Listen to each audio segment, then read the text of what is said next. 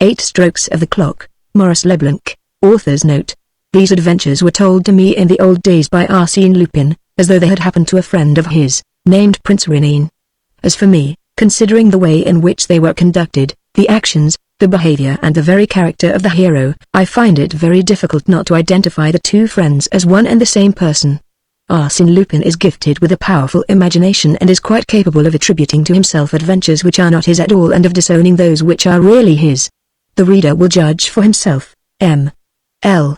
Chapter 1. On the top of the tower, Hortense Daniel pushed her window ajar and whispered, "Are you there, Rosine?" "I am here," replied a voice from the shrubbery at the front of the house. Leaning forward, she saw a rather fat man looking up at her out of a gross red face with its cheeks and chin set in unpleasantly fair whiskers. "Well?"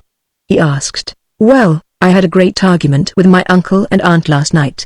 They absolutely refused to sign the document of which my lawyer sent them the draft, or to restore the dowry squandered by my husband. But your uncle is responsible by the terms of the marriage settlement.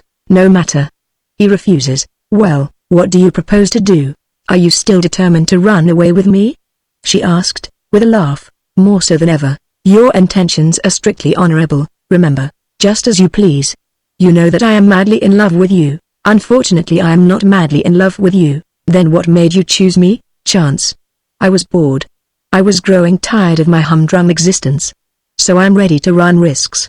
Here's my luggage, catch." She let down from the window a couple of large leather kit bags. Rosine caught them in his arms. "The die is cast," she whispered. "Go and wait for me with your car at the If crossroads. I shall come on horseback. Hang it, I can't run off with your horse. He will go home by himself." Capital. "Oh, by the way, what is it? Who is this Prince Renin, who has been here the last 3 days and whom nobody seems to know?" "I don't know much about him. My uncle met him at a friend's shoot and asked him here to stay. You seem to have made a great impression on him. You went for a long ride with him yesterday. He's a man I don't care for. In 2 hours I shall have left the house in your company. The scandal will cool him off. Well, we've talked long enough. We have no time to lose." For a few minutes she stood watching the fat man bending under the weight of her traps as he moved away in the shelter of an empty avenue. Then she closed the window. Outside, in the park, the huntsman's horns were sounding the reveille. The hounds burst into frantic baying. It was the opening day of the hunt that morning at the Château de la Maise, where, every year, in the first week in September, the Comte de Guilleroc, a mighty hunter before the Lord, and his countess were accustomed to invite a few personal friends and the neighboring landowners. Hortense slowly finished dressing, put on a riding habit, which revealed the lines of her supple figure, and a wide-brimmed felt hat, which encircled her lovely face and auburn hair, and sat down to her writing desk, at which she wrote to her uncle, M. de Guilleroc, a farewell letter to be delivered to him that evening. It was a difficult letter to word, and, after beginning it several times, she ended by giving up the idea. "I will write to him later," she said to herself, "when his anger has cooled down," and she went downstairs to the dining room. Enormous logs were blazing in the hearth of the lofty room. The walls were hung with trophies of rifles and shotguns. The guests were flocking in from every side, shaking hands with the Comte de Guilleroc, one of those typical country squires, heavily and powerfully built, who lives only for hunting and shooting.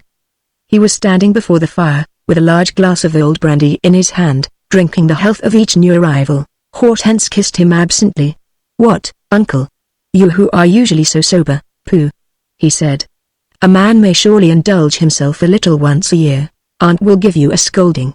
Your aunt has one of her sick headaches and is not coming down. Besides," he added, gruffly, "it is not her business. And still less is it yours, my dear child." Prince Renin came up to Hortense. He was a young man, very smartly dressed, with a narrow and rather pale face, whose eyes held by turns the gentlest and the harshest, the most friendly and the most satirical expression. He bowed to her, kissed her hand and said, "May I remind you of your kind promise, dear madam?" "My promise? Yes, we agreed that we should repeat our delightful excursion of yesterday and try to go over that old boarded-up place the look of which made us so curious. It seems to be known as the Domaine de Hallinger," she answered a little curtly. "I'm extremely sorry, monsieur, but it would be rather far and I'm feeling a little done up. I shall go for a canter in the park and come indoors again." There was a pause. Then Sir Renin said, smiling, with his eyes fixed on hers and in a voice which she alone could hear, "I am sure that you'll keep your promise and that you'll let me come with you. It would be better." "For whom?" For you, you mean? For you, too, I assure you. She colored slightly, but did not reply, shook hands with a few people around her and left the room. A groom was holding the horse at the foot of the steps. She mounted and set off towards the woods beyond the park. It was a cool, still morning. Through the leaves, which barely quivered, the sky showed crystalline blue. Hortense rode at a walk down winding avenues which in half an hour brought her to a countryside of ravines and bluffs intersected by the highroad. She stopped. There was not a sound. Rossini must have stopped his engine and concealed the car in the thickets around the crossroads. She was 500 yards at most from that circular space. After hesitating for a few seconds, she dismounted, tied her horse carelessly, so that he could release himself by the least effort and return to the house, shrouded her face in the long brown veil that hung over her shoulders and walked on. As she expected, she saw Rossini directly she reached the first turn in the road. He ran up to her and drew her into the coppice. Quick, quick. Oh, I was so afraid that you would be late. Or even change your mind. And here you are. It seems too good to be true, she smiled. You appear to be quite happy to do an idiotic thing. I should think I am happy. And so will you be, I swear you will. Your life will be one long fairy tale. You shall have every luxury, and all the money you can wish for. I want neither money nor luxuries. What then? Happiness. You can safely leave your happiness to me, she replied, jestingly. I rather doubt the quality of the happiness which you will give me. Wait. You'll see. You'll see. They had reached the motor. Rossini, still stammering expressions of delight, started the engine. Hortense stepped in and wrapped herself in a wide cloak. The car followed the narrow, grassy path which led back to the crossroads and Rossini was accelerating the speed, when he was suddenly forced to pull up. A shot had rung out from the neighboring wood, on the right. The car was swerving from side to side. A front tire burst, shouted Rossini, leaping to the ground. Not a bit of it, cried Hortense. Somebody fired. Impossible, my dear. Don't be so absurd. At that moment, two slight shocks were felt and two more reports were heard, one after the other, some way off and still in the wood. Rossini snarled. The back tires burst now. Both of them. But who, in the devil's name, can the ruffian be? Just let me get hold of him, that's all. He clambered up the roadside slope. There was no one there. Moreover, the leaves of the coppice blocked the view. Damn it! Damn it! He swore. You were right, somebody was firing at the car. Oh, this is a bit thick. We shall be held up for hours. 3 tires to mend. But what are you doing, dear girl? Hortense herself had alighted from the car. She ran to him, greatly excited. I'm going. But why? I want to know. Someone fired. I want to know who it was. Don't let us separate, please. Do you think I'm going to wait here for you for hours? What about your running away? All our plans? We'll discuss that tomorrow. Go back to the house. Take back my things with you. And goodbye for the present. She hurried, left him, had the good luck to find her horse and set off at a gallop in a direction leading away from La Maze. There was not the least doubt in her mind that the 3 shots had been fired by Prince Renin. It was he, she muttered, angrily, it was he. No one else would be capable of such behavior. Besides, he had warned her, in his smiling, masterful way, that he would expect her. She was weeping with rage and humiliation. At that moment, had she found herself face to face with Prince Renin, she could have struck him with her riding whip. Before her was the rugged and picturesque stretch of country which lies between the Orne and the Sarthe, above Alençon, and which is known as Little Switzerland. Steep hills compelled her frequently to moderate her pace, the more so as she had to cover some 6 miles before reaching her destination. But, though the speed at which she rode became less headlong, though her physical effort gradually slackened, she nevertheless persisted in her indignation against Prince Renin. She bore him a grudge not only for the unspeakable action of which he had been guilty, but also for his behavior to her during the last 3 days. His persistent attentions, his assurance, his air of excessive politeness. She was nearly there. In the bottom of a valley, an old park wall, full of cracks and covered with moss and weeds, revealed the ball turret of a chateau and a few windows with closed shutters. This was the domain de Hallinger. She followed the wall and turned a corner. In the middle of the crescent-shaped space before which lay the entrance gates, Serge Renin stood waiting beside his horse. She sprang to the ground, and, as he stepped forward, hat in hand, thanking her for coming, she cried, "One word, monsieur, to begin with. Something quite inexplicable happened just now. 3 shots were fired at a motor car in which I was sitting." "Did you fire those shots?" "Yes." She seemed dumbfounded. Then you confess it? You have asked a question, madame, and I have answered it, but how dared you? What gave you the right? I was not exercising a right, madame, I was performing a duty, indeed. And what duty, pray? The duty of protecting you against a man who is trying to profit by your troubles. I forbid you to speak like that. I am responsible for my own actions, and I decided upon them in perfect liberty. Madame, I overheard your conversation with M. Rossini this morning, and it did not appear to me that you were accompanying him with a light heart. I admit the ruthlessness and bad taste of my interference, and I apologize for it humbly, but I risked being taken for a ruffian in order to give you a few hours for reflection. I have reflected fully, monsieur. When I have once made up my mind to a thing, I do not change it. Yes, madame, you do, sometimes. If not, why are you here instead of there? Hortense was confused for a moment. All her anger had subsided.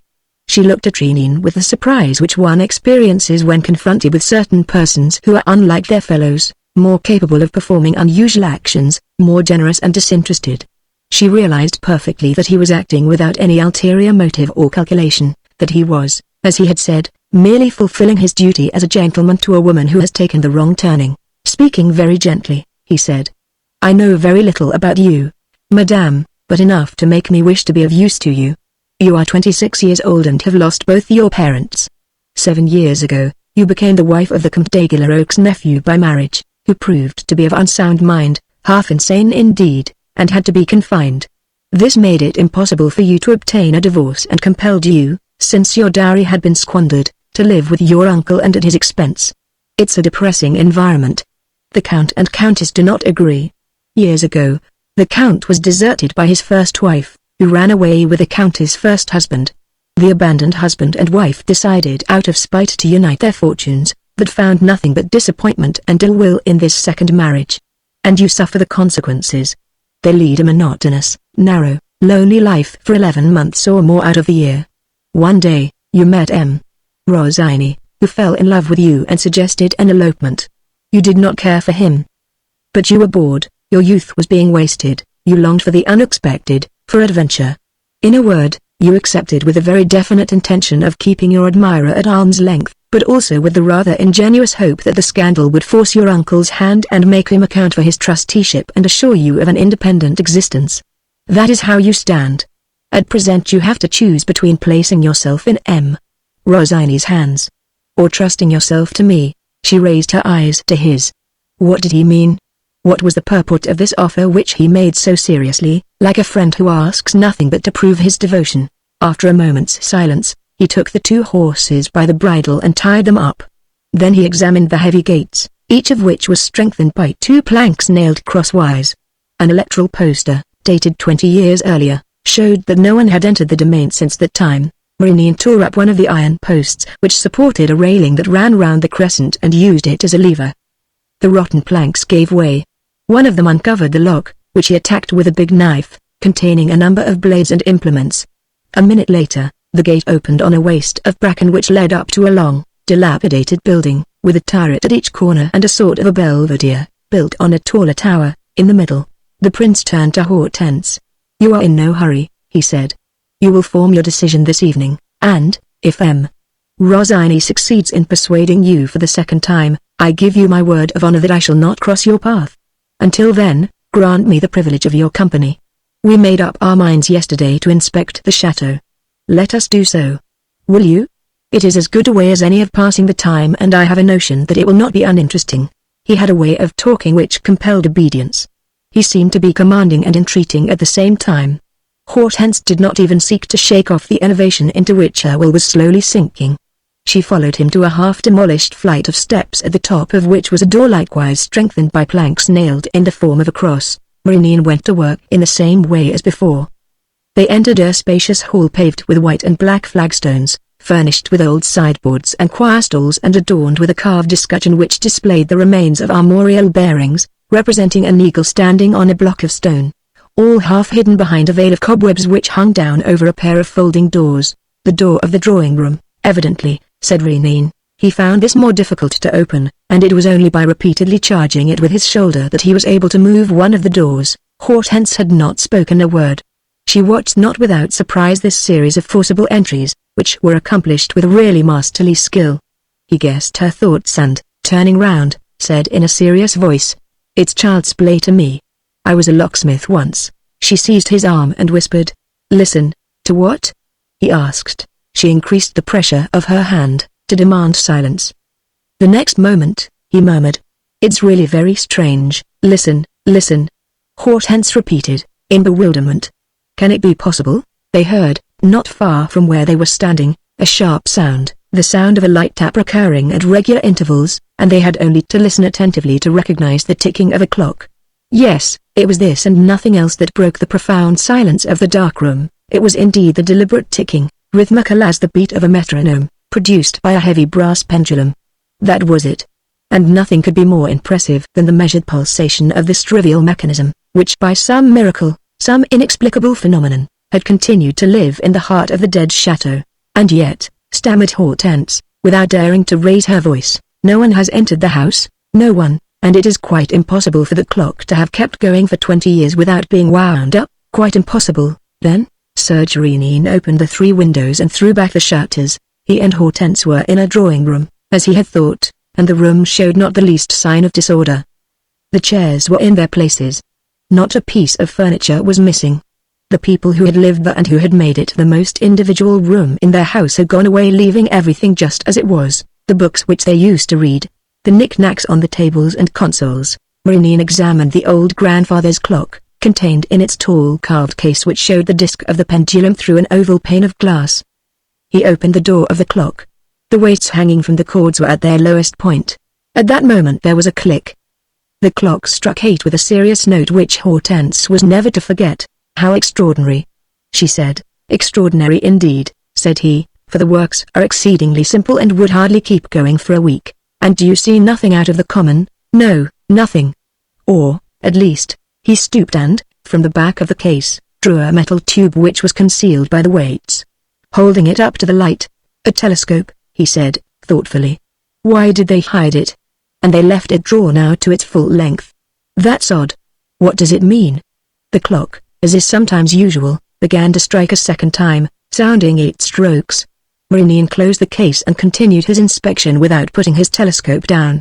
A wide arch led from the drawing room to a smaller apartment, a sort of smoking room. This also was furnished, but contained a glass case for guns of which the rack was empty. Hanging on a panel nearby was a calendar with the date of the 5th of September. "Oh," cried Hortense, in astonishment, "the same date as today." They tore off the leaves until the 5th of September. "And this is the anniversary. What an astonishing coincidence." "Astonishing," he echoed. "It's the anniversary of their departure. 20 years ago today. You must admit," she said, "that all this is incomprehensible." "Yes, of course. But, all the same." "Perhaps not. Have you any idea?" He waited a few seconds before replying. "What puzzles me is this telescope hidden, dropped in that corner, at the last moment. I wonder what it was used for. From the ground floor windows you see nothing but the trees in the garden. And the same, I expect, from all the windows. We are in a valley, without the least open horizon. To use the telescope, one would have to go up to the top of the house. Shall we go up?" She did not hesitate. The mystery surrounding the whole adventure excited her curiosity so keenly that she could think of nothing but accompanying Renin and assisting him in his investigations. They went upstairs accordingly, and, on the 2nd floor, came to a landing where they found the spiral staircase leading to the belvedere. At the top of this was a platform in the open air, but surrounded by a parapet over 6 feet high. "There must have been battlements which have been filled in since," observed Prince Renin. "Look here. There were loopholes at one time. They may have been blocked. In any case," she said, "the telescope was of no use up here either and we may as well go down again." "I don't agree," he said. "Logic tells us that there must have been some gap through which the country could be seen and this was the spot where the telescope was used." He hoisted himself by his wrists to the top of the parapet and then saw that this point of vantage commanded the whole of the valley, including the park, with its tall trees marking the horizon, and, beyond, a depression in a wood surmounting a hill. At a distance of some 700 or 800 yards, stood another tower, squat and in ruins, covered with ivy from top to bottom. Renin resumed his inspection. He seemed to consider that the key to the problem lay in the use to which the telescope was put and that the problem would be solved if only they could discover this use. He studied the loopholes one after the other. One of them, or rather the place which it had occupied, attracted his attention above the rest. In the middle of the layer of plaster, which had served to block it, there was a hollow filled with earth in which plants had grown. He pulled out the plants and removed the earth, thus clearing the mouth of a hole some 5 inches in diameter, which completely penetrated the wall. On bending forward, Maurice perceived that this deep and narrow opening inevitably carried the eye, above the dense tops of the trees and through the depression in the hill, to the ivy-clad tower. At the bottom of this channel, in a sort of groove which ran through it like a gutter, the telescope fitted so exactly that it was quite impossible to shift it, however little, either to the right or to the left. Maurice, after wiping the outside of the lenses, while taking care not to disturb the lie of the instrument by a hair's breadth, put his eye to the small end. He remained for 30 or 40 seconds, gazing attentively and silently. Then he drew himself up and said, in a husky voice, "It's terrible. It's really terrible." "What is?" she asked, anxiously. "Look." She bent down, but the image was not clear to her and the telescope had to be focused to suit her sight. The next moment she shuddered and said, "It's 2 scarecrows, isn't it, both stuck up on the top?" "But why?" "Look again," he said. "Look more carefully under the hats. The faces, oh!" she cried, turning faint with horror. "How awful!" The field of the telescope, like the circular picture shown by a magic lantern, presented this spectacle: the platform of a broken tower, the walls of which were higher in the more distant part and formed as it were a backdrop, over which surged waves of ivy. In front, amid a cluster of bushes, were 2 human beings, a man and a woman, leaning back against a heap of fallen stones. But the words man and woman could hardly be applied to these 2 forms, these 2 sinister puppets, which, it is true, wore clothes and hats, or rather shreds of clothes and remnants of hats, but had lost their eyes, their cheeks, their chins, every particle of flesh, until they were actually and positively nothing more than 2 skeletons. 2 skeletons, stammered Hortense. 2 skeletons with clothes on. Who carried them up there? Nobody, but still, that man and that woman must have died at the top of the tower, years and years ago. And their flesh rotted under their clothes and the ravens ate them. But it's hideous, hideous!" cried Hortense, pale as death, her face drawn with horror. Half an hour later, Hortense, Daniel and Maurice left the Château de Hallinga. Before their departure, they had gone as far as the ivy-grown tower, the remains of an old donjon keep more than half demolished. The inside was empty. There seemed to have been a way of climbing to the top, at a comparatively recent period, by means of wooden stairs and ladders which now lay broken and scattered over the ground. The tower backed against the wall which marked the end of the park. A curious fact, which surprised Hortense, was that Prince Maurice had neglected to pursue a more minute inquiry, as though the matter had lost all interest for him. He did not even speak of it any longer, and, in the inn at which they stopped and took a light meal in the nearest village, it was she who asked the landlord about the abandoned chateau. But she learned nothing from him, for the man was new to the district and could give her no particulars. He did not even know the name of the owner. They turned their horses' heads towards La Maze. Again and again Hortense recalled the squalid sight which had met their eyes. But Maurice, who was in a lively mood and full of attentions to his companion, seemed utterly indifferent to those questions. "But, after all," she exclaimed, impatiently, "we can't leave the matter there. It calls for a solution." "As you say," he replied, "a solution is called for. Rosine has to know where he stands and you have to decide what to do about him." She shrugged her shoulders. "He's of no importance for the moment. The thing today, is what? Is to know what those 2 dead bodies are. Still, Rosine can wait. But I can't. You have shown me a mystery which is now the only thing that matters. What do you intend to do?" "To do?" "Yes. There are 2 bodies. You'll inform the police, I suppose." "Gracious goodness!" he exclaimed, laughing. "What for?" "Well, there's a riddle that has to be cleared up at all costs, a terrible tragedy. We don't need anyone to do that." "What? Do you mean to say that you understand it?" "Almost as plainly as though I had read it in a book, told in full detail, with explanatory illustrations. It's all so simple." She looked at him askance, wondering if he was making fun of her. But he seemed quite serious. "Well?" she asked, quivering with curiosity. The light was beginning to wane.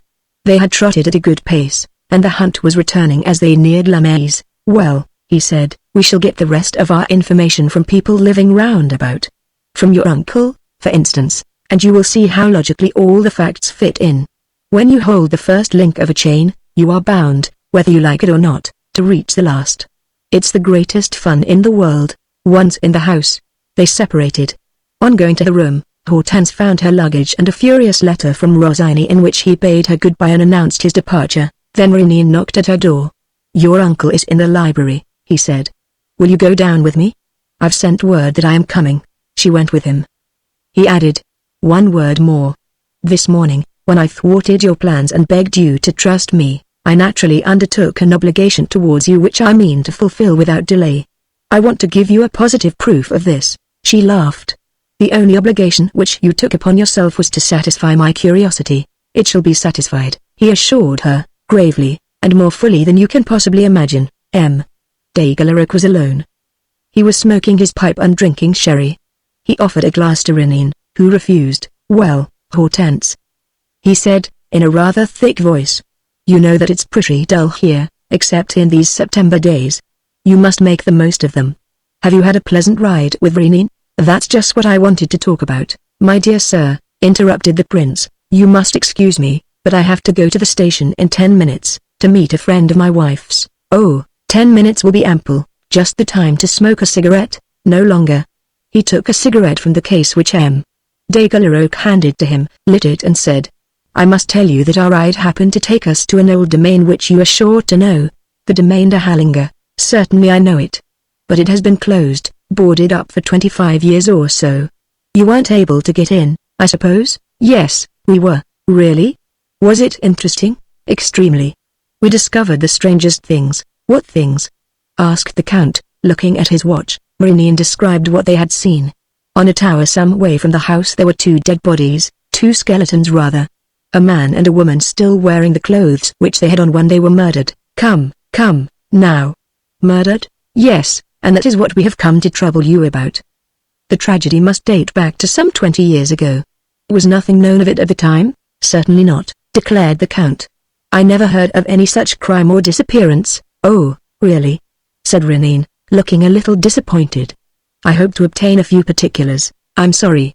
In that case, I apologize." He consulted Hortense with a glance and moved towards the door.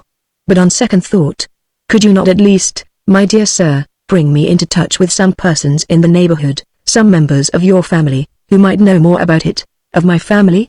And why?" "Because the domain de Hallinger used to belong and no doubt still belongs to the de Galeracs. The arms are an eagle on a heap of stones, on a rock." This at once suggested the connection. This time the Count appeared surprised. He pushed back his decanter and his glass of sherry and said, "What's this you're telling me? I had no idea that we had any such neighbors." Renine shook his head and smiled. "I should be more inclined to believe, sir, that you were not very eager to admit any relationship between yourself and the unknown owner of the property." "Then he's not a respectable man?" "The man, to put it plainly, is a murderer." "What do you mean?" The Count had risen from his chair. Hortense, greatly excited, said, "Are you really sure that there has been a murder and that the murder was done by someone belonging to the house?" "Quite sure." "But why are you so certain?" "Because I know who the 2 victims were and what caused them to be killed." Prince Renine was making none but positive statements and his method suggested the belief that he supported by the strongest proofs. M. de Galerac strode up and down the room, with his hands behind his back. He ended by saying, "I always had an instinctive feeling that something had happened, but I never tried to find out. Now, as a matter of fact, 20 years ago, a relation of mine, a distant cousin, used to live at the domain de Hallinger.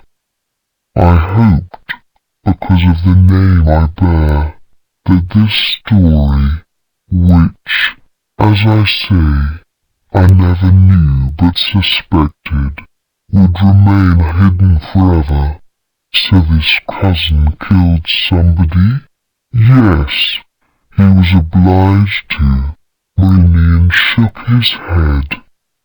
"I am sorry to have to amend that phrase, my dear sir. The truth, on the contrary, is that your cousin took his victims' lives in cold blood and in a cowardly manner. I never heard of a crime more deliberately and craftily planned. What is it that you know?"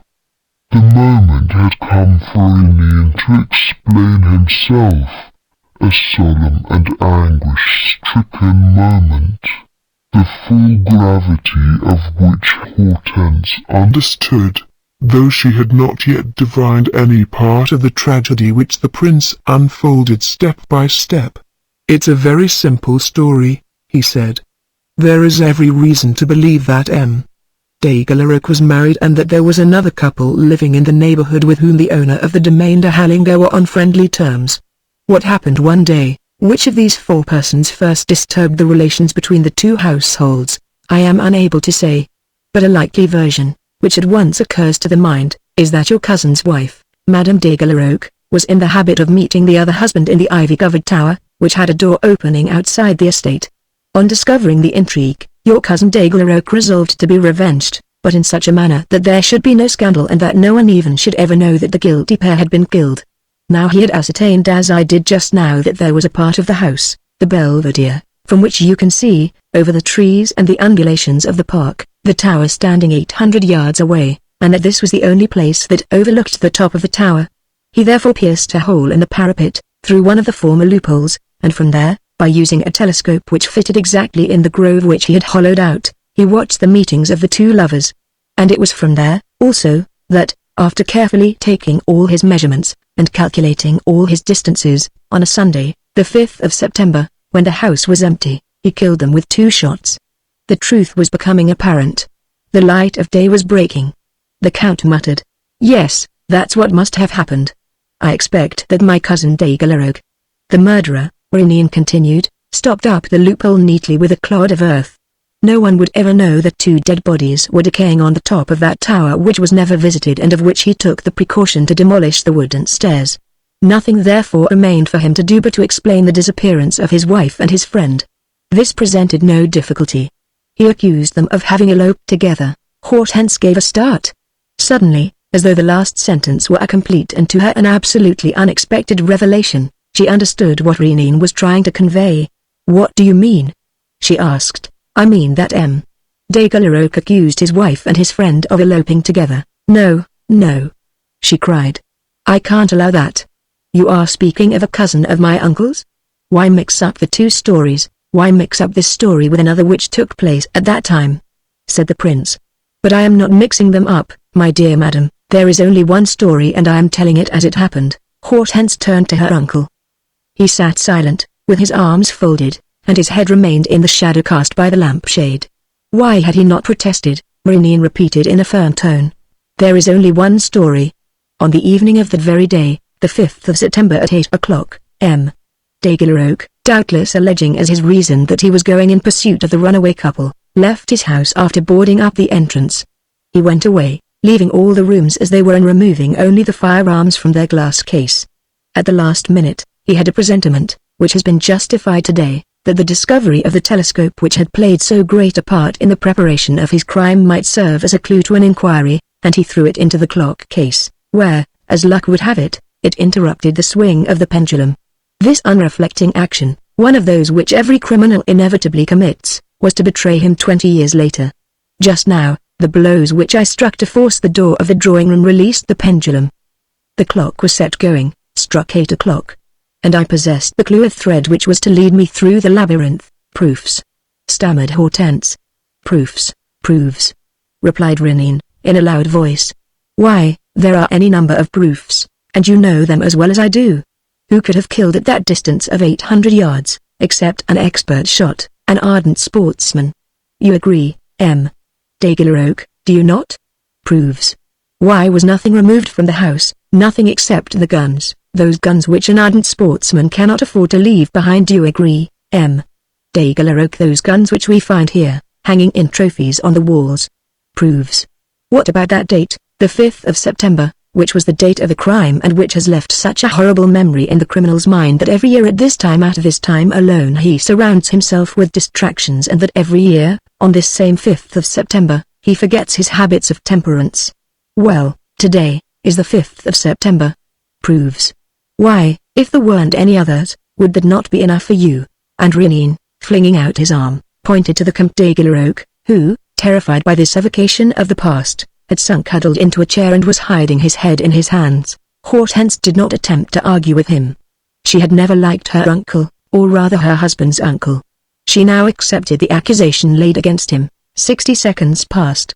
Then M. de Galeroque walked up to them and said, "Whether the story be true or not, you can't call a husband a criminal for avenging his honor and killing his faithless wife." "No," replied Renine, "but I have told only the first version of the story. There is another which is infinitely more serious and more probable, one to which a more thorough investigation would be sure to lead." "What do you mean?" "I mean this. It may not be a matter of a husband taking the law into his own hands, as I charitably supposed. It may be a matter of a ruined man who covets his friend's money and his friend's wife, and who, with this object in view, to secure his freedom, to get rid of his friend and of his own wife, draws them into a trap, suggests to them that they should visit that lonely tower and kills them by shooting them from a distance safely under cover." "No, no," the Count protested. "No, all that is untrue. I don't say it isn't. I am basing my accusation on proofs, but also on intuitions and arguments which up to now have been extremely accurate. All the same, I admit that the second version may be incorrect. But, if so, why feel any remorse? One does not feel remorse for punishing guilty people. One does for taking life. It is a crushing burden to bear. Was it to give himself greater strength to bear this burden that M. de Galeroque afterwards married his victim's widow? For that, sir, is the crux of the question. What was the motive of that marriage? Was M. de Galeroque penniless? Was the woman he was taking as his second wife rich? Or were they both in love with each other, and did M. de Galeroque plan with her to kill his first wife and the husband of his second wife? These are problems to which I do not know the answer. They have no interest for the moment, but the police, with all the means at their disposal, would have no great difficulty in elucidating them. M. de Galeroque staggered and had to steady himself against the back of a chair. Livid in the face, he spluttered. "Are you going to inform the police?" "No, no," said Renine. "To begin with, there is the statute of limitations. Then there are 20 years of remorse and dread, a memory which will pursue the criminal to his dying hour, accompanied no doubt by domestic discord, hatred, a daily hell. And, in the end, the necessity of returning to the tower and removing the traces of the two murders, the frightful punishment of climbing that tower, of touching those skeletons, of undressing them and burying them. That will be enough. We will not ask for more. We will not give it to the public to batten on and create a scandal which would recoil upon M. de Galeroque's niece. No, let us leave this disgraceful business alone." The Count resumed his seat at the table, with his hands clutching his forehead, and asked, "Then why do I interfere?" Said Renine. "What you mean is that I must have had some object in speaking. That is so. There must indeed be a penalty, however slight, and our interview must lead to some practical result. But have no fear, M. de Galeroque will be let off lightly." The contest was ended. The Count felt that he had only a small formality to fulfill, a sacrifice to accept, and, recovering some of his self-assurance, he said, in an almost sarcastic tone, "What's your price?" Renine burst out laughing. "Splendid. You see the position.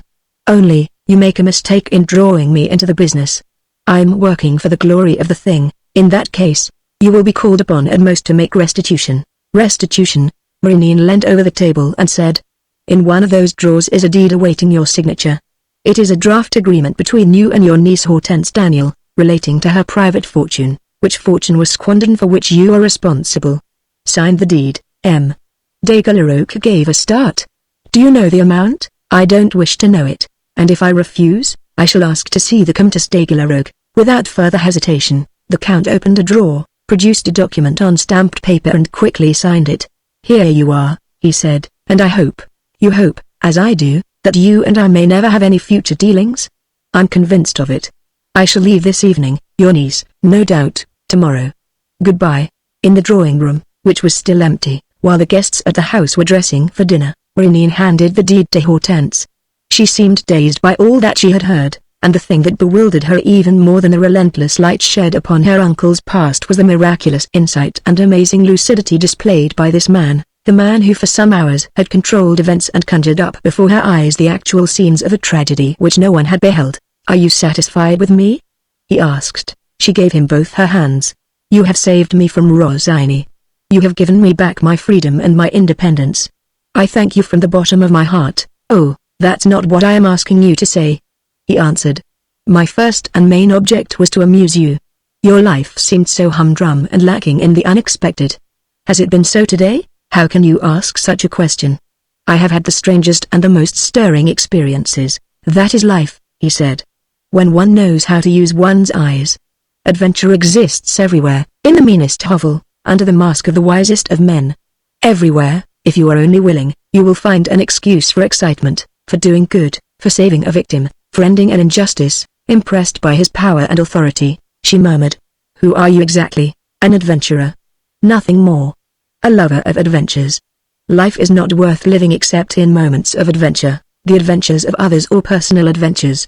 Today's has upset you because it affected the innermost depths of your being. But those of others are no less stimulating. Would you like to make the experiment? How? Become the companion of my adventures. If anyone calls on me for help, help him with me. If chance or instinct puts me on the track of a crime or the trace of a sorrow, let us both set out together. Do you consent? Yes, she said, but, she hesitated, as though trying to guess Renin's secret intentions. But, he said, expressing her thoughts for her, with a smile, you are a trifle skeptical. What you are saying to yourself is, how far does that lover of adventures want to make me go? It is quite obvious that I attract him, and sooner or later he would not be sorry to receive payment for his services. You are quite right. We must have a formal contract. Very formal, said Hortense, preferring to give a jesting tone to the conversation. Let me hear your proposals. He reflected for a moment and continued. Well, we'll say this. The clock at Hallinger gave 8 strokes this afternoon, the day of the first adventure. Will you accept its decree and agree to carry out 7 more of these delightful enterprises with me, during a period, for instance, of 3 months? And shall we say that, at the 8th, you will be pledged to grant me, what? He deferred his answer. Observe that you will always be at liberty to leave me on the road if I do not succeed in interesting you. But, if you accompany me to the end, if you allow me to begin and complete the 8th enterprise with you, in 3 months, on the 5th of December, at the very moment when the 8th stroke of that clock sounds, and it will sound, you may be sure of that, for the old brass pendulum will not stop swinging again, you will be pledged to grant me, what? She repeated, a little unnerved by waiting. He was silent. He looked at the beautiful lips which he had meant to claim as his reward. He felt perfectly certain that Hortense had understood, and he thought it unnecessary to speak more plainly. The mere delight of seeing you will be enough to satisfy me. It is not for me but for you to impose conditions. Name them. What do you demand? She was grateful for his respect and said, laughingly. What do I demand? Yes, can I demand anything I like, however difficult and impossible? Everything is easy and everything is possible to the man who is bent on winning you. Then she said, I demand that you shall restore to me a small, antique clasp, made of a cornelian set in a silver mount. It came to me from my mother, and everyone knew that it used to bring her happiness and me too. Since the day when it vanished from my jewel case, I have had nothing but unhappiness. Restore it to me, my good genius. When was the clasp stolen? She answered gaily. 7 years ago. Or 8. Or 9, I don't know exactly. I don't know where. I don't know how. I know nothing about it. I will find it, Renin declared, and you shall be happy. Chapter 2. The water bottle. 4 days after she had settled down in Paris, Hortense Daniel agreed to meet Prince Renin and the boys. It was a glorious morning and they sat down on the terrace of the restaurant Imperial, a little to one side. Hortense, feeling glad to be alive, was in a playful mood, full of attractive grace. Renin, lest he should startle her, refrained from alluding to the compact into which they had entered at his suggestion.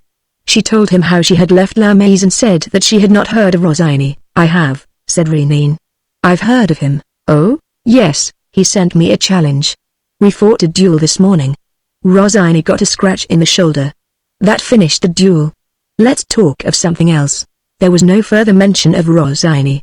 Renin at once expounded to Hortense the plan of 2 enterprises which he had in view and in which he offered, with no great enthusiasm, to let her share.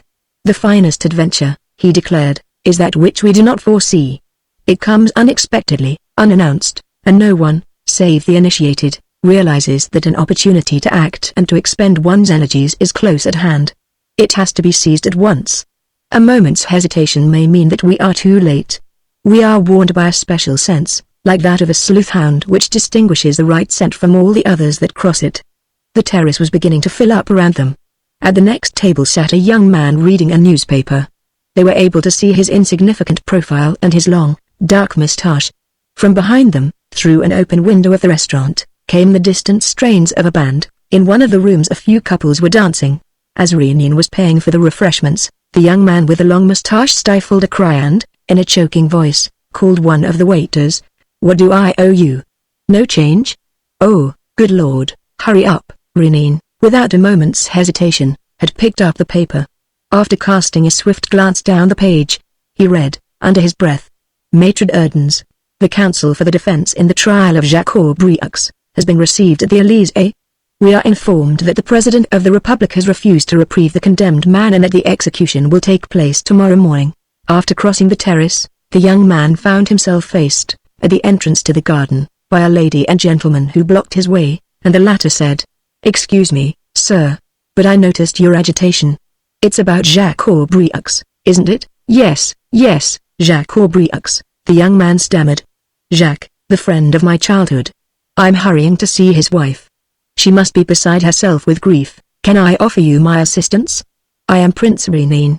This lady and I would be happy to call on Madame Aubrieux and to place our services at her disposal." The young man, upset by the news which he had read, seemed not to understand. He introduced himself awkwardly. "My name is Dutruel, Gaston Dutruel."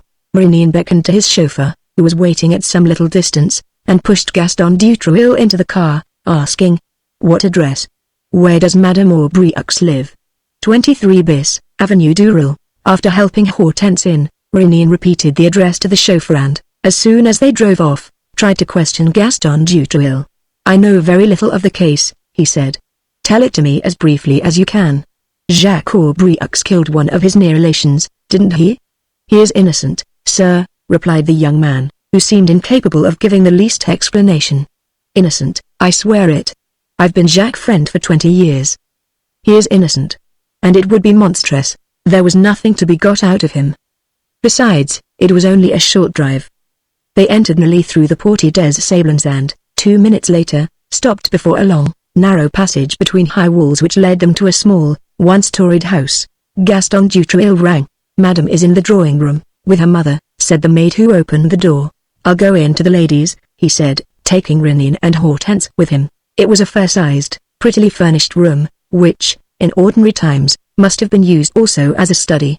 2 women sat weeping, one of whom, elderly and grey-haired, came up to Gaston Dutruel. He explained the reason for Réunion's presence and she at once cried, amid her sobs, "My daughter's husband is innocent, sir. Jacques? A better man never lived. He was so good-hearted. Murder his cousin? But he worshipped his cousin. I swear that he is not guilty, sir. And they are going to commit the infamy of putting him to death? Oh, sir, it will kill my daughter." Réunion realized that all these people had been living for months under the obsession of that innocence and in the certainty that an innocent man could never be executed. The news of the execution, which was now inevitable, was driving them mad. He went up to a poor creature bent into whose face, a quite young face, framed in pretty, flaxen hair, was convulsed with desperate grief. Hortense, who had already taken a seat beside her, gently drew her head against her shoulder.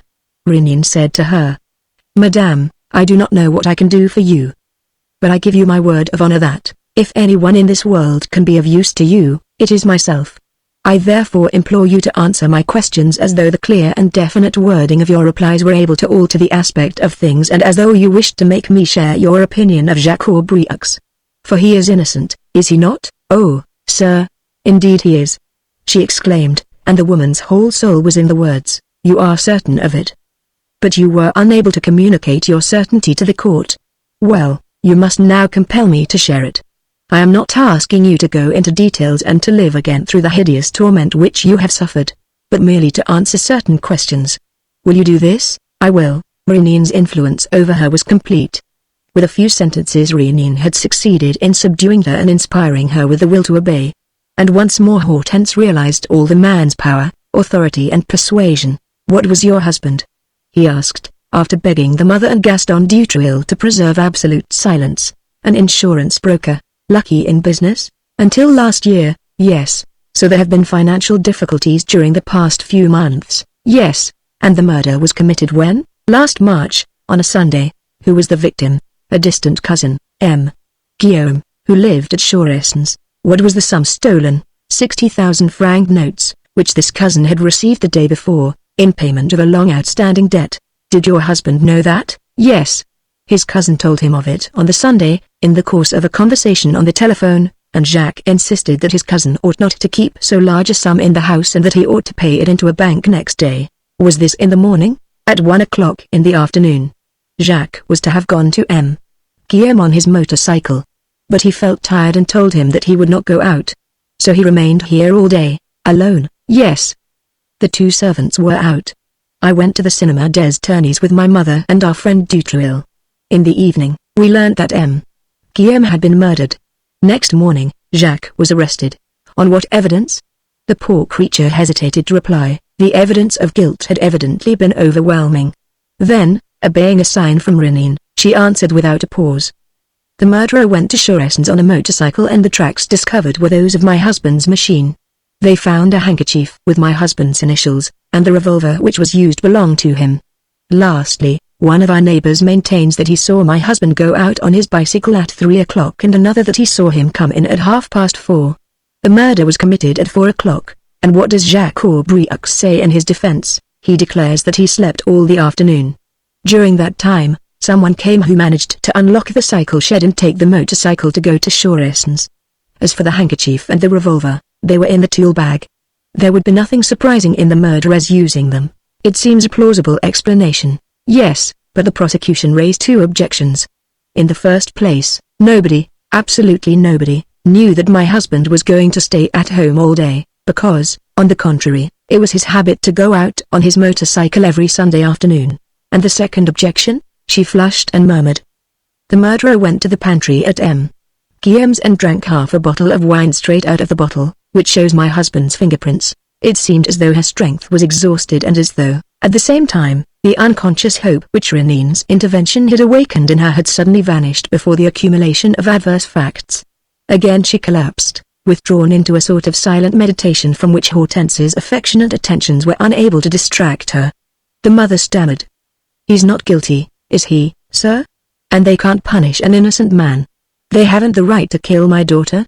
Oh dear, what have we done to be tortured like this? My poor little Madeleine, she will kill herself," said Dutreuil, in a scared voice. "She will never be able to endure the idea that they are guillotining Jacques. She will kill herself presently. This very night." Renine was striding up and down the room. "You can do nothing for her, can you?" asked Hortense. "It's 11:30 now," he replied, in an anxious tone, "and it's to happen tomorrow morning. Do you think he's guilty? I don't know. The poor woman's conviction is too impressive to be neglected. When two people have lived together for years, they can hardly be mistaken about each other to that degree. And yet..." He stretched himself out on a sofa and lit a cigarette. He smoked 3 in succession, without a word from anyone to interrupt his train of thought. From time to time he looked at his watch. Every minute was of such importance. At last he went back to Madeleine Aubriux, took her hands and said, very gently, "You must not kill yourself. There is hope left until the last minute has come, and I promise you that, for my part, I will not be disheartened until that last minute. But I need your calmness and your confidence." "I will be calm," she said, with a pitiable air, and confident. "Well, wait for me. I shall be back in 2 hours from now. Will you come with us, M. Dutreuil?" As they were stepping into his car, he asked the young man. "Do you know any small, unfrequented restaurant, not too far inside Paris? There's a Brasserie Lutetia, on the ground floor of the house in which I live, on the Place des Tournées, capital. That will be very handy." They scarcely spoke on the way. Renine, however, said to Gaston Dutreuil, "So far as I remember, the numbers of the notes are known, aren't they?" "Yes." M. Guillaume had entered the 60 numbers in his pocketbook. Renine muttered, a moment later. "That's where the whole problem lies. Where are the notes? If we could lay our hands on them, we should know everything." At the Brasserie Lutetia there was a telephone in the private room where he asked to have lunch served. When the waiter had left him alone with Hortense and Dutreuil, he took down the receiver with a resolute air. "Hello. Prefecture of Police, please. Hello. Is that the Prefecture of Police?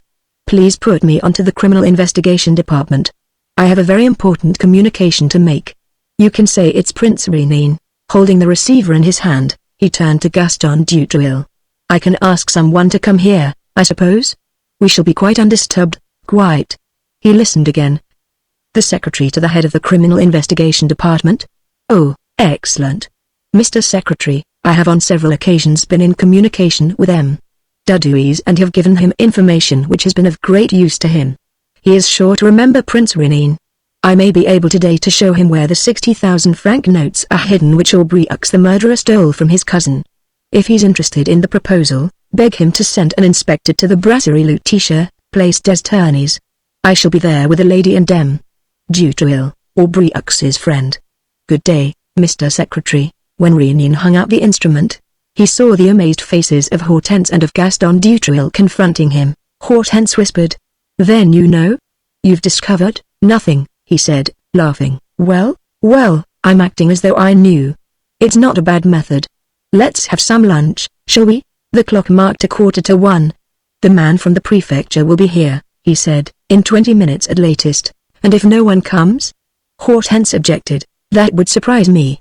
Of course, if I had sent a message to M. Dudouis saying, Aubreux is innocent, I should have failed to make any impression.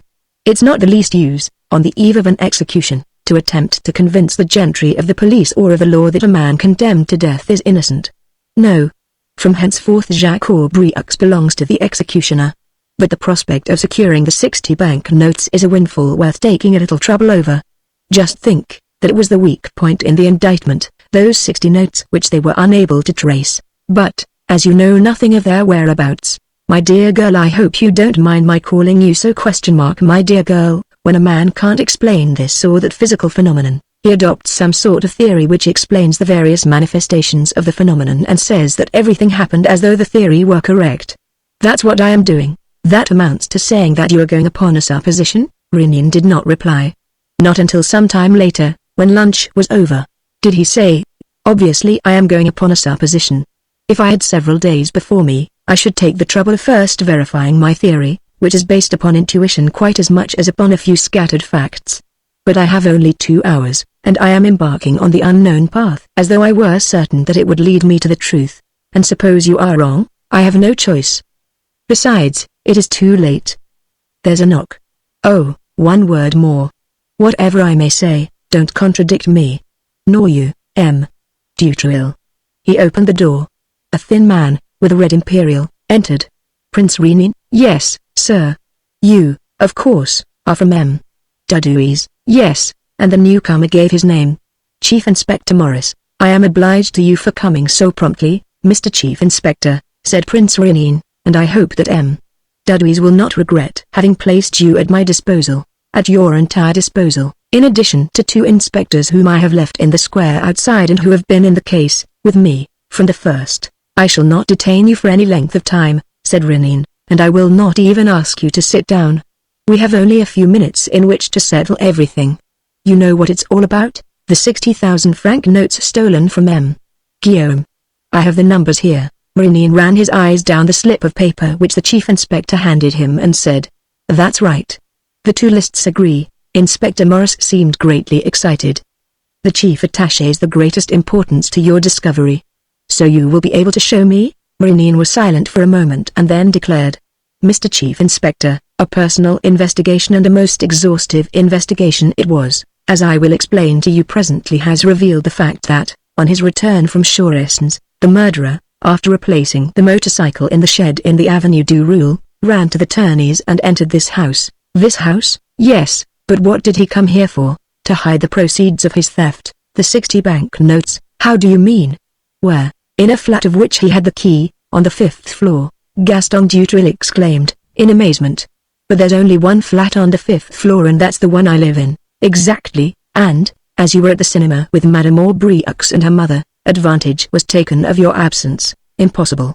No one has the key except myself. One can get in without a key, but I have seen no marks of any kind," Maurice intervened. "Come, let us understand one another. You say the bank notes were hidden in M. Dutruil's flat?" "Yes." "Then, as Jacques Aubreux was arrested the next morning, the notes ought to be there still." "That's my opinion." Gaston Dutruil could not help laughing. "But that's absurd. I should have found them." "Did you look for them?" "No. But I should have come across them at any moment. The place isn't big enough to swing a cat in. Would you care to see it?" However small it may be, it's large enough to hold 60 bits of paper. Of course, everything is possible, said Dutril. Still, I must repeat that nobody, to my knowledge, has been to my rooms, that there is only one key, that I am my own housekeeper, and that I can't quite understand. Hortense too could not understand. With her eyes fixed on Prince Renien's, she was trying to read his innermost thoughts. What game was he playing? Was it her duty to support his statements? She ended by saying, Mr. Chief Inspector, since Prince Renien maintains that the notes have been put away upstairs, wouldn't the simplest thing be to go and look? Dutril will take us up, won't you? This minute, said the young man. As you say, that will be simplest. They all four climbed the 5 stories of the house and, after Dutril had opened the door, entered a tiny set of chambers consisting of a sitting room, bedroom, kitchen and bathroom, all arranged with fastidious neatness. It was easy to see that every chair in the sitting room occupied a definite place. The pipes had a rack to themselves, so had the matches. 3 walking sticks, arranged according to their length, hung from 3 nails. On a little table before the window a hat box, filled with tissue paper, awaited the felt hat which Dutril carefully placed in it. He laid his gloves beside it, on the lid. He did all this with sedate and mechanical movements, like a man who loves to see things in the places which he has chosen for them. Indeed, no sooner did Renien shift something than Dutril made a slight gesture of protest, took out his hat again, stuck it on his head, opened the window and rested his elbows on the sill, with his back turned to the room, as though he were unable to bear the sight of such vandalism. You're positive, are you not? The inspector asked Renien. Yes, I'm positive that the 60 notes were brought here after the murder. Let's look for them. This was easy and soon done. In half an hour, not a corner remained unexplored, not a knick-knack unlifted. Nothing, said Inspector Maurice. Shall we continue? No, replied Renien, the notes are no longer here. What do you mean? I mean that they have been removed. By whom? Can't you make a more definite accusation? Renien did not reply. But Gaston Dutril wheeled round. He was choking and spluttered. Mr. Inspector, would you like me to make the accusation more definite, as conveyed by this gentleman's remarks? It all means that there's a dishonest man here, that the notes hidden by the murderer were discovered and stolen by that dishonest man and deposited in another and safer place. That is your idea, sir, is it not? And you accuse me of committing this theft, don't you? He came forward, drumming his chest with his fists. Me. I found the notes, did I, and kept them for myself? You dare to suggest that? Renien still made no reply. Dutril flew into a rage and, taking Inspector Maurice aside, exclaimed, Mr. Inspector, I strongly protest against all this fuss and against the part which you are unconsciously playing in it.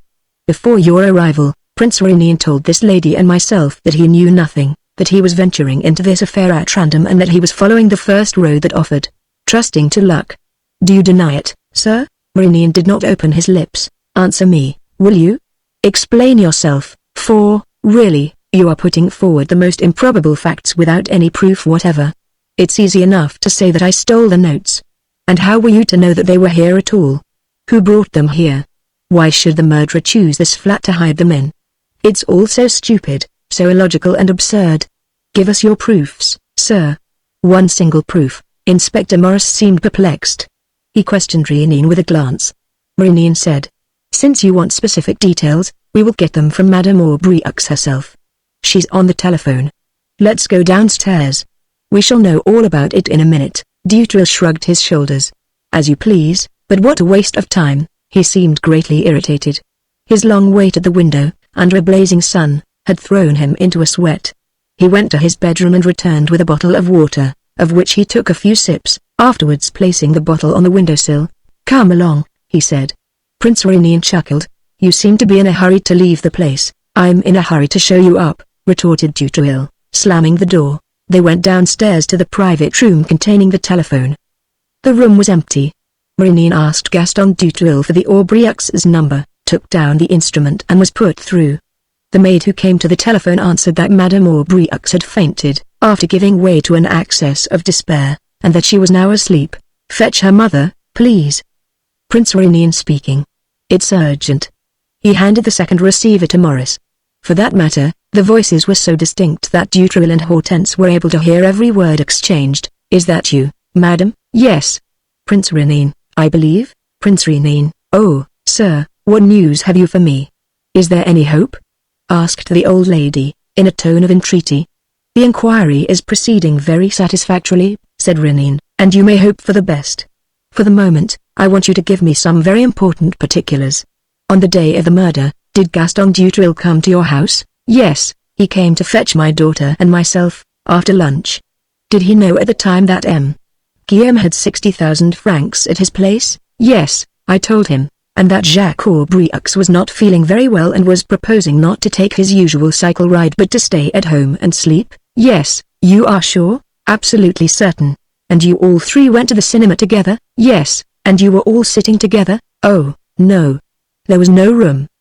He took a seat farther away. A seat where you could see him? No. But he came to you during the interval? No, we did not see him until we were going out. There is no doubt of that? None at all. Very well. Madame. I will tell you the result of my efforts in an hour's time. But above all, don't wake up Madame Aubrieux, and suppose she wakes of her own accord, reassure her and give her confidence. Everything is going well, very well indeed. He hung up the receiver and turned to Dutreuil, laughing. Ha, ha, my boy. Things are beginning to look clearer. What do you say? It was difficult to tell what these words meant or what conclusions Renine had drawn from his conversation. The silence was painful and oppressive. Mr. Chief Inspector, you have some of your men outside, haven't you? 2 detective sergeants. It's important that they should be there. Please also ask the manager not to disturb us on any account. And, when Maurice returned, Renine closed the door, took his stand in front of Dutreuil and, speaking in a good-humored but emphatic tone, said, "It amounts to this, young man, that the ladies saw nothing of you between 3 and 5 o'clock on that Sunday." "That's rather a curious detail, a perfectly natural detail," Dutreuil retorted, "and one, moreover, which proves nothing at all. It proves, young man, that you had a good 2 hours at your disposal, obviously. 2 hours which I spent at the cinema, or somewhere else." Dutreuil looked at him. "Somewhere else?" "Yes. As you were free, you had plenty of time to go wherever you liked. To Choressons, for instance." "Oh," said the young man, jesting in his turn. "Choressons is a long way off, it's quite close. Hadn't you your friend Jacques Aubrieux's motorcycle?" A fresh pause followed these words. Dutreuil had knitted his brows as though he were trying to understand. At last he was heard to whisper. "So that is what he was trying to lead up to." "The brute." Renine brought down his hand on Dutreuil's shoulder. "No more talk. Facts. Gaston Dutreuil, you are the only person who on that day knew 2 essential things. First, that cousin Guillaume had 60,000 francs in his house. Secondly, that Jacques Aubrieux was not going out. You at once saw your chance. The motorcycle was available. You slipped out during the performance. You went to Choressons. You killed cousin Guillaume. You took the 60 bank notes and left them at your rooms. And at 5 o'clock you went back to fetch the ladies." Dutreuil had listened with an expression at once mocking and flurried, casting an occasional glance at Inspector Maurice as though to enlist him as a witness. "The man's mad," it seemed to say. "It's no use being angry with him." When Renine had finished, he began to laugh. "Very funny. A capital joke.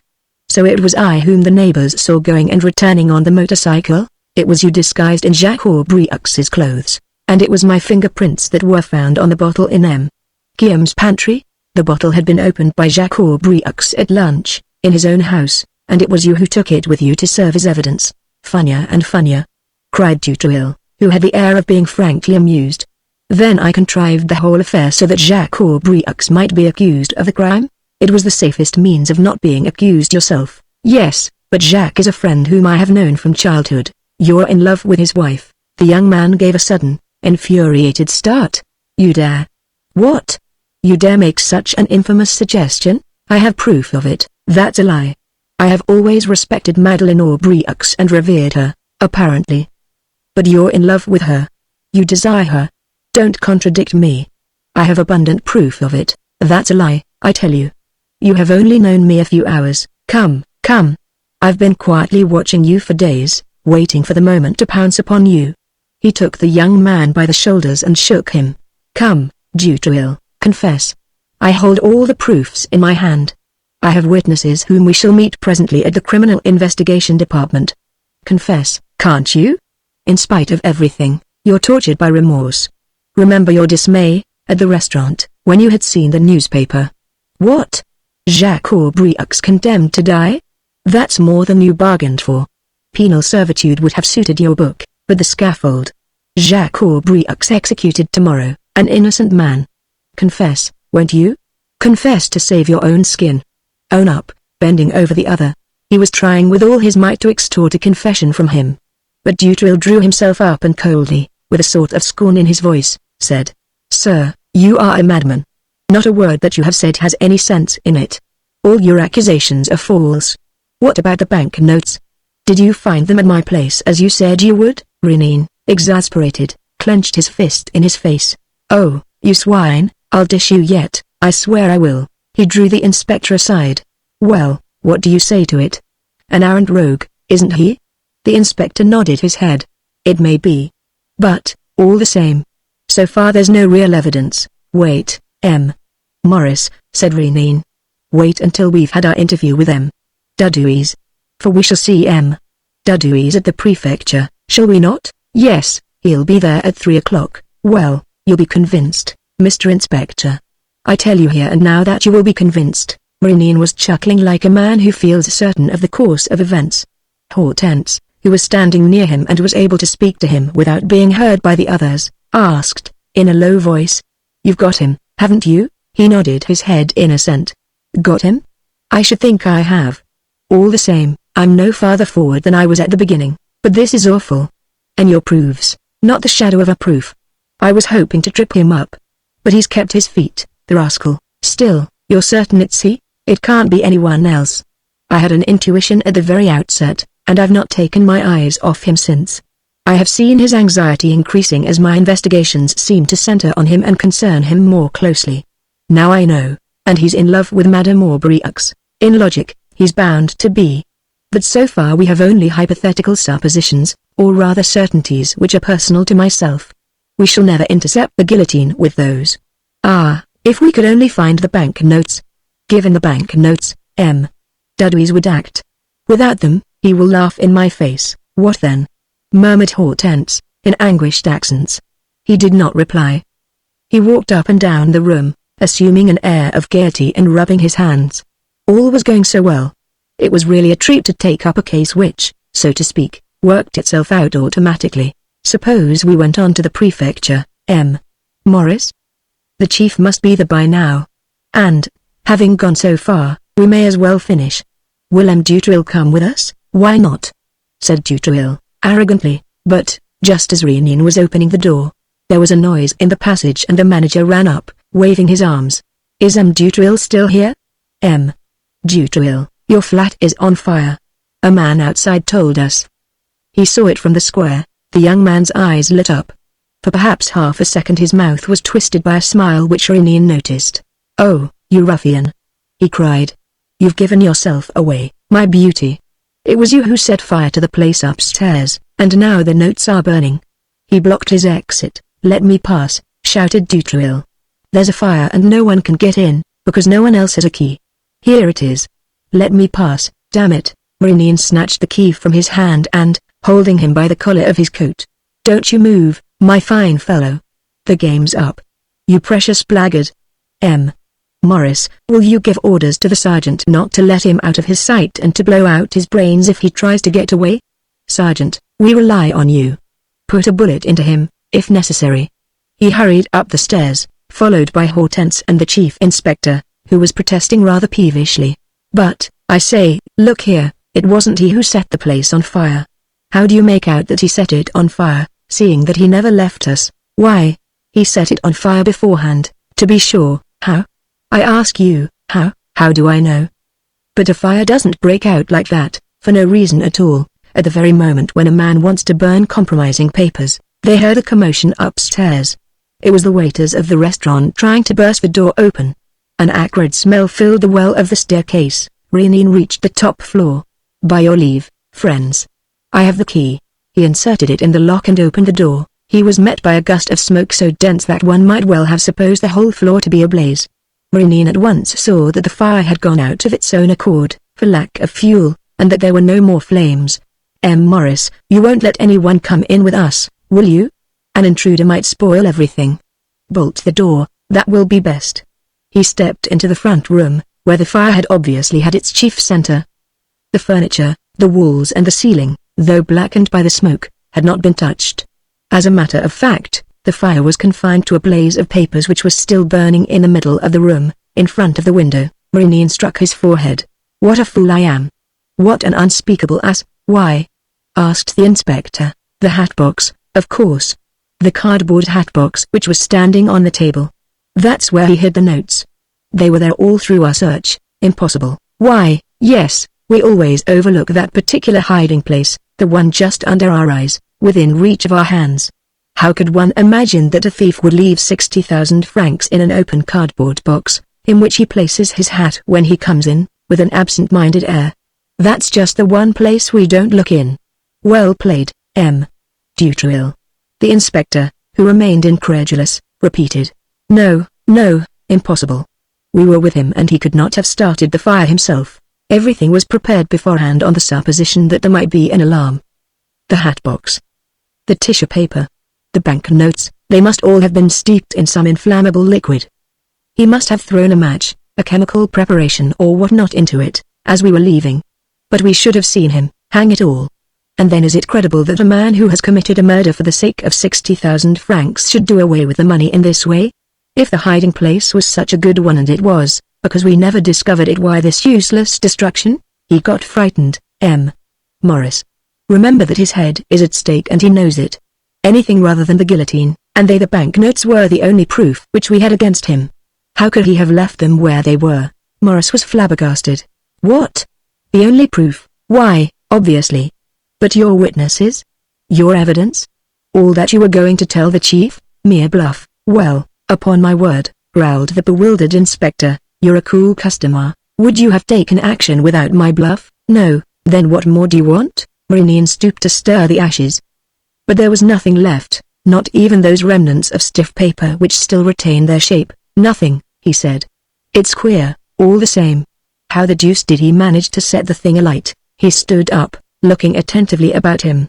Hortense had a feeling that he was making his supreme effort and that, after this last struggle in the dark, he would either have devised his plan of victory or admit that he was beaten. Faltering with anxiety, she asked, It's all up, isn't it? No, no, he said, thoughtfully. It's not all up.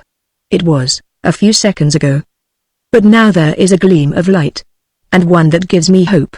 God grant that it may be justified. We must go slowly, he said. It is only an attempt, but a very fine attempt, and it may succeed. He was silent for a moment, then, with an amused smile and a click of the tongue, he said, An infernally clever fellow, that Dutreuil. His trick of burning the notes, what a fertile imagination. And what coolness. A pretty dance the beggar has led me. He's a master. He fetched a broom from the kitchen and swept a part of the ashes into the next room, returning with a hatbox of the same size and appearance as the one which had been burnt. After crumpling the tissue paper with which it was filled, he placed the hatbox on the little table and set fire to it with a match. It burst into flames, which he extinguished when they had consumed half the cardboard and nearly all the paper. Then he took from an inner pocket of his waistcoat a bundle of banknotes and selected 6, which he burnt almost completely, arranging the remains and hiding the rest of the notes at the bottom of the box, among the ashes and the blackened bits of paper. M. Maurice, he said, when he had done, I am asking for your assistance for the last time. Go and fetch Dutreuil. Tell him just this, you're unmasked. The notes did not catch fire. Come with me. And bring him up here. Despite his hesitation and his fear of exceeding his instructions from the head of the detective service, the chief inspector was powerless to throw off the ascendancy which Maurice had acquired over him. He left the room. Maurice turned to Hortense. Do you understand my plan of battle? Yes, she said, but it's a dangerous experiment. Do you think that Dutreuil will fall into the trap? Everything depends on the state of his nerves and the degree of demoralization to which he is reduced. A surprise attack may very well do for him. Nevertheless, suppose he recognizes by some sign that the box has been changed? Oh, of course, he has a few chances in his favor. The fellow is much more cunning than I thought and quite capable of wriggling out of the trap. On the other hand, however, how uneasy he must be. How the blood must be buzzing in his ears and obscuring his sight. No, I don't think that he will avoid the trap. He will give in. He will give in. They exchanged no more words. Maurice did not move. Hortense was stirred to the very depths of her being. The life of an innocent man hung trembling in the balance. An error of judgment, a little bad luck. And, 12 hours later, Jacques Aubrieux would be put to death. And together with the horrible anguish she experienced, in spite of all, a feeling of eager curiosity. What was Prince Rénine going to do? What would be the outcome of the experiment on which he was venturing? What resistance would Gaston Dutreuil offer? She lived through one of those minutes of superhuman tension in which life becomes intensified until it reaches its utmost value. They heard footsteps on the stairs, the footsteps of men in a hurry. The sound drew nearer. They were reaching the top floor. Hortense looked at her companion. He had stood up and was listening, his features already transfigured by action. The footsteps were now echoing in the passage. Then, suddenly, he ran to the door and cried, "Quick! Let's make an end of it." 2 or 3 detectives and a couple of waiters entered. He caught hold of Dutreuil in the midst of the detectives and pulled him by the arm, gaily exclaiming, "Well done, old man. That trick of yours with the table and the water bottle was really splendid. A masterpiece, on my word. Only, it didn't come off." "What do you mean? What's the matter?" mumbled Gaston Dutreuil, staggering. "What I say, the fire burned only half the tissue paper and the hat box, and, though some of the bank notes were destroyed, like the tissue paper, the others are there, at the bottom. You understand? The long-sought notes, the great proof of the murder, they're there, where you hid them. As chance would have it, they've escaped burning. Here, look, there are the numbers, you can check them. Oh, you're done for, my beauty." The young man drew himself up stiffly. His eyelids quivered. He did not accept Rénine's invitation to look. He examined neither the hatbox nor the bank notes. From the first moment, without taking the time to reflect and before his instinct could warn him, he believed what he was told and collapsed heavily into a chair, weeping.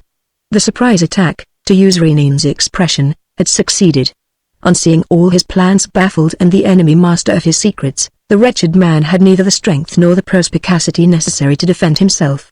He threw up the sponge. Rénine gave him no time to breathe. "Capital. You're saving your head, and that's all, my good youth. Write down your confession and get it off your chest. Here's a fountain pen. The luck has been against you, I admit. It was devilishly well thought out, your trick of the last moment. You had the bank notes which were in your way and which you wanted to destroy. Nothing simpler. You take a big, round-bellied water bottle and stand it on the windowsill. It acts as a burning glass, concentrating the rays of the sun on the cardboard and tissue paper, all that nicely prepared. 10 minutes later, it bursts into flames. A splendid idea. And, like all great discoveries, it came quite by chance. What? It reminds one of Newton's apple. One day, the sun, passing through the water in that bottle, must have set fire to a scrap of cotton or the head of a match, and, as you had the sun at your disposal just now, you said to yourself, "Now's the time," and stood the bottle in the right position. My congratulations, Gaston. Look, here's a sheet of paper. Write down, "It was I who murdered M. Guillaume." Right, I tell you. Leaning over the young man, with all his implacable force of will he compelled him to write, guiding his hand and dictating the sentences. Dutreuil, exhausted, at the end of his strength, wrote as he was told. "Here's the confession, Mr. Chief Inspector," said Rénine. "You will be good enough to take it to M. Dudouis. These gentlemen," turning to the waiters, "from the restaurant, will, I am sure, consent to serve as witnesses." And, seeing that Dutreuil, overwhelmed by what had happened, did not move, he gave him a shake. "Hi, you, look alive. Now that you've been fool enough to confess, make an end of the job, my gentle idiot." The other watched him, standing in front of him. "Obviously," Rénine continued, "you're only a simpleton. The hatbox was fairly burnt to ashes, so were the notes. That hatbox, my dear fellow, is a different one, and those notes belong to me. I even burnt 6 of them to make you swallow the stunt. And you couldn't make out what had happened. What an owl you must be. To furnish me with evidence at the last moment, when I hadn't a single proof of my own. And such evidence. A written confession. Written before witnesses. Look here, my man, if they do cut off your head, as I sincerely hope they will, upon my word, you'll have jolly well deserved it. Goodbye, Dutreuil." Downstairs, in the street, Rénine asked Hortense Daniel to take the car, go to Madeleine Aubrieux and tell her what had happened. "And you?" asked Hortense. "I have a lot to do. Urgent appointments, and you deny yourself the pleasure of bringing the good news? It's one of the pleasures that pall upon one." The only pleasure that never flags is that of the fight itself. Afterwards, things cease to be interesting. She took his hand and for a moment held it in both her own. She would have liked to express all her admiration to that strange man, who seemed to do good as a sort of game and who did it with something like genius. But she was unable to speak. All these rapid incidents had upset her. Emotion constricted her throat and brought the tears to her eyes. Maurice bowed his head, saying, "Thank you. I have my reward." Chapter 3 The Case of Jean-Louis, Monsieur, continued the young girl, addressing Sir Maurice. It was while I was spending the Easter holidays at Nice with my father that I made the acquaintance of Jean-Louis d'Unbelievable. Maurice interrupted her. "Excuse me, mademoiselle, but just now you spoke of this young man as Jean-Louis Vorois." "That's his name also," she said. "Has he two names then?" "I don't know. I don't know anything about it," she said, with some embarrassment, "and that is why, by Hortense's advice, I came to ask for your help." This conversation was taking place in Maurice's flat on the Boulevard Haussmann, to which Hortense had brought her friend Geneviève Aimard, a slender, pretty little creature with a face overshadowed by an expression of the greatest melancholy. "Maurice will be successful, take my word for it, Geneviève." "You will, Maurice, won't you? Please tell me the rest of the story, mademoiselle," he said. Geneviève continued. "I was already engaged at the time to a man whom I loathe and detest. My father was trying to force me to marry him and is still trying to do so. Jean-Louis and I felt the keenest sympathy for each other, a sympathy that soon developed into a profound and passionate affection which, I can assure you, was equally sincere on both sides. On my return to Paris, Jean-Louis, who lives in the country with his mother and his aunt, took rooms in our part of the town, and, as I am allowed to go out by myself, we used to see each other daily. I need not tell you that we were engaged to be married. I told my father so. And this is what he said: "I don't particularly like the fellow. But, whether it's he or another, what I want is that you should get married. So let him come and ask for your hand. If not, you must do as I say." In the middle of June, Jean-Louis went home to arrange matters with his mother and aunt. I received some passionate letters, and then just these few words: "There are too many obstacles in the way of our happiness. I give up. I am mad with despair. I love you more than ever. Goodbye and forgive me." Since then, I have received nothing, no reply to my letters and telegrams. "Perhaps he has fallen in love with somebody else?" asked Renine. "Or there may be some old connection which he is unable to shake off." Geneviève shook her head. "Monsieur, believe me, if our engagement had been broken off for an ordinary reason, I should not have allowed Hortense to trouble you. But it is something quite different, I am absolutely convinced. There's a mystery in Jean-Louis' life, or rather an endless number of mysteries which hamper and pursue him. I never saw such distress in a human face, and, from the first moment of our meeting, I was conscious in him of a grief and melancholy which have always persisted, even at times when he was giving himself to our love with the greatest confidence. But your impression must have been confirmed by minor details, by things which happened to strike you as peculiar." "I don't quite know what to say. These two names, for instance?" "Yes, there was certainly that. By what name did he introduce himself to you?" "Jean-Louis d'Unbelievable, but Jean-Louis Vorois, that's what my father calls him." "Why?" "Because that was how he was introduced to my father, at Nice, by a gentleman who knew him. Besides, he carries visiting cards which describe him under either name. Have you never questioned him on this point?" "Yes, I have, twice.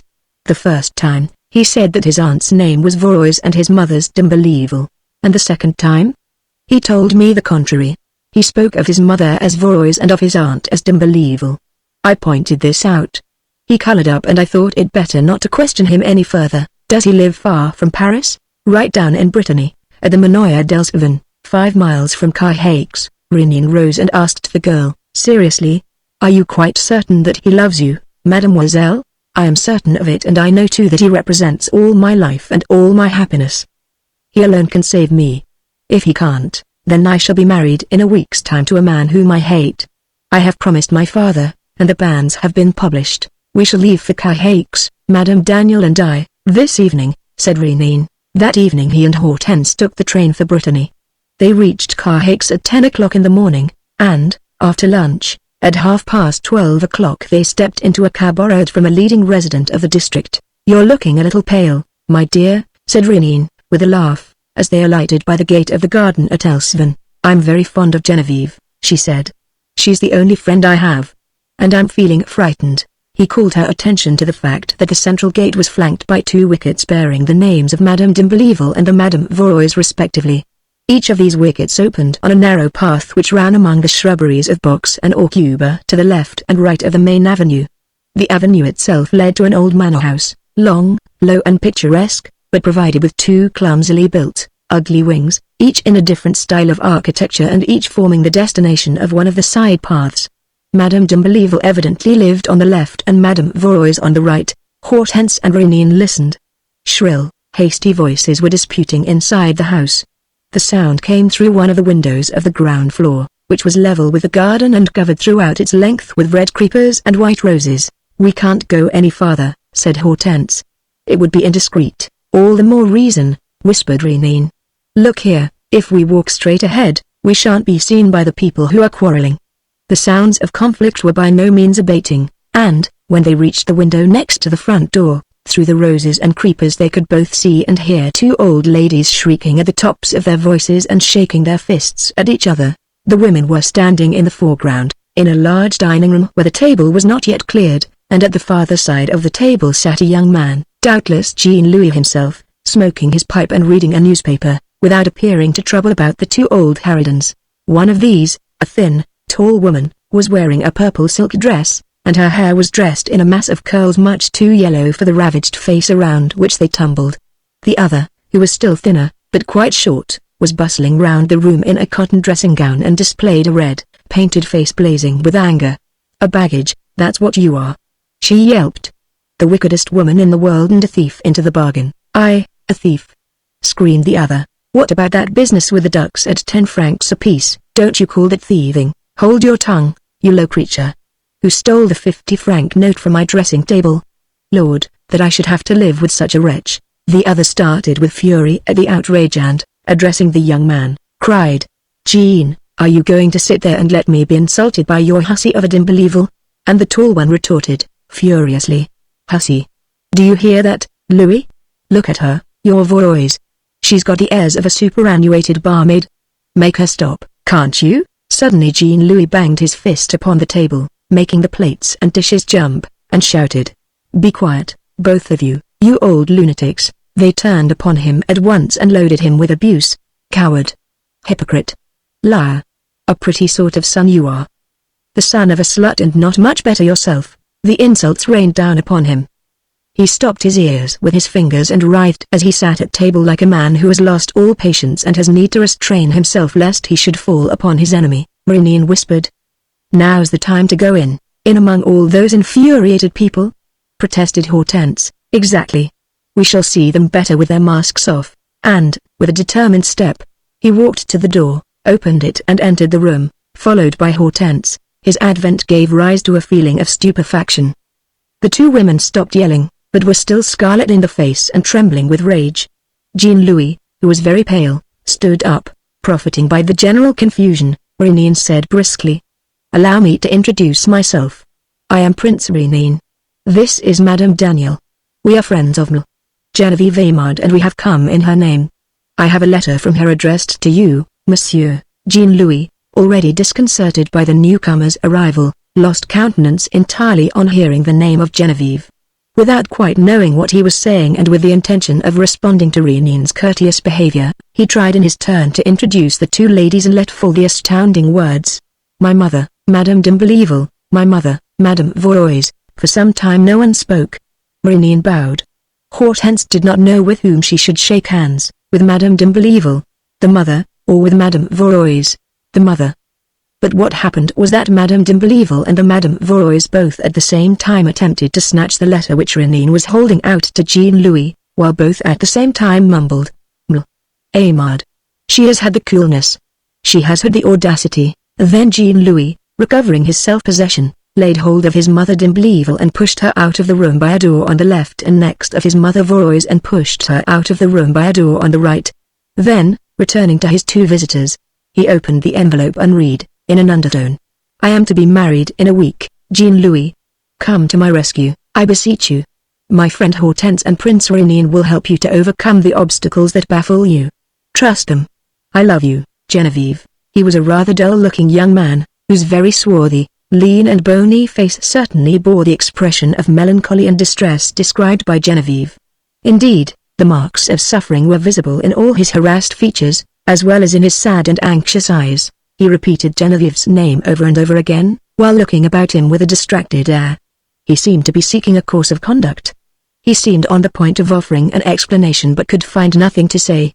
The sudden intervention had taken him at a disadvantage, like an unforeseen attack which he did not know how to meet. Maureen felt that the adversary would capitulate at the first summons. The man had been fighting so desperately during the last few months and had suffered so severely in the retirement and obstinate silence in which he had taken refuge that he was not thinking of defending himself. Moreover, how could he do so, now that they had forced their way into the privacy of his odious existence? "Take my word for it, monsieur," declared Renine, "that it is in your best interests to confide in us. We are Genevieve Aimard's friends. Do not hesitate to speak." "I can hardly hesitate," he said, "after what you have just heard. This is the life I lead, monsieur. I will tell you the whole secret, so that you may tell it to Genevieve. She will then understand why I have not gone back to her, and why I have not the right to do so." He pushed a chair forward for Hortense. The two men sat down, and, without any need of further persuasion, rather as though he himself felt a certain relief in unburdening himself, he said, "You must not be surprised, monsieur, if I tell my story with a certain flippancy, for, as a matter of fact, it is a frankly comical story and cannot fail to make you laugh. Fate often amuses itself by playing these imbecile tricks, these monstrous farces which seem as though they must have been invented by the brain of a madman or a drunkard. Judge for yourself. 27 years ago, the Manoir d'Elsevin, which at that time consisted only of the main building, was occupied by an old doctor who, to increase his modest means, used to receive 1 or 2 paying guests. In this way, Madame d'Imbleval spent the summer here one year and Madame Vorois the following summer. Now these two ladies did not know each other. One of them was married to a Breton of a merchant vessel and the other to a commercial traveler from the Vendée. It so happened that they lost their husbands at the same time, at a period when each of them was expecting a baby. And, as they both lived in the country, at places some distance from any town, they wrote to the old doctor that they intended to come to his house for their confinement. He agreed. They arrived almost on the same day, in the autumn. 2 small bedrooms were prepared for them, behind the room in which we are sitting. The doctor had engaged a nurse, who slept in this very room.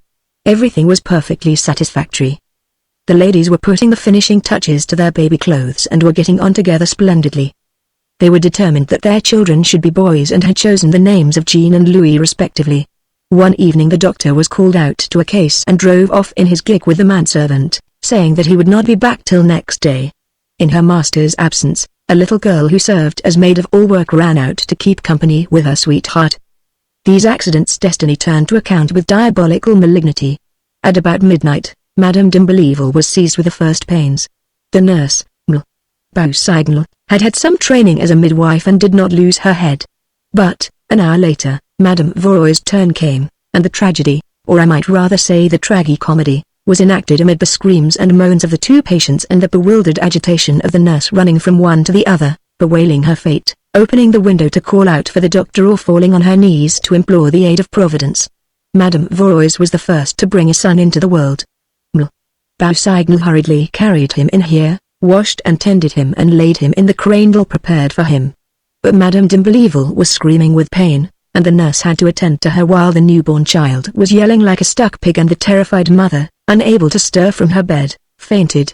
Add to this all the wretchedness of darkness and disorder, the only lamp, without any oil, for the servant had neglected to fill it, the candles burning out, the moaning of the wind, the screeching of the owls, and you will understand that Beausignal was scared out of her wits. However, at 5 o'clock in the morning, after many tragic incidents, she came in here with the d'Imbleval baby, likewise a boy, washed and tended him, laid him in his cradle and went off to help Madame Vorois, who had come to herself and was crying out, while Madame d'Imbleval had fainted in her turn. And, when Beausignal, having settled the 2 mothers, but half crazed with fatigue, her brain in a whirl, returned to the newborn children, she realized with horror that she had wrapped them in similar binders, thrust their feet into similar woolen socks and laid them both, side by side, in the same cradle, so that it was impossible to tell Louis d'Imbleval from Jean Vorois. To make matters worse, when she lifted one of them out of the cradle, she found that his hands were cold as ice and that he had ceased to breathe. He was dead. What was his name and what the survivors? 3 hours later, the doctor found the two women in a condition of frenzied delirium, while the nurse was dragging herself from one bed to the other, entreating the two mothers to forgive her. She held me out first to one, then to the other, to receive their caresses, for I was the surviving child, and they first kissed me and then pushed me away, for, after all, who was I? The son of the widowed Madame d'Imbelivel and the late merchant captain, or the son of the widowed Madame Vorois and the late commercial traveller? There was not a clue by which they could tell. The doctor begged each of the two mothers to sacrifice her rights, at least from the legal point of view, so that I might be called either Louis d'Imbelivel or Jean Vorois. They refused absolutely. Why Jean Vorois, if he's a d'Imbelivel? Protested the one. Why Louis d'Imbelivel, if he's a Vorois? Retorted the other. And I was registered under the name of Jean Louis, the son of an unknown father and mother. Prince Rénine had listened in silence. But Hortense, as the story approached its conclusion, had given way to a hilarity which she could no longer restrain, and suddenly, in spite of all her efforts, she burst into a fit of the wildest laughter. "Forgive me," she said, her eyes filled with tears. "Do forgive me, it's too much for my nerves. Don't apologize." "Madame," said the young man, gently, in a voice free from resentment. "I warned you that my story was laughable. I, better than anyone, know how absurd, how nonsensical it is. Yes, the whole thing is perfectly grotesque. But believe me when I tell you that it was no fun in reality. It seems a humorous situation, and it remains humorous by the force of circumstances. But it is also horrible. You can see that for yourself, can't you?" The two mothers, neither of whom was certain of being a mother, but neither of whom was certain that she was not one, both clung to Jean Louis. He might be a stranger, on the other hand, he might be their own flesh and blood. They loved him to excess and fought for him furiously. And, above all, they both came to hate each other with a deadly hatred. Differing completely in character and education, and obliged to live together because neither was willing to forego the advantage of her possible maternity, they lived the life of irreconcilable enemies who can never lay their weapons aside. I grew up in the midst of this hatred and had it instilled into me by both of them. When my childish heart, hungering for affection, inclined me to one of them, the other would seek to inspire me with loathing and contempt for her. In this manor house, which they bought on the old doctor's death and to which they added the two wings, I was the involuntary torturer and their daily victim. Tormented as a child, and, as a young man, leading the most hideous of lives, I doubt if anyone on earth ever suffered more than I did. "You ought to have left them," exclaimed Hortense, who had stopped laughing. "One can't leave one's mother, and one of those two women was my mother. And a woman can't abandon her son, and each of them was entitled to believe that I was her son. We were all three chained together like convicts, with chains of a sorrow, compassion, doubt, and also of hope that the truth might one day become apparent. And here we still are, all three, insulting one another and blaming one another for our wasted lives. Oh, what a hell! And there was no escaping it. I tried often enough, but in vain. The broken bonds became tied again. Only this summer, under the stimulus of my love for Genevieve, I tried to free myself and did my utmost to persuade the two women whom I call mother.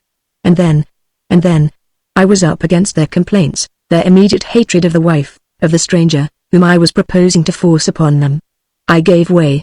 What sort of a life would Genevieve have had here, between Madame d'Imbelivel and the Madame Vorois? I had no right to victimize her. Jean Louis, who had been gradually becoming excited, uttered these last words in a firm voice, as though he would have wished his conduct to be ascribed to conscientious motives and a sense of duty.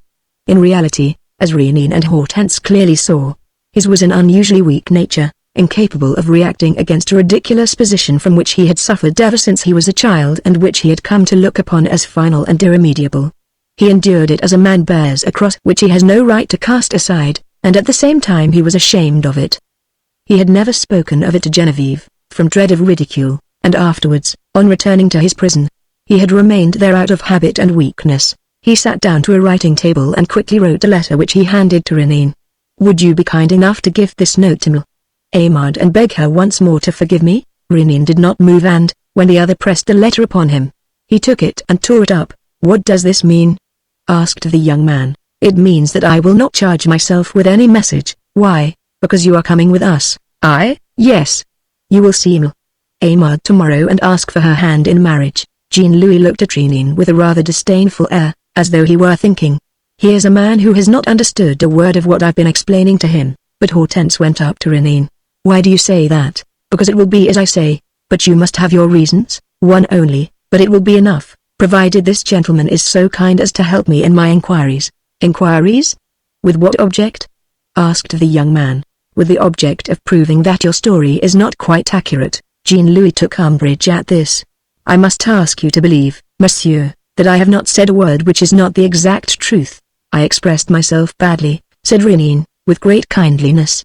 Certainly you have not said a word that does not agree with what you believe to be the exact truth.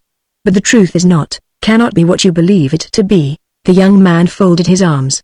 In any case, monsieur, it seems likely that I should know the truth better than you do. Why better? What happened on that tragic night can obviously be known to you only at second hand. You have no proofs. Neither have Madame d'Imbelivel and Madame Vorois. No proofs of what? Exclaimed Jean-Louis, losing patience. No proofs of the confusion that took place. What? Why, it's an absolute certainty. The two children were laid in the same cradle, with no marks to distinguish one from the other, and the nurse was unable to tell, at least, that's her version of it, interrupted Rénine. What's that? Her version. But you're accusing the woman. I'm accusing her of nothing. Yes, you are, you're accusing her of lying. And why should she lie? She had no interest in doing so, and her tears and despair are so much evidence of her good faith. For, after all, the two mothers were there. They saw the woman weeping. They questioned her. And then, I repeat, what interest had she? Jean-Louis was greatly excited. Close beside him, Madame d'Imbelivel and Madame Vorois, who had no doubt been listening behind the doors and who had stealthily entered the room, stood stammering, in amazement. No, no. It's impossible. We've questioned her over and over again. Why should she tell a lie? Speak, monsieur, speak, Jean-Louis enjoined. Explain yourself. Give your reasons for trying to cast doubt upon an absolute truth. Because the truth is inadmissible, declared Rénine, raising his voice and growing excited in turn to the point of punctuating his remarks by thumping the table. No, things don't happen like that. No, fate does not display those refinements of cruelty, and chance is not added to chance with such reckless extravagance. It was already an unprecedented chance that, on the very night on which the doctor, his manservant and his maid were out of the house, the two ladies should be seized with labor pains at the same hour and should bring two sons into the world at the same time. Don't let us add a still more exceptional event. Enough of the uncanny. Enough of lamps that go out and candles that refuse to burn. No, and again no, it is not admissible that a midwife should become confused in the essential details of her trade. However bewildered she may be by the unforeseen nature of the circumstances, a remnant of instinct is still on the alert, so that there is a place prepared for each child and each is kept distinct from the other. The first child is here, the second is there. Even if they are lying side by side, one is on the left and the other on the right. Even if they are wrapped in the same kind of binders, some little detail differs, a trifle which is recorded by the memory and which is inevitably recalled to the mind without any need of reflection. Confusion? I refuse to believe in it. Impossible to tell one from the other? It isn't true. In the world of fiction, yes, one can imagine all sorts of fantastic accidents and heap contradiction on contradiction. But, in the world of reality, at the very heart of reality, there is always a fixed point, a solid nucleus, about which the facts group themselves in accordance with a logical order. I therefore declare most positively that Nurse Beausignal could not have mixed up the two children. All this he said decisively, as though he had been present during the night in question, and so great was his power of persuasion that from the very first he shook the certainty of those who for more than a quarter of a century had never doubted. The two women and their son pressed round him and questioned him with breathless anxiety. Then you think that she may know? That she may be able to tell us, he corrected himself. I don't say yes and I don't say no. All I say is that there was something in her behavior during those hours that does not tally with her statements and with reality. All the vast and intolerable mystery that has weighed down upon you three arises not from a momentary lack of attention but from something of which we do not know, but of which she does. That is what I maintain, and that is what happened, Jean-Louis said, in a husky voice. She is alive. She lives at Cahaix. We can send for her, Hortense at once proposed. Would you like me to go for her? I will take the motor and bring her back with me. Where does she live? In the middle of the town, at a little draper's shop. The chauffeur will show you. Beausignal, everybody knows her, and, whatever you do, added Rénine, don't warn her in any way. If she's uneasy, so much the better. But don't let her know what we want with her. 20 minutes passed in absolute silence. Maureen paced the room, in which the fine old furniture, the handsome tapestries, the well-bound books and pretty knickknacks denoted a love of art and a seeking after style in Jean-Louis. This room was really his. In the adjoining apartments on either side, through the open doors, Maureen was able to note the bad taste of the two mothers. He went up to Jean-Louis and, in a low voice, asked, "Are they well off?" "Yes, and you?" "They settled the manor house upon me, with all the land around it, which makes me quite independent." "Have they any relations?" "Sisters, both of them, with whom they can go to live?" "Yes, and they have sometimes thought of doing so. But there can't be any question of that. Once more, I assure you." Meantime the car had returned. The two women jumped up hurriedly, ready to speak. "Leave it to me," said Renine, "and don't be surprised by anything that I say. It's not a matter of asking her questions but of frightening her, of flurrying her." The sudden attack, he added between his teeth. The car drove round the lawn and drew up outside the windows. Hortense sprang out and helped an old woman to alight, dressed in a fluted linen cap, a black velvet bodice and a heavy gathered skirt. The old woman entered in a great state of alarm. She had a pointed face, like a weasel's, with a prominent mouthful of protruding teeth. "What's the matter, Madame d'Unbelievable?" she asked, timidly stepping into the room from which the doctor had once driven her. "Good day to you, Madame Vorois." The ladies did not reply. Maureen came forward and said, sternly, "Beausignal, I have been sent by the Paris police to throw light upon a tragedy which took place here 27 years ago. I have just secured evidence that you have distorted the truth and that, as the result of your false declarations, the birth certificate of one of the children born in the course of that night is inaccurate. Now false declarations in matters of birth certificates are misdemeanors punishable by law. I shall therefore be obliged to take you to Paris to be interrogated. Unless you are prepared here and now to confess everything that might repair the consequences of your offense." The old maid was shaking in every limb. Her teeth were chattering. She was evidently incapable of opposing the least resistance to Renine. "Are you ready to confess everything?" he asked. "Yes," she panted, "without delay. I have to catch a train. The business must be settled immediately. If you show the least hesitation, I take you with me. Have you made up your mind to speak?" "Yes." He pointed to Jean-Louis. "Whose son is this gentleman?" "Madame d'Unbelievable's." "No, Madame Vorois." "Therefore, no." A stupefied silence welcomed the two replies. "Explain yourself," Renine commanded, looking at his watch. Then Madame Beausignal fell on her knees and said, in so low and dull a voice that they had to bend over her in order to catch the sense of what she was mumbling. "Someone came in the evening. A gentleman with a newborn baby wrapped in blankets, which he wanted the doctor to look after. As the doctor wasn't there, he waited all night and it was he who did it all." "Did what?" asked Renine. "What did he do? What happened?" "Well, what happened was that it was not one child but the two of them that died, Madame d'Unbelievable's and Madame Vorois too, both in convulsions. Then the gentleman, seeing this, said, 'This shows me where my duty lies. I must seize this opportunity of making sure that my own boy shall be happy and well cared for. Put him in the place of one of the dead children.' He offered me a big sum of money, saying that this one payment would save him the expense of providing for his child every month, and I accepted. Only, I did not know in whose place to put him and whether to say that the boy was Louis d'Unbelievable or Jean Vorois. The gentleman thought a moment and said neither. Then he explained to me what I was to do and what I was to say after he had gone. And, while I was dressing his boy in vest and binders the same as one of the dead children, he wrapped the other in the blankets he had brought with him and went out into the night." Beausignal bent her head and wept. After a moment, Renine said, "Your deposition agrees with the result of my investigations. Can I go?" "Yes." "And is it over, as far as I'm concerned? They won't be talking about this all over the district?" "No." "Oh, just one more question. Do you know the man's name?" "No." "He didn't tell me his name. Have you ever seen him since?" "Never." "Have you anything more to say?" "No." "Are you prepared to sign the written text of your confession?" "Yes." "Very well. I shall send for you in a week or two. Till then, not a word to anybody." He saw her to the door and closed it after her. When he returned, Jean-Louis was between the two old ladies and all three were holding hands.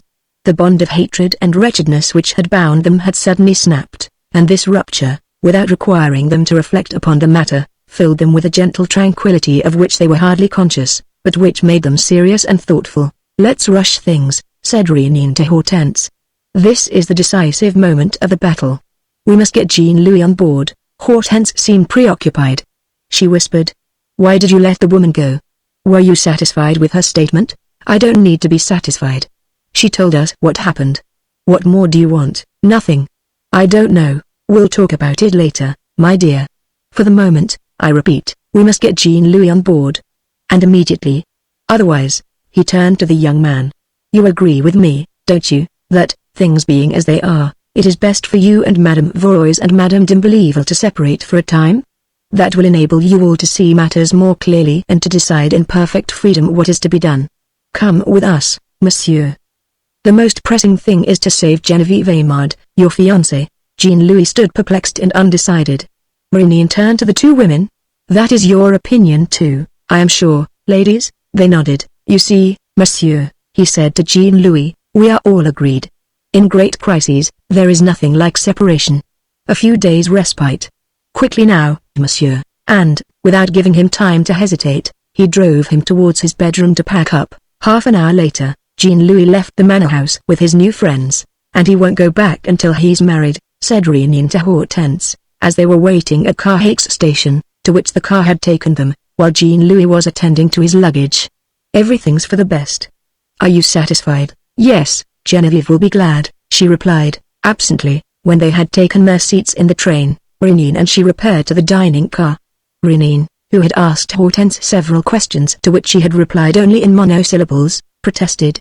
What's the matter with you, my child? You look worried. I? Not at all. Yes, I know you. Now, no secrets, no mysteries, she smiled. Well, since you insist on knowing if I am satisfied, I'm bound to admit that of course I am. As regards my friend Geneviève, but that, in another respect from the point of view of the adventure I have an uncomfortable sort of feeling. To speak frankly, I haven't staggered you this time, not very much. I seem to you to have played a secondary part. For, after all, what have I done? We arrived. We listened to Jean-Louis' tale of woe. I had a midwife fetched. And that was all, exactly. I want to know if that was all, and I'm not quite sure.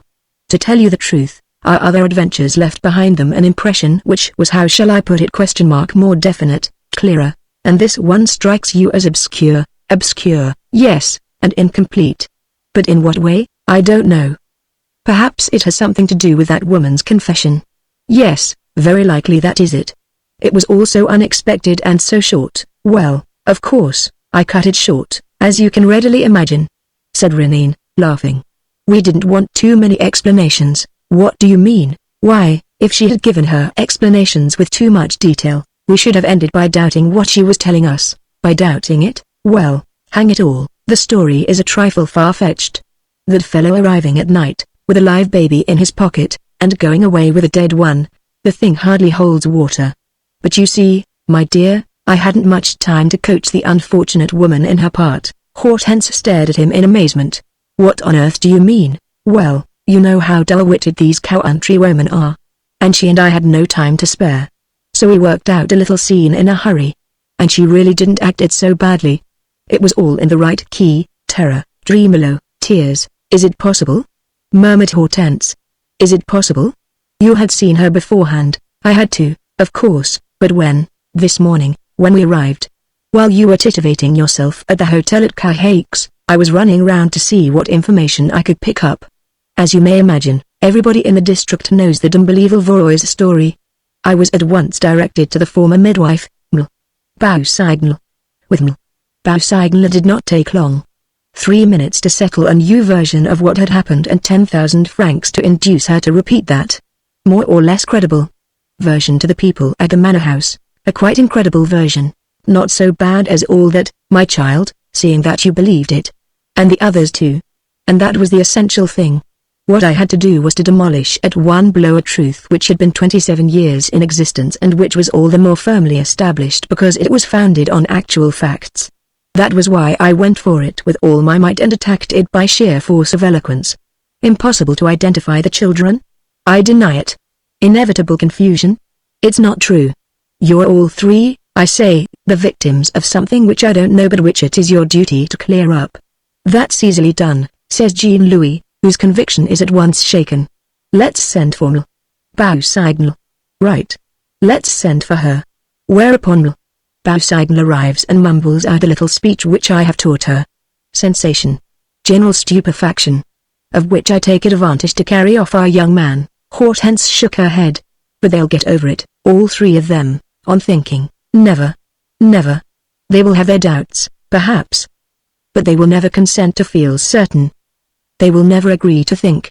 Use your imagination. Here are three people whom I have rescued from the hell in which they have been floundering for a quarter of a century.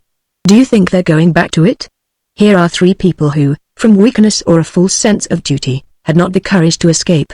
Do you think that they won't cling like grim death to the liberty which I'm giving them? Nonsense. Why, they would have swallowed a hoax twice as difficult to digest as that which Poseidon dished up for them. After all, my version was no more absurd than the truth. On the contrary. And they swallowed it whole. Look at this. Before we left, I heard Madame de Bleville and the Madame Vorois speak of an immediate removal. They were already becoming quite affectionate at the thought of seeing the last of each other. But what about Jean-Louis? Jean-Louis? Why, he was fed up with his two mothers. By jingo, one can't do with two mothers in a lifetime. What a situation. And when one has the luck to be able to choose between having two mothers or none at all, why, bless me, one doesn't hesitate. And, besides, Jean-Louis is in love with Genevieve. He laughed. And he loves her well enough, I hope and trust, not to inflict two mothers-in-law upon her. Come, you may be easy in your mind. Your friend's happiness is assured, and that is all you asked for. All that matters is the object which we achieve and not the more or less peculiar nature of the methods which we employ. And, if some adventures are wound up and some mysteries elucidated by looking for and finding cigarette ends, or incendiary water bottles and blazing hat boxes as on our last expedition, others call for psychology and for purely psychological solutions. I have spoken. And I charge you to be silent. Silent? Yes, there's a man and woman sitting behind us who seem to be saying something uncommonly interesting. But they're talking in whispers, just so. When people talk in whispers, it's always about something shady. He lit a cigarette and sat back in his chair. Hortense listened, but in vain. As for him, he was emitting little slow puffs of smoke. 15 minutes later, the train stopped and the man and woman got out. Pity, said Renine, that I don't know their names or where they're going. But I know where to find them. My dear, we have a new adventure before us, Hortense protested. Oh, no, please, not yet. Give me a little rest. And oughtn't we to think of Genevieve? He seemed greatly surprised. Why, all that's over and done with. Do you mean to say you want to waste any more time over that old story? Well, I for my part confess that I've lost all interest in the man with the two mommas. And this was said in such a comical tone and with such diverting sincerity that Hortense was once more seized with a fit of giggling. Laughter alone was able to relax her exasperated nerves and to distract her from so many contradictory emotions. Chapter 4 The Telltale Film. Do look at the man who's playing the butler, said Sir Renine. What is the peculiar about him? Asked Hortense. They were sitting in the balcony at a picture palace, to which Hortense had asked to be taken so that she might see on the screen the daughter of a lady, now dead, who used to give her piano lessons. Rose André, a lovely girl with lissom movements and a smiling face, was that evening figuring in a new film, The Happy Princess, which she lit up with her high spirits and her warm, glowing beauty. Renine made no direct reply, but, during a pause in the performance, continued. I sometimes console myself for an indifferent film by watching the subordinate characters. It seems to me that those poor devils, who are made to rehearse certain scenes 10 or 20 times over, must often be thinking of other things than their parts at the time of the final exposure. And it's great fun noting those little moments of distraction which reveal something of their temperament, of their instinct self. As, for instance, in the case of that butler, look, the screen now showed a luxuriously served table. The happy princess sat at the head, surrounded by all her suitors. Half a dozen footmen moved about the room, under the orders of the butler, a big fellow with a dull, coarse face, a common appearance and a pair of enormous eyebrows which met across his forehead in a single line. He looks a brute, said Hortense, but what do you see in him that's peculiar? Just note how he gazes at the princess and tell me if he doesn't stare at her oftener than he ought to. I really haven't noticed anything, so far, said Hortense. Why, of course he does. Sir Renine declared. It is quite obvious that in actual life he entertains for Rose André personal feelings which are quite out of place in a nameless servant.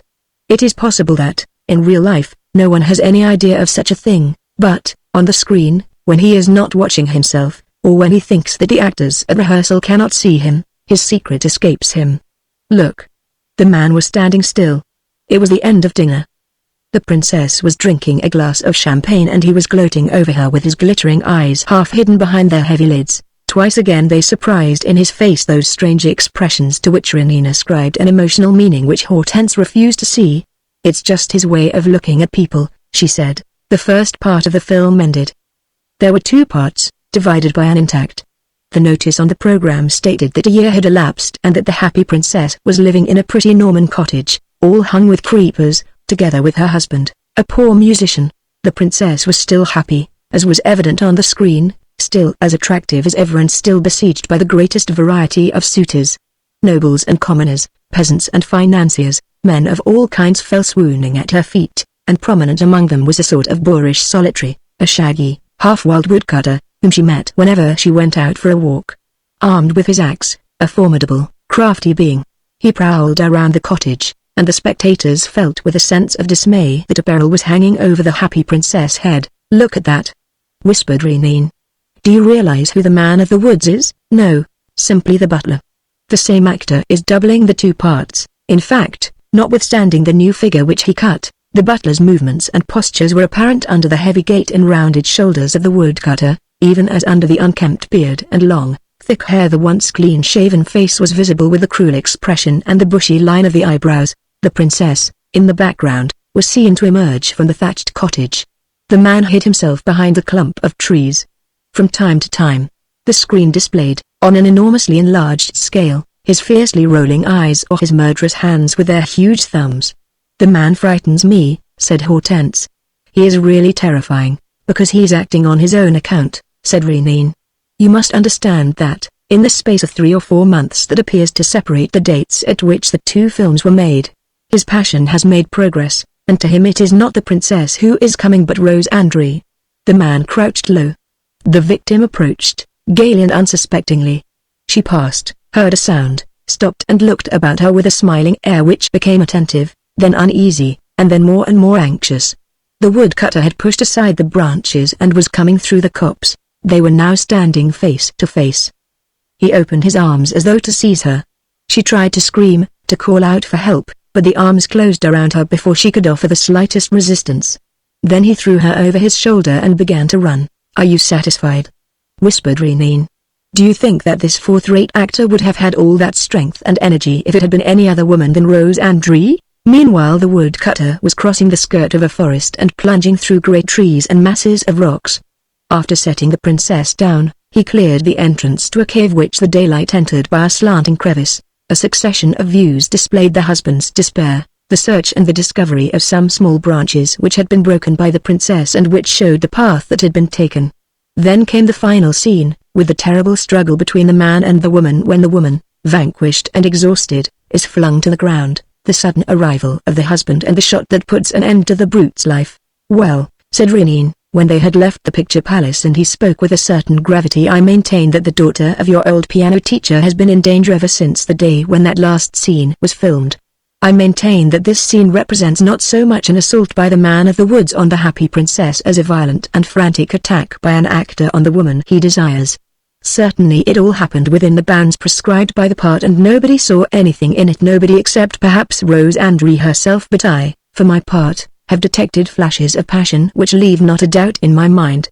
I have seen glances that betrayed the wish and even the intention to commit murder. I have seen clenched hands, ready to strangle, in short, a score of details which proved to me that, at that time, the man's instinct was urging him to kill the woman who could never be his. And it all amounts to what? We must protect Rose André if she is still in danger and if it is not too late, and to do this, we must get hold of further information. From whom? From the World Cinema Company, which made the film. I will go to them tomorrow morning. Will you wait for me in your flat about lunchtime?" At heart, Hortense was still skeptical. All these manifestations of passion, of which she denied neither the ardor nor the ferocity, seemed to her to be the rational behavior of a good actor. She had seen nothing of the terrible tragedy which Renine contended that he had divined, and she wondered whether he was not erring through an excess of imagination. "Well," she asked, next day, not without a touch of irony, "how far have you got? Have you made a good bag? Anything mysterious? Anything thrilling?" "Pretty good." "Oh, really?" And your so-called lover is one Delbruck, originally a scene painter, who played the butler in the first part of the film and the man of the woods in the second, and was so much appreciated that they engaged him for a new film. Consequently, he has been acting lately. He was acting near Paris. But, on the morning of Friday the 18th of September, he broke into the garage of the World's Cinema Company and made off with a magnificent car and 40,000 francs in money. Information was lodged with the police, and on the Sunday the car was found a little way outside Druck's. And up to now the inquiry has revealed two things, which will appear in the papers tomorrow. First, Delbruck is alleged to have committed a murder which created a great stir last year, the murder of Baguette, the jeweler. Secondly, on the day after his two robberies, Delbruck was driving through Le Havre in a motorcar with two men who helped him to carry off, in broad daylight and in a crowded street, a lady whose identity has not yet been discovered. Rose André? Asked Hortense, uneasily. I have just been to Rose André's. The World's Cinema Company gave me her address. Rose André spent this summer traveling and then stayed for a fortnight in a Seine-en-Ferrière, where she has a small place of her own, the actual cottage in The Happy Princess. On receiving an invitation from America to do a film there, she came back to Paris, registered her luggage at the Gare Saint-Lazare and left on Friday the 18th of September, intending to sleep at Le Havre and take Saturday's boat. Friday the 18th, muttered Hortense, the same day on which that man, and it was on the Saturday that a woman was carried off by him at Le Havre. I looked in at the Compagnie Transatlantique and a brief investigation showed that Rose André had booked a cabin but that the cabin remained unoccupied. The passenger did not turn up. This is frightful. She has been carried off. You were right, I fear so. What have you decided to do? Adolphe, my chauffeur, is outside with the car. Let us go to Le Havre. Up to the present, Rose André's disappearance does not seem to have become known. Before it does and before the police identify the woman carried off by Delbruck with the woman who did not turn up to claim her cabin, we will get on Rose André's track. There was not much said on the journey. At 4 o'clock Hortense and Rénine reached Rouen. But here Rénine changed his road. Adolphe, take the left bank of the Seine. He unfolded a motoring map on his knees and, tracing the route with his finger, showed Hortense that, if you draw a line from Le Havre, or rather from Quebeuf, where the road crosses the Seine, to Druck's, where the stolen car was found, this line passes through Radot, a market town lying west of the forest of Brodun. Now it was in the forest of Brodun. He continued, according to what I heard, that the second part of The Happy Princess was filmed. And the question that arises is this: having got hold of Rose André, would it not occur to Delbruck, when passing near the forest on the Saturday night, to hide his prey there, while his two accomplices went on to Druck's and from the return to Paris? The cave was quite near. Was he not bound to go to it? How should he do otherwise? Wasn't it while running to this cave, a few months ago, that he held in his arms, against his breast, within reach of his lips, the woman whom he loved and whom he has now conquered? By every rule of fate and logic, the adventure is being repeated all over again.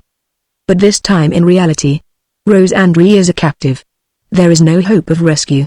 The forest is vast and lonely. That night, or on one of the following nights, Rose André must surrender. Or die. Hortense gave a shudder. We shall be too late. Besides, you don't suppose that he's keeping her a prisoner? Certainly not. The place I have in mind is at a crossroads and is not a safe retreat. But we may discover some clue or other. The shades of night were falling from the tall trees when they entered the ancient forest of Brodun, full of Roman remains and medieval relics. Rénine knew the forest well and remembered that near a famous oak, known as the Wine Cask, there was a cave which must be the cave of the Happy Princess. He found it easily, switched on his electric torch, rummaged in the dark corners and brought Hortense back to the entrance. There's nothing inside, he said, but here is the evidence which I was looking for. Delbruck was obsessed by the recollection of the film, but so was Rose André. The Happy Princess had broken off the tips of the branches on the way through the forest. Rose André has managed to break off some to the right of this opening, in the hope that she would be discovered as on the first occasion. Yes, said Hortense, it's a proof that she has been here, but the proof is 3 weeks old. Since that time, she is either dead and buried under a heap of leaves or else alive in some hole even lonelier than this. If so, where is he? Rénine pricked up his ears. Repeated blows of the axe were sounding from some distance, no doubt coming from a part of the forest that was being cleared. He? Said Rénine. I wonder whether he may not have continued to behave under the influence of the film and whether the man of the woods in The Happy Princess has not quite naturally resumed his calling. For how is the man to live, to obtain his food, without attracting attention? He will have found a job. We can't make sure of that. We might, by questioning the woodcutters whom we can hear.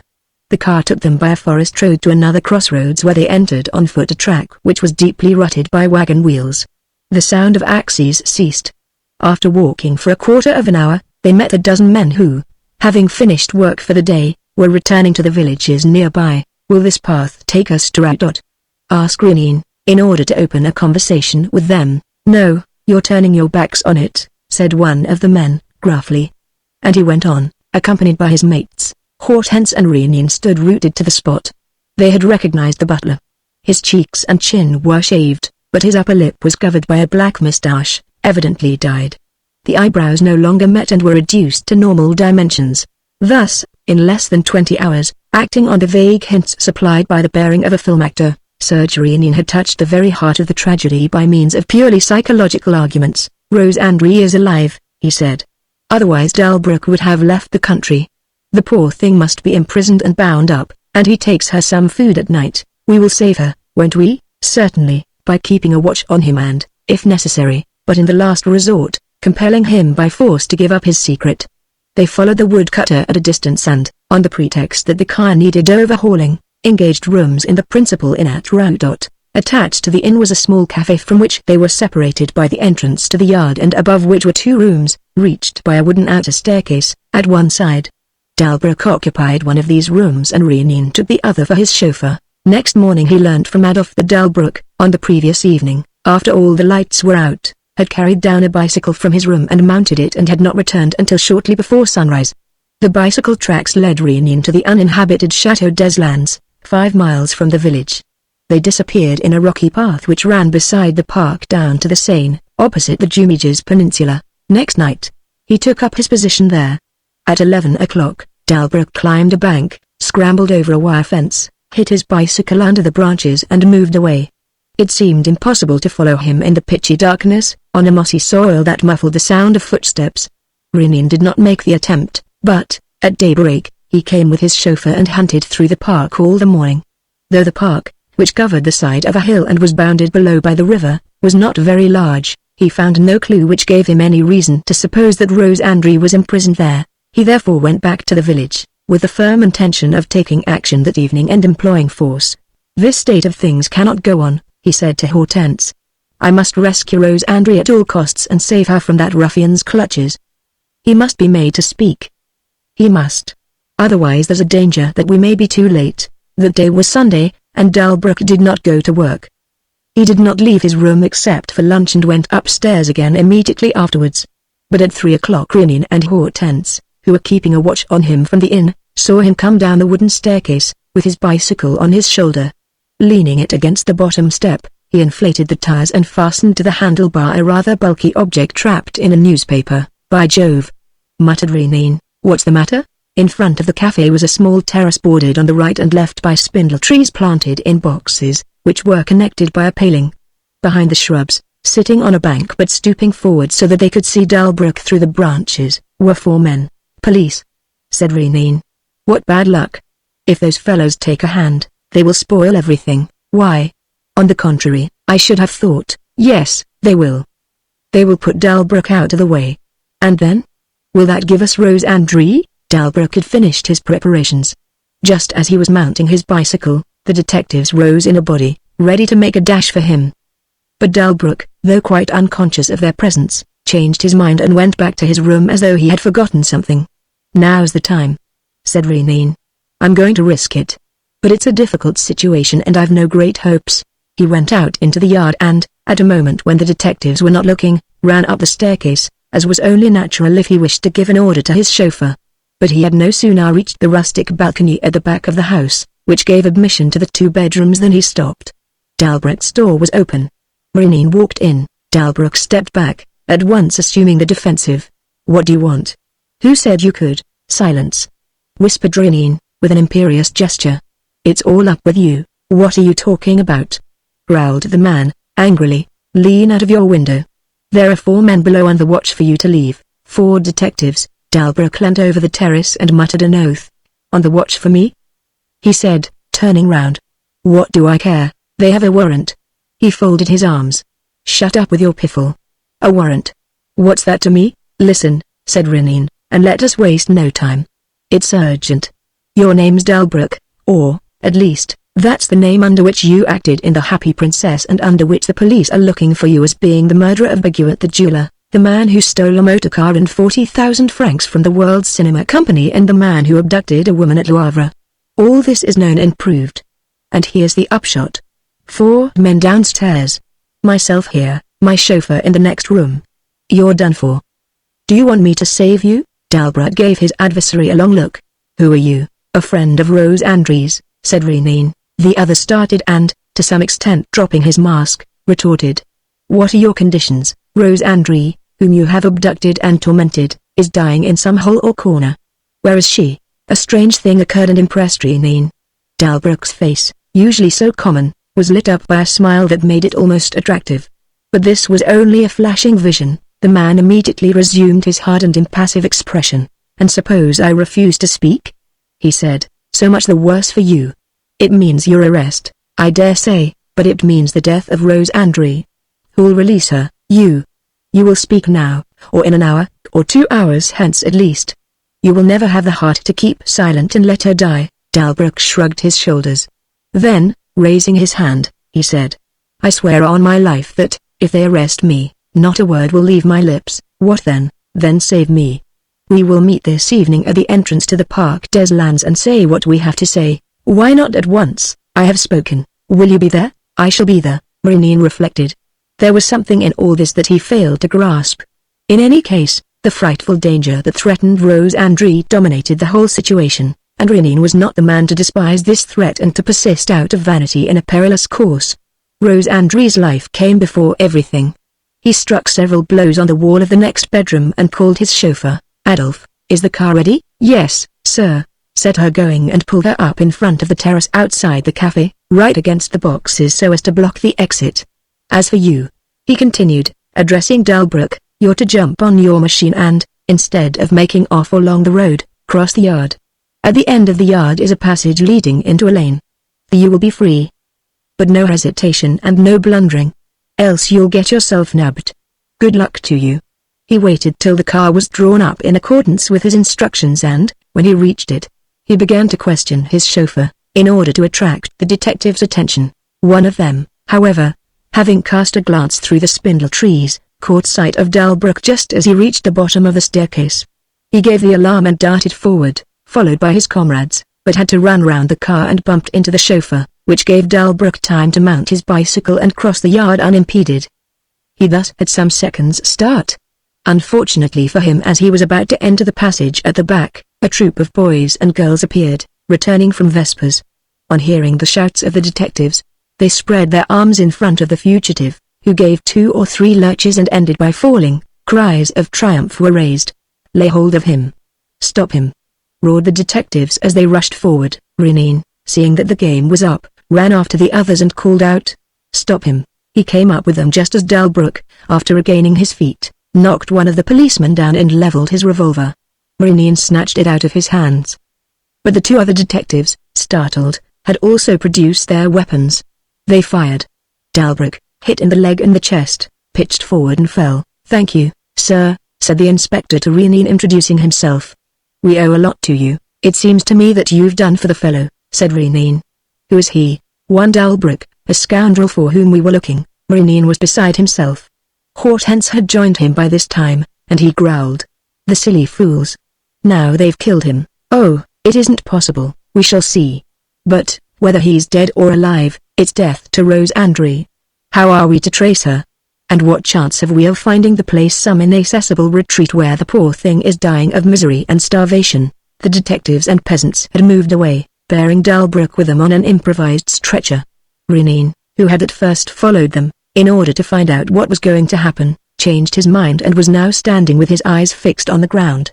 The fall of the bicycle had unfastened the parcel which Delbruck had tied to the handlebar, and the newspaper had burst, revealing its contents, a tin saucepan, rusty, dented, battered and useless. What's the meaning of this?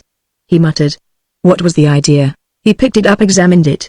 Then he gave a grin and a click of the tongue and chuckled, slowly. Don't move an eyelash, my dear. Let all these people clear off. All this is no business of ours, is it? The troubles of police don't concern us. We are two motorists traveling for our pleasure and collecting old saucepans if we feel so inclined. He called his chauffeur. Adolf, take us to the Parc des Landes by a roundabout road. Half an hour later they reached the sunken track and began to scramble down it on foot beside the wooded slopes. The Seine, which was very low at this time of day, was lapping against a little jetty near which lay a worm-eaten, mouldering boat, full of puddles of water. Maurice stepped into the boat and at once began to bail out the puddles with his saucepan. He then drew the boat alongside of the jetty, helped Hortense in and used the one oar which he shipped in a gap in the stern to work her into midstream. "I believe I'm there," he said, with a laugh. "The worst that can happen to us is to get our feet wet, for our craft leaks a trifle. But haven't we a saucepan? Oh, blessings on that useful utensil." Almost as soon as I set eyes upon it, I remembered that people use those articles to bail out the bottoms of leaky boats. Why, there was bound to be a boat in the Landes woods. How was it I never thought of that? But of course Dalbrook made use of her to cross the Seine.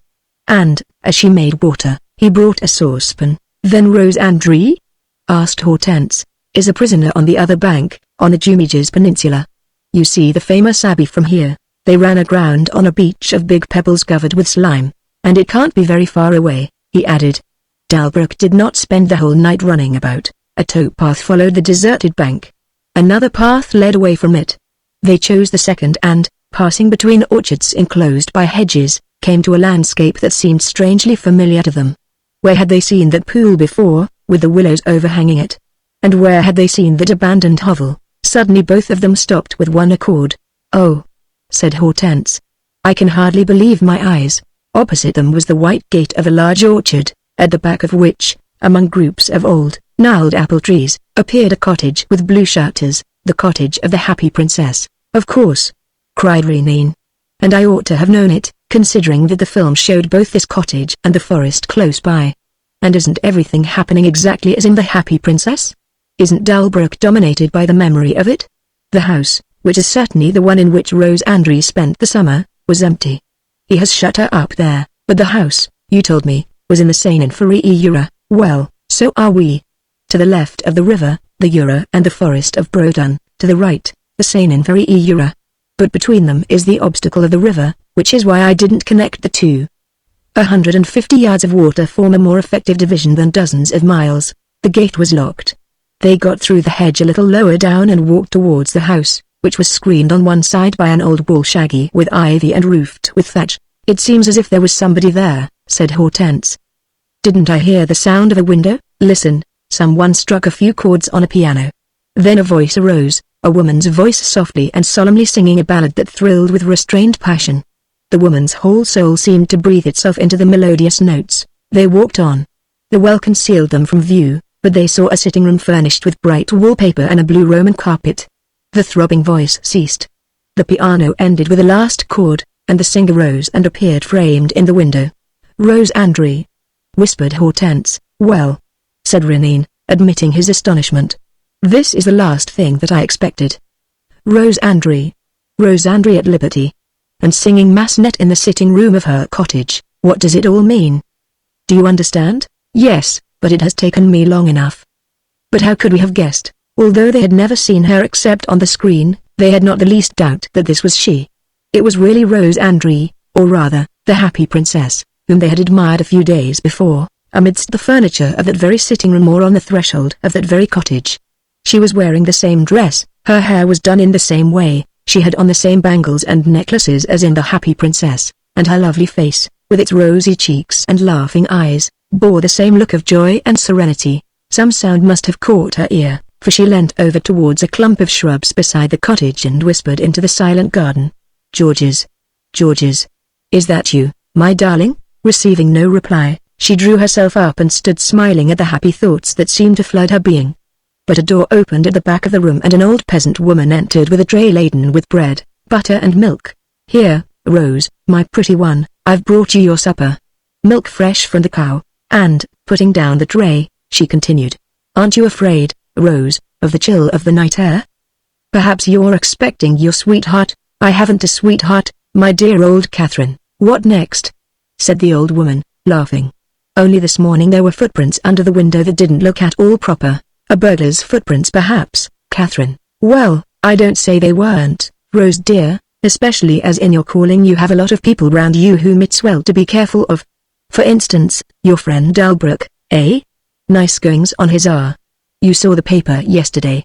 A fellow who has robbed and murdered people and carried off a woman at Le Havre. Hortense and Réunion would have much liked to know what Rose André thought of the revelations, but she had turned her back to them and was sitting at her supper, and the window was now closed, so that they could neither hear her reply nor see the expression of her features.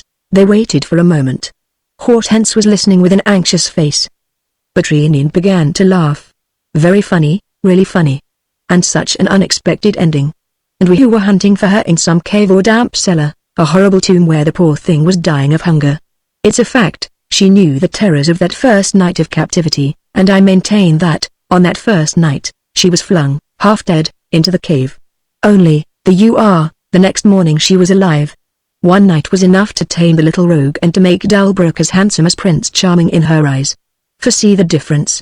On the films or in novels, the happy princesses resist or commit suicide. But in real life, oh, woman, yes, said Hortense, but the man she loves is almost certainly dead, and a good thing too. It would be the best solution. What would be the outcome of this criminal love for a thief and murderer? A few minutes passed. Then, amid the peaceful silence of the waning day, mingled with the first shadows of the twilight, they again heard the grating of the window, which was cautiously opened. Rose André leant over the garden and waited, with her eyes turned to the well, as though she saw something there. Presently, Réunion shook the ivy branches. Ah, she said. This time I know you're there. Yes, the ivy's moving. Georges, darling, why do you keep me waiting? Catherine has gone. I am all alone. She had knelt down and was distractedly stretching out her shapely arms covered with bangles which clashed with a metallic sound. Georges. Her every movement, the thrill of her voice, her whole being expressed desire and love. Hortense, deeply touched, could not help saying, "How the poor thing loves him." If she but knew. "Ah!" cried the girl. "You've spoken. You're there, and you want me to come to you, don't you? Here I am, Georges." She climbed over the window ledge and began to run, while Réunion went round the well and advanced to meet her. She stopped short in front of him and stood choking at the sight of this man and woman whom she did not know and who were stepping out of the very shadow from which her beloved appeared to her each night. Réunion bowed, gave his name and introduced his companion. "Madame Hortense Daniel, a pupil and friend of your mother's." Still motionless with stupefaction, her features drawn, she stammered. "You know who I am? And you were there just now? You heard what I was saying?" Réunion, without hesitating or pausing in his speech, said, "You're Rose André, the happy princess. We saw you on the films the other evening, and circumstances led us to set out in search of you. To Le Havre, where you were abducted on the day when you were to have left for America, and to the forest of Breton, where you were imprisoned," she protested eagerly, with a forced laugh. "What is all this? I have not been to Le Havre. I came straight here." "Abducted? Imprisoned? What nonsense!" "Yes, imprisoned, in the same cave as the happy princess, and you broke off some branches to the right of the cave. But how absurd! You would have abducted me. I have no enemy. There is a man in love with you. The one whom you were expecting just now." "Yes, my lover," she said, proudly. "Have I not the right to receive whom I like?" "You have the right. You are a free agent. But the man who comes to see you every evening is wanted by the police. His name is Georges Delbrook. He killed Baguette the jeweler." The accusation made her start with indignation and she exclaimed, "It's a lie. An infamous fabrication of the newspapers. Georges was in Paris on the night of the murder. He can prove it. He stole a motor car and 40,000 francs in notes," she retorted vehemently. "The motor car was taken back by his friends and the notes will be restored. He never touched them. My leaving for America had made him lose his head. Very well. I am quite willing to believe everything that you say. But the police may show less faith in these statements and less indulgence." She became suddenly uneasy and faltered. "The police? There's nothing to fear from them. They won't know where to find him. I succeeded, at all events. He's working as a woodcutter, in the forest of Breton." "Yes, but you. That was an accident." Whereas the police, the words left her lips with the greatest difficulty. Her voice was trembling. And suddenly she rushed at Réunion, stammering. "He is arrested?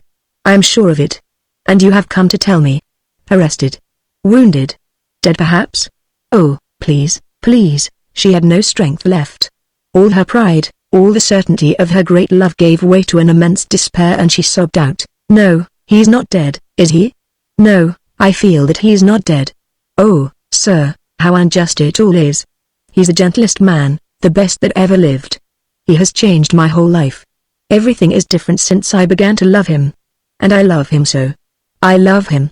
I want to go to him. Take me to him. I want them to arrest me too. I love him.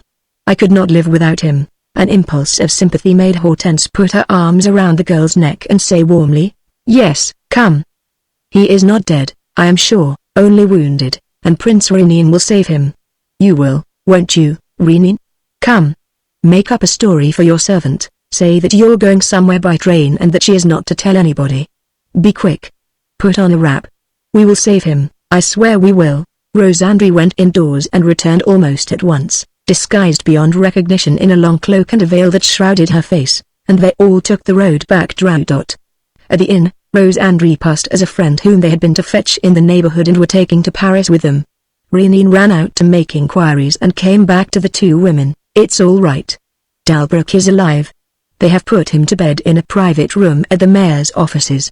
He has a broken leg and a rather high temperature. But all the same they expect to move him to Rouen tomorrow and they have telephoned there for a motorcar." "And then?" asked Rosandri, anxiously. Renin smiled. "Why, then we shall leave at daybreak. We shall take up our positions in a sunken road, rifle in hand, attack the motor coach and carry off George's." "Oh, don't laugh," she said, plaintively. "I am so unhappy." But the adventure seemed to amuse Renin, and, when he was alone with Hortense, he exclaimed, "You see what comes of preferring dishonor to death. But hang it all, who could have expected this? It isn't a bit the way in which things happen in the pictures." Once the man of the woods had carried off his victim, and considering that for 3 weeks there was no one to defend her, how could we imagine, we who had been proceeding all along under the influence of the pictures, that in the space of a few hours the victim would become a princess in love? Confound that George's. I now understand the sly, humorous look which I surprised on his mobile features. He remembered, George's did, and he didn't care a hang for me. Oh, he tricked me nicely. And you, my dear, he tricked you too. And it was all the influence of the film. They show us, at the cinema, a brute beast, a sort of long-haired, ape-faced savage. What can a man like that be in real life? A brute, inevitably, don't you agree?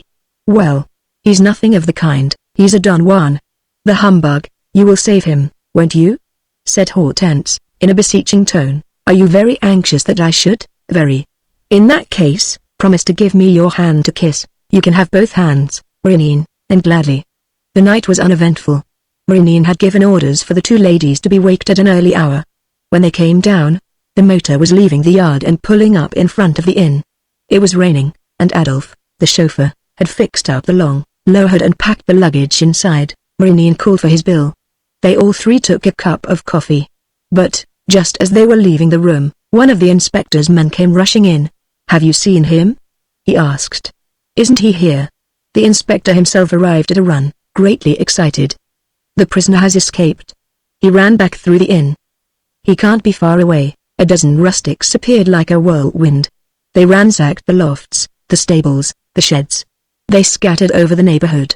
But the search led to no discovery. Oh, hang it all, said Renin, who had taken his part in the hunt.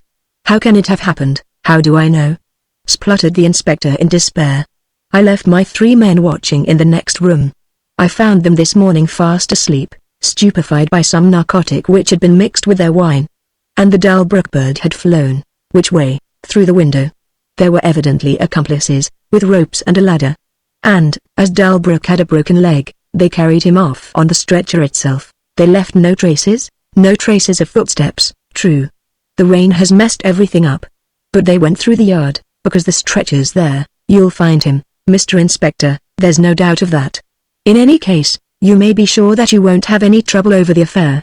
I shall be in Paris this evening and shall go straight to the prefecture, where I have influential friends. Renin went back to the 2 women in the coffee room and Hortense at once said, It was you who carried him off, wasn't it? Please put Rosandri's mind at rest. She is so terrified. He gave Rosandri his arm and led her to the car. She was staggering and very pale, and she said, in a faint voice, Are we going? And is he safe? Won't they catch him again? Looking deep into her eyes, he said.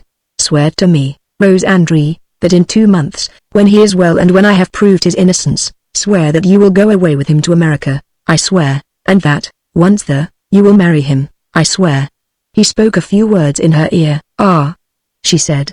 May heaven bless you for it. Hortense took her seat in front, with Renine, who sat at the wheel. The inspector, hat in hand, fussed around the car until it moved off. They drove through the forest, crossed the Seine at La Meillerie and struck into the Havre-Rouen road. Take off your glove and give me your hand to kiss, Renine ordered. You promised that you would. Oh, said Hortense. But it was to be when Delbruck was saved. He is saved, not yet. The police are after him. They may catch him again. He will not be really saved until he is with Rose André. He is with Rose André, he declared. What do you mean? Turn round. She did so.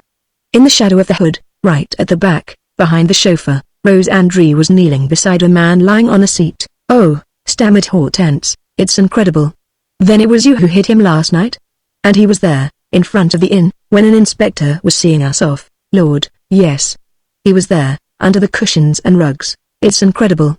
She repeated, utterly bewildered. It's incredible. How were you able to manage it all? I wanted to kiss your hand, he said. She removed her glove, as he bade her, and raised her hand to his lips. The car was speeding between the peaceful Seine and the white cliffs that border it. They sat silent for a long while. Then he said, I had a talk with Delbruck last night.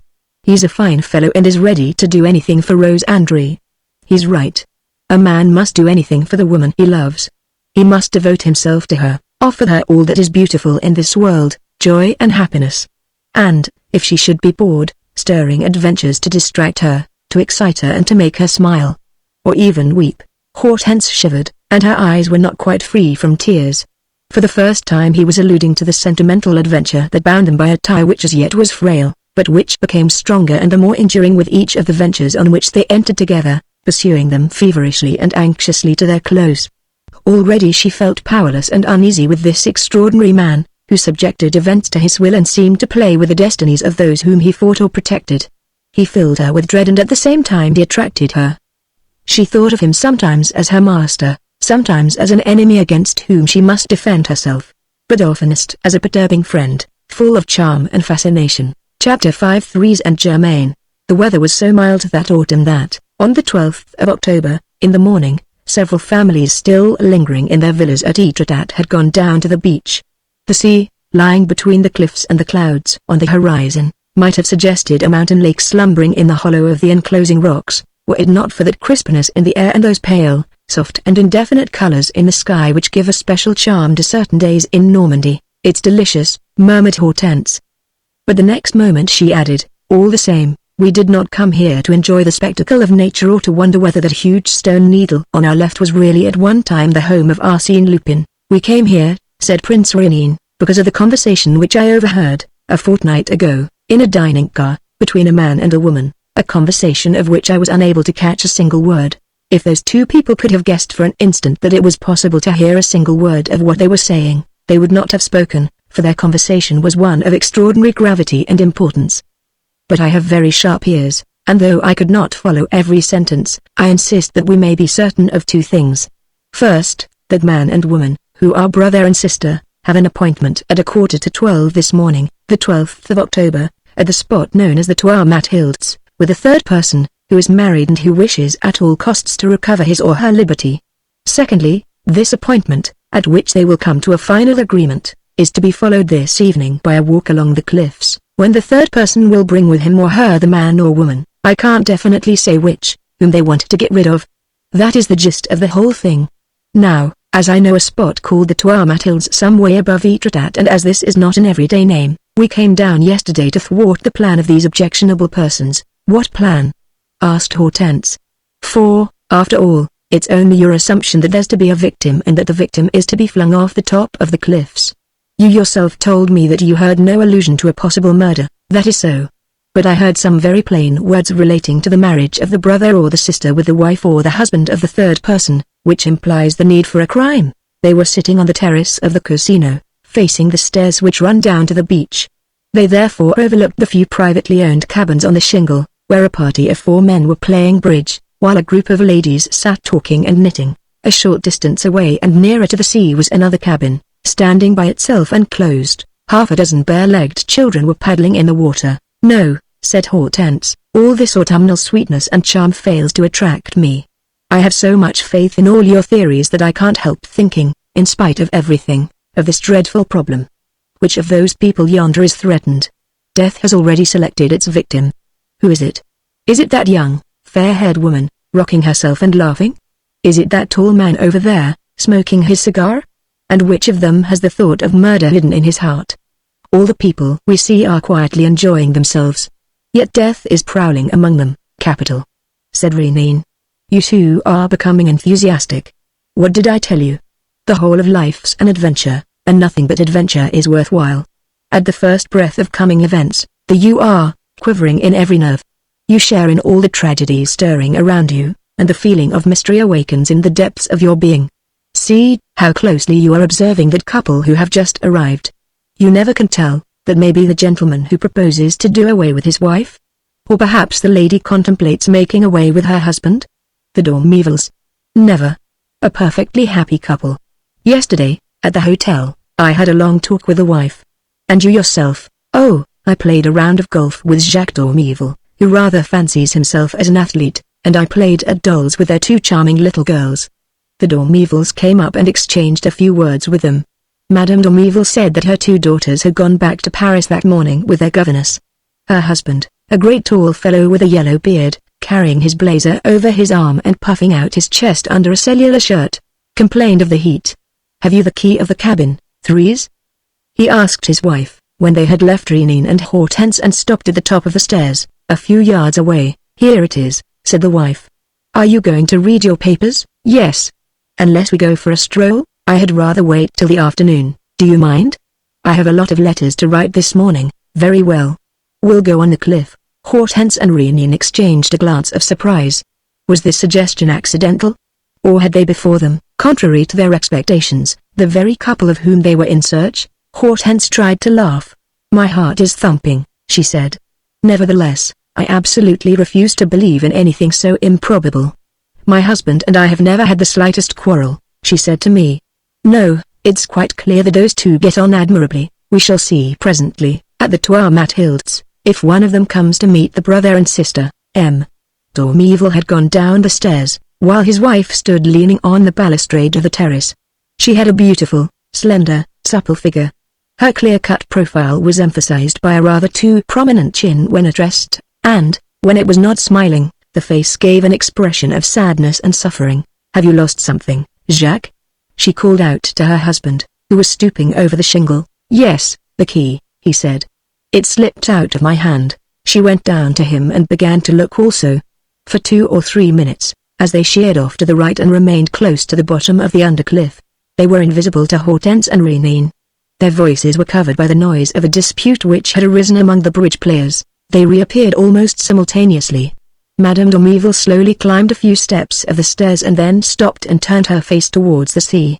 Her husband had thrown his blazer over his shoulders and was making for the isolated cabin. As he passed the bridge players, they asked him for a decision, pointing to their cards spread out upon the table. But, with a wave of the hand, he refused to give an opinion and walked on, covered the 30 yards which divided them from the cabin, opened the door and went in. Threes Dormeville came back to the terrace and remained for 10 minutes sitting on a bench.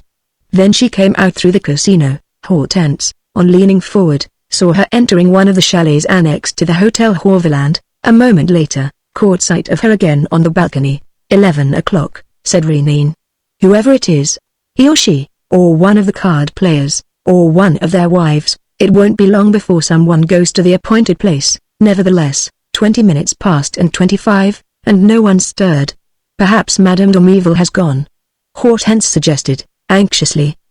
She is no longer on her balcony. If she is at the Trois Mathildes, said Renine, we will go and catch her there. He was rising to his feet, when a fresh discussion broke out among the bridge players and one of them exclaimed, let's put it to Dormeville. Very well, said his adversary. I'll accept his decision, if he consents to act as umpire. He was rather huffy just now. They called out, Dormeville, Dormeville. They then saw that Dormeville must have shut the door behind him, which kept him in the half-dark. The cabin being one of the sort that has no window. "He's asleep," cried one. "Let's wake him up." All four went to the cabin, began by calling to him and, on receiving no answer, thumped on the door. "Hi, Dormeval. Are you asleep?" On the terrace Sir Renin suddenly leapt to his feet with so uneasy an air that Hortense was astonished. He muttered, "If only it's not too late," and, when Hortense asked him what he meant, he tore down the steps and started running to the cabin. He reached it just as the bridge players were trying to break in the door. "Stop," he ordered. "Things must be done in the regular fashion." "What things?" they asked. He examined the Venetian shutters at the top of each of the folding doors and, on finding that one of the upper slats was partly broken, hung on as best he could to the roof of the cabin and cast a glance inside. Then he said to the four men, "I was right in thinking that, if M. Dormeval did not reply, he must have been prevented by some serious cause. There is every reason to believe that M. Dormeval is wounded. Or dead." "Dead?" they cried. "What do you mean?" "He has only just left us." Renin took out his knife, prized open the lock and pulled back the two doors. There were shouts of dismay. M. Dormeval was lying flat on his face, clutching his jacket and his newspaper in his hands. Blood was flowing from his back and staining his shirt. "Oh," said someone. "He has killed himself." "How can he have killed himself?" said Renin. "The wound is right in the middle of the back, at a place which the hand can't reach. And, besides, there's not a knife in the cabin." The others protested. "If so, he has been murdered." "But that's impossible. There has been nobody here. We should have seen, if there had been. Nobody could have passed us without our seeing." The other men, all the ladies and the children paddling in the sea, had come running up. Renin allowed no one to enter the cabin, except a doctor who was present. But the doctor could only say that M. Dormeval was dead, stabbed with a dagger. At that moment, the mayor and the policeman arrived, together with some people of the village. After the usual inquiries, they carried away the body. A few persons went on ahead to break the news to Therese Dormeval, who was once more to be seen on her balcony. And so the tragedy had taken place without any clue to explain how a man, protected by a closed door with an uninjured lock, could have been murdered in the space of a few minutes and in front of 20 witnesses, one might almost say, 20 spectators. No one had entered the cabin. No one had come out of it. As for the dagger with which M. Dormeval had been stabbed between the shoulders, it could not be traced. And all this would have suggested the idea of a trick of sleight of hand performed by a clever conjurer, had it not concerned a terrible murder, committed under the most mysterious conditions. Hortense was unable to follow, as Renin would have liked, the small party who were making for Madame Dormeval. She was paralyzed with excitement and incapable of moving. It was the first time that her adventures with Renin had taken her into the very heart of the action, and that, instead of noting the consequences of a murder, or assisting in the pursuit of the criminals, she found herself confronted with the murder itself. It left her trembling all over, and she stammered, "How horrible! The poor fellow. Ah, Renin, you couldn't save him this time.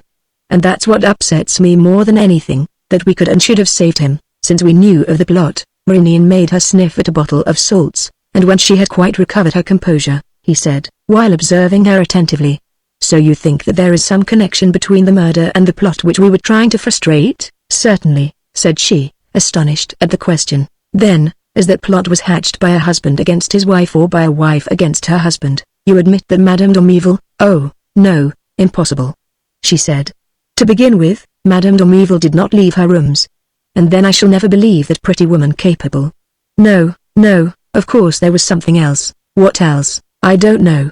You may have misunderstood what the brother and sister were saying to each other.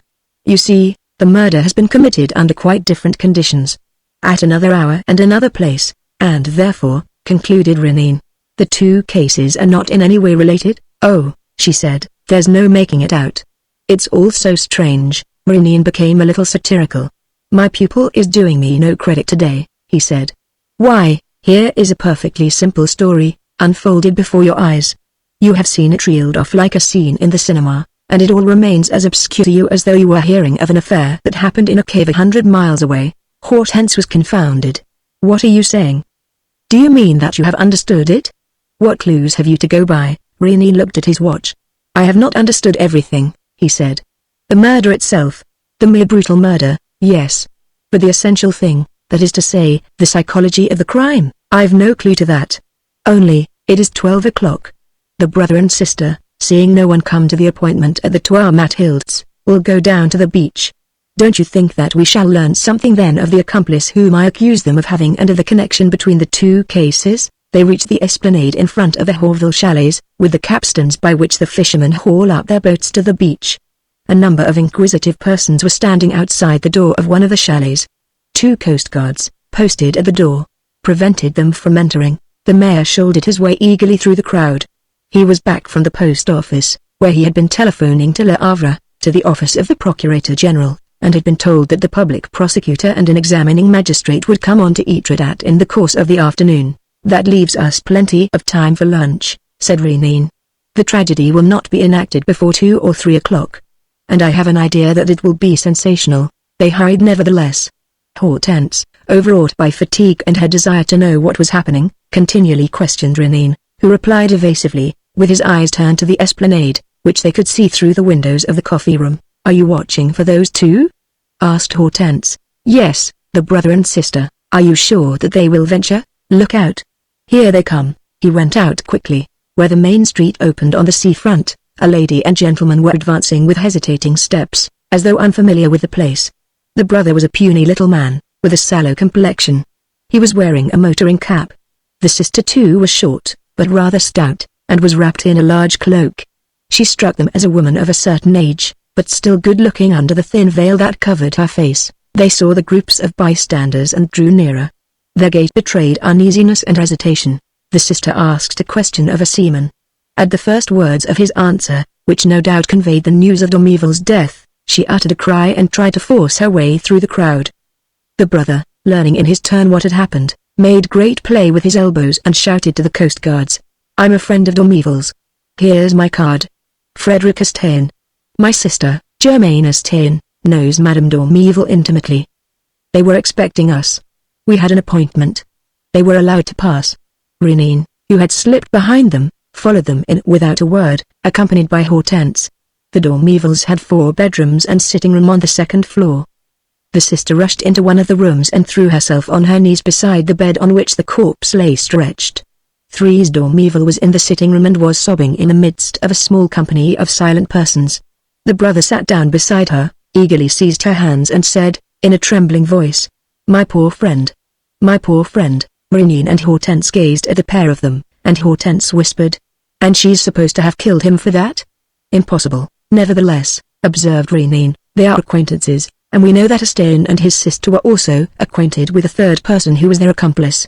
So that, it's impossible," Hortense repeated, and, in spite of all presumption, she felt so much attracted by Therese that, when Frederic Estaing stood up, she proceeded straightway to sit down beside her and consoled her in a gentle voice.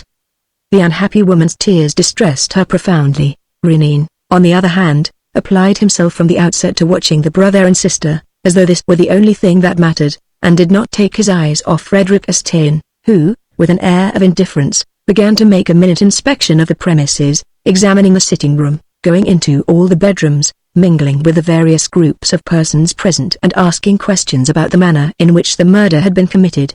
Twice his sister came up and spoke to him. Then he went back to Madame Doméville and again sat down beside her, full of earnest sympathy.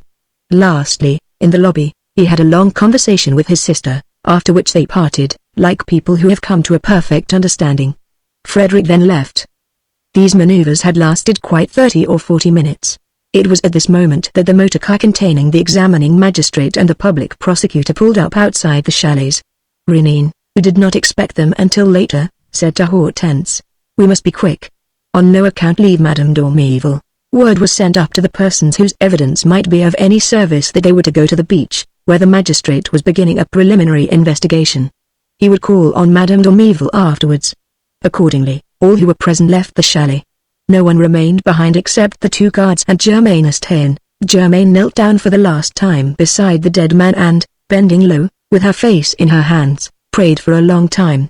Then she rose and was opening the door on the landing, when Rénine came forward. "I should like a few words with you, madame." She seemed surprised and replied, "What is it, monsieur?" "I am listening." "Not here." "Where then, monsieur?" "Next door, in the sitting room." "No," she said, sharply. "Why not? Though you did not even shake hands with her, I presume that Madame Dormeville is your friend? He gave her no time to reflect, drew her into the next room, closed the door and, at once pouncing upon Madame Dormeville, who was trying to go out and return to her own room, said, "No, Madame, listen, I implore you. Madame Estaing's presence need not drive you away. We have very serious matters to discuss." Without losing a minute, the two women, standing face to face, were looking at each other with the same expression of implacable hatred, in which might be read the same confusion of spirit and the same restrained anger. Hortense, who believed them to be friends and who might, up to a certain point, have believed them to be accomplices, foresaw with terror the hostile encounter which she felt to be inevitable. She compelled Madame Dormeville to resume her seat, while Rénine took up his position in the middle of the room and spoke in resolute tones. "Chance, which has placed me in possession of part of the truth, will enable me to save you both, if you are willing to assist me with a frank explanation that will give me the particulars which I still need. Each of you knows the danger in which she stands, because each of you is conscious in her heart of the evil for which she is responsible. But you are carried away by hatred, and it is for me to see clearly and to act. The examining magistrate will be here in half an hour. By that time, you must have come to an agreement." They both started, as though offended by such a word. "Yes, an agreement," he repeated, in a more imperious tone. "Whether you like it or not, you will come to an agreement. You are not the only ones to be considered. There are your two little daughters, Madame Dormeville. Since circumstances have set me in their path, I am intervening in their defense and for their safety. A blunder, a word too much, and they are ruined. That must not happen." At the mention of her children, Madame Dormeville broke down and sobbed. Germaine Estaing shrugged her shoulders and made a movement towards the door. Rénine once more blocked the way. "Where are you going? I have been summoned by the examining magistrate." "No, you have not." "Yes, I have. Just as all those have been who have any evidence to give. You were not on the spot. You know nothing of what happened. Nobody knows anything of the murder. I know who committed it." "That's impossible. It was Therese Dormeville." The accusation was hurled forth in an outburst of rage and with a fiercely threatening gesture. "You wretched creature!" exclaimed Madame Dormeville, rushing at her. "Go. Leave the room." "Oh, what a wretch the woman is!" Hortense was trying to restrain her. But Rénine whispered, "Let them be. It's what I wanted. To pitch them one against the other and so to let in the daylight." Madame Estaing had made a convulsive effort to ward off the insult with a jest, and she sniggered. "A wretched creature? Why? Because I have accused you? Why? For every reason. You're a wretched creature. You hear what I say, Germaine, you're a wretch." Therese Dormeville was repeating the insult as though it afforded her some relief. Her anger was abating. Very likely also she no longer had the strength to keep up the struggle, and it was Madame Estaing who returned to the attack, with her fists clenched and her face distorted and suddenly aged by fully 20 years. You dare to insult me, you after the murder you have committed. You dare to lift up your head when the man whom you killed is lying on his deathbed. Ah, if one of us is a wretched creature, it's you, Therese, and you know it. You have killed your husband. You have killed your husband." She leapt forward, in the excitement of the terrible words which she was uttering, and her fingernails were almost touching her friend's face. "Oh, don't tell me you didn't kill him," she cried. "Don't say that, I won't let you. Don't say it. The dagger is there, in your bag. My brother felt it, while he was talking to you, and his hand came out with stains of blood upon it, your husband's blood, Therese. And then, even if I had not discovered anything, do you think that I should not have guessed, in the first few minutes? Why, I knew the truth at once, Therese. When a sailor down there answered, 'M. Dormeville. He has been murdered,' I said to myself then and there, 'It's she, it's Therese, she killed him.'" Therese did not reply. She had abandoned her attitude of protest. Hortense, who was watching her with anguish, thought that she could perceive in her the despondency of those who know themselves to be lost. Her cheeks had fallen in and she wore such an expression of despair that Hortense, moved to compassion, implored her to defend herself. Please, explain things. When the murder was committed, you were here, on the balcony. But then the dagger. How did you come to have it? How do you explain it?" "Explanations?" sneered Germaine Estaing. How could she possibly explain? What do outward appearances matter? What does it matter what anyone saw or did not see? The proof is the thing that tells. The dagger is there, in your bag, Therese, that's a fact. Yes, it was you who did it. You killed him. You killed him in the end. Ah, How often I've told my brother, she will kill him yet. Frederick used to try to defend you. He always had a weakness for you. But in his innermost heart he foresaw what would happen. And now the horrible thing has been done. A stab in the back. Coward. Coward. And you would have me say nothing? Why, I didn't hesitate a moment. Nor did Frederick. We looked for proofs at once. And I've denounced you of my own free will, perfectly well aware of what I was doing. And it's over, Threes. You're done for. Nothing can save you now. The dagger is in that bag which you are clutching in your hand. The magistrate is coming, and the dagger will be found, stained with the blood of your husband. So will your pocketbook. They're both there. And they will be found. Her rage had incensed her so vehemently that she was unable to continue and stood with her hand outstretched and her chin twitching with nervous tremors. Maureen gently took hold of Madame d'Ormeville's bag. She clung to it, but he insisted and said, "Please allow me, Madame. Your friend Germain is right. The examining magistrate will be here presently, and the fact that the dagger and the pocketbook are in your possession will lead to your immediate arrest. This must not happen. Please allow me." His insinuating voice diminished Threes d'Ormeville's resistance. She released her fingers, one by one.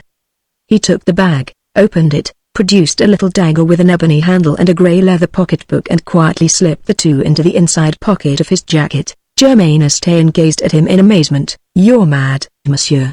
What right have you? These things must not be left lying about. I shan't worry now. The magistrate will never look for them in my pocket, but I shall denounce you to the police," she exclaimed, indignantly. "They shall be told." "No, no," he said, laughing, "you won't say anything. The police have nothing to do with this. The quarrel between you must be settled in private." What an idea, to go dragging the police into every incident of one's life. Madame Estienne was choking with fury.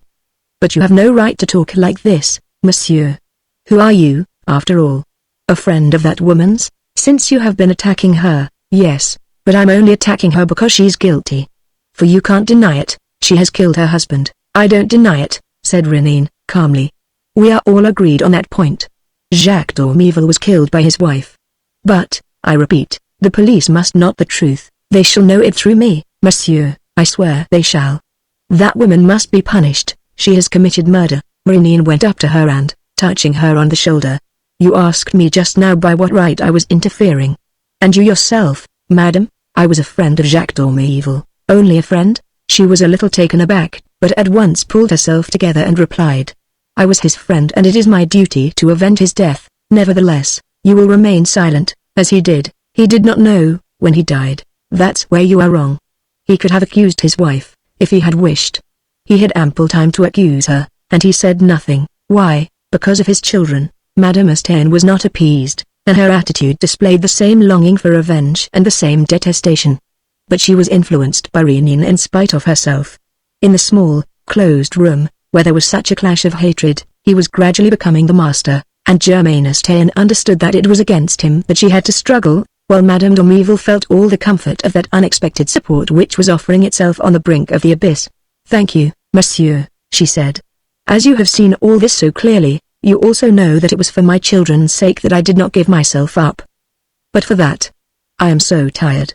And so the scene was changing and things assuming a different aspect. Thanks to a few words let fall in the midst of the dispute, the culprit was lifting her head and taking heart, whereas her accuser was hesitating and seemed to be uneasy. And it also came about that the accuser dared not say anything further and that the culprit was nearing the moment at which the need is felt of breaking silence and of speaking, quite naturally, words that are at once a confession and a relief. "The time, I think, has come," said Renine to Threes, with the same unvarying gentleness, "when you can and ought to explain yourself." She was again weeping, lying huddled in a chair. She too revealed a face aged and ravaged by sorrow, and, in a very low voice, with no display of anger, she spoke, in short, broken sentences. "She has been his mistress for the last 4 years. I can't tell you how I suffered. She herself told me of it. Out of sheer wickedness. Her loathing for me was even greater than her love for Jacques. And every day I had some fresh injury to bear. She would ring me up to tell me of her appointments with my husband. She hoped to make me suffer so much I should end by killing myself. I did think of it sometimes, but I held out, for the children's sake. Jacques was weakening. She wanted him to get a divorce. And little by little he began to consent. dominated by her and by her brother, who is slyer than she is, but quite as dangerous. I felt all this. Jacques was becoming harsh to me. He had not the courage to leave me, but I was the obstacle and he bore me a grudge. Heavens! The tortures I suffered. You should have given him his liberty, cried Germaine. A woman doesn't kill her husband for wanting a divorce. Threes shook her head and answered. I did not kill him because he wanted a divorce. If he had really wanted it, he would have left me, and what could I have done? But your plans had changed, Germaine. Divorce was not enough for you, and it was something else that you would have obtained from him, another, much more serious thing which you and your brother had insisted on, and to which he had consented. Out of cowardice. In spite of himself. What do you mean? Spluttered Germaine. What other thing? My death, you lie, cried Madame Estaine. Threes did not raise her voice. She made not a movement of aversion or indignation and simply repeated.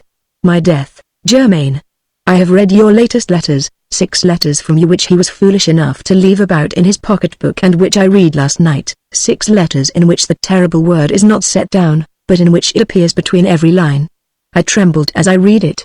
That Jacques should come to this. Nevertheless, the idea of stabbing him did not occur to me for a second. A woman like myself, Germaine, does not readily commit murder. If I lost my head, it was after that. And it was your fault. She turned her eyes to Rénine as if to ask him if there was no danger in her speaking and revealing the truth. Don't be afraid, he said. I will be answerable for everything. She drew her hand across her forehead. The horrible scene was being reenacted within her and was torturing her.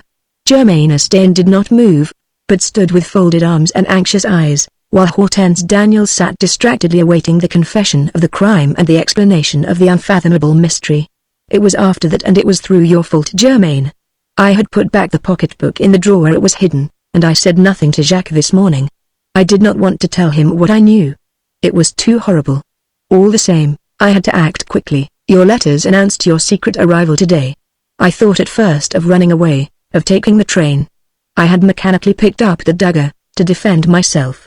But when Jacques and I went down to the beach, I was resigned. Yes, I had accepted death. I will die, I thought, and put an end to all this nightmare. Only, for the children's sake, I was anxious that my death should look like an accident and that Jacques should have no part in it. That was why your plan of a walk on the cliff suited me. A fall from the top of a cliff seems quite natural. Jacques therefore left me to go to his cabin, from which he was to join you later at the Tuamat Hills. On the way, below the terrace, he dropped the key of the cabin. I went down and began to look for it with him. And it happened then. Through your fault. Yes, Germaine, through your fault. Jacques' pocketbook had slipped from his jacket, without his noticing it, and, together with the pocketbook, a photograph which I recognized at once, a photograph, taken this year, of myself and my 2 children. I picked it up. And I saw. You know what I saw, Germaine? Instead of my face, the face in the photograph was yours. You had put in your likeness, Germaine, and blotted me out. It was your face. One of your arms was round my elder daughter's neck, and the younger was sitting on your knees. It was you, Germaine, the wife of my husband, the future mother of my children, you, who were going to bring them up. You. Then I lost my head. I had the dagger. Jacques was stooping. I stabbed him. Every word of her confession was strictly true. Those who listened to her felt this profoundly, and nothing could have given Hortense and Rénine a keener impression of tragedy. She had fallen back into her chair, utterly exhausted. Nevertheless, she went on speaking unintelligible words, and it was only gradually by leaning over her, that they were able to make out.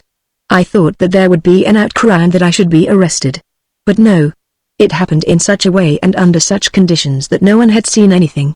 Further, Jacques had drawn himself up at the same time as myself, and he actually did not fall. No, he did not fall. I had stabbed him, and he remained standing. I saw him from the terrace, to which I had returned. He had hung his jacket over his shoulders, evidently to hide his wound, and he moved away without staggering, or staggering so little that I alone was able to perceive it. He even spoke to some friends who were playing cards. Then he went to his cabin and disappeared. In a few moments, I came back indoors. I was persuaded that all of this was only a bad dream. That I had not killed him. Or that at the worst the wound was a slight one. Jacques would come out again. I was certain of it. I watched from my balcony. If I had thought for a moment that he needed assistance, I should have flown to him. But truly I didn't know. I didn't guess. People speak of presentiments, there are no such things. I was perfectly calm, just as one is after a nightmare of which the memory is fading away. No, I swear to you, I knew nothing. Until the moment, she interrupted herself, stifled by sobs. Maureen finished her sentence for her. Until the moment when they came and told you, I suppose? Threes stammered. Yes. It was not till then that I was conscious of what I had done. And I felt that I was going mad and that I should cry out to all those people, why, it was I who did it. Don't search. Here is the dagger. I am the culprit.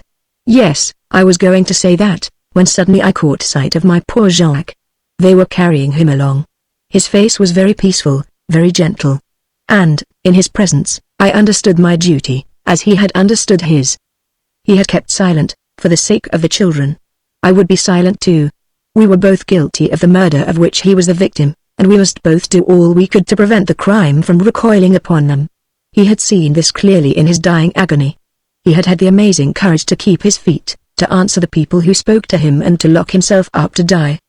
He had done this, wiping out all his faults with a single action, and in so doing had granted me his forgiveness, because he was not accusing me, and was ordering me to hold my peace, and to defend myself.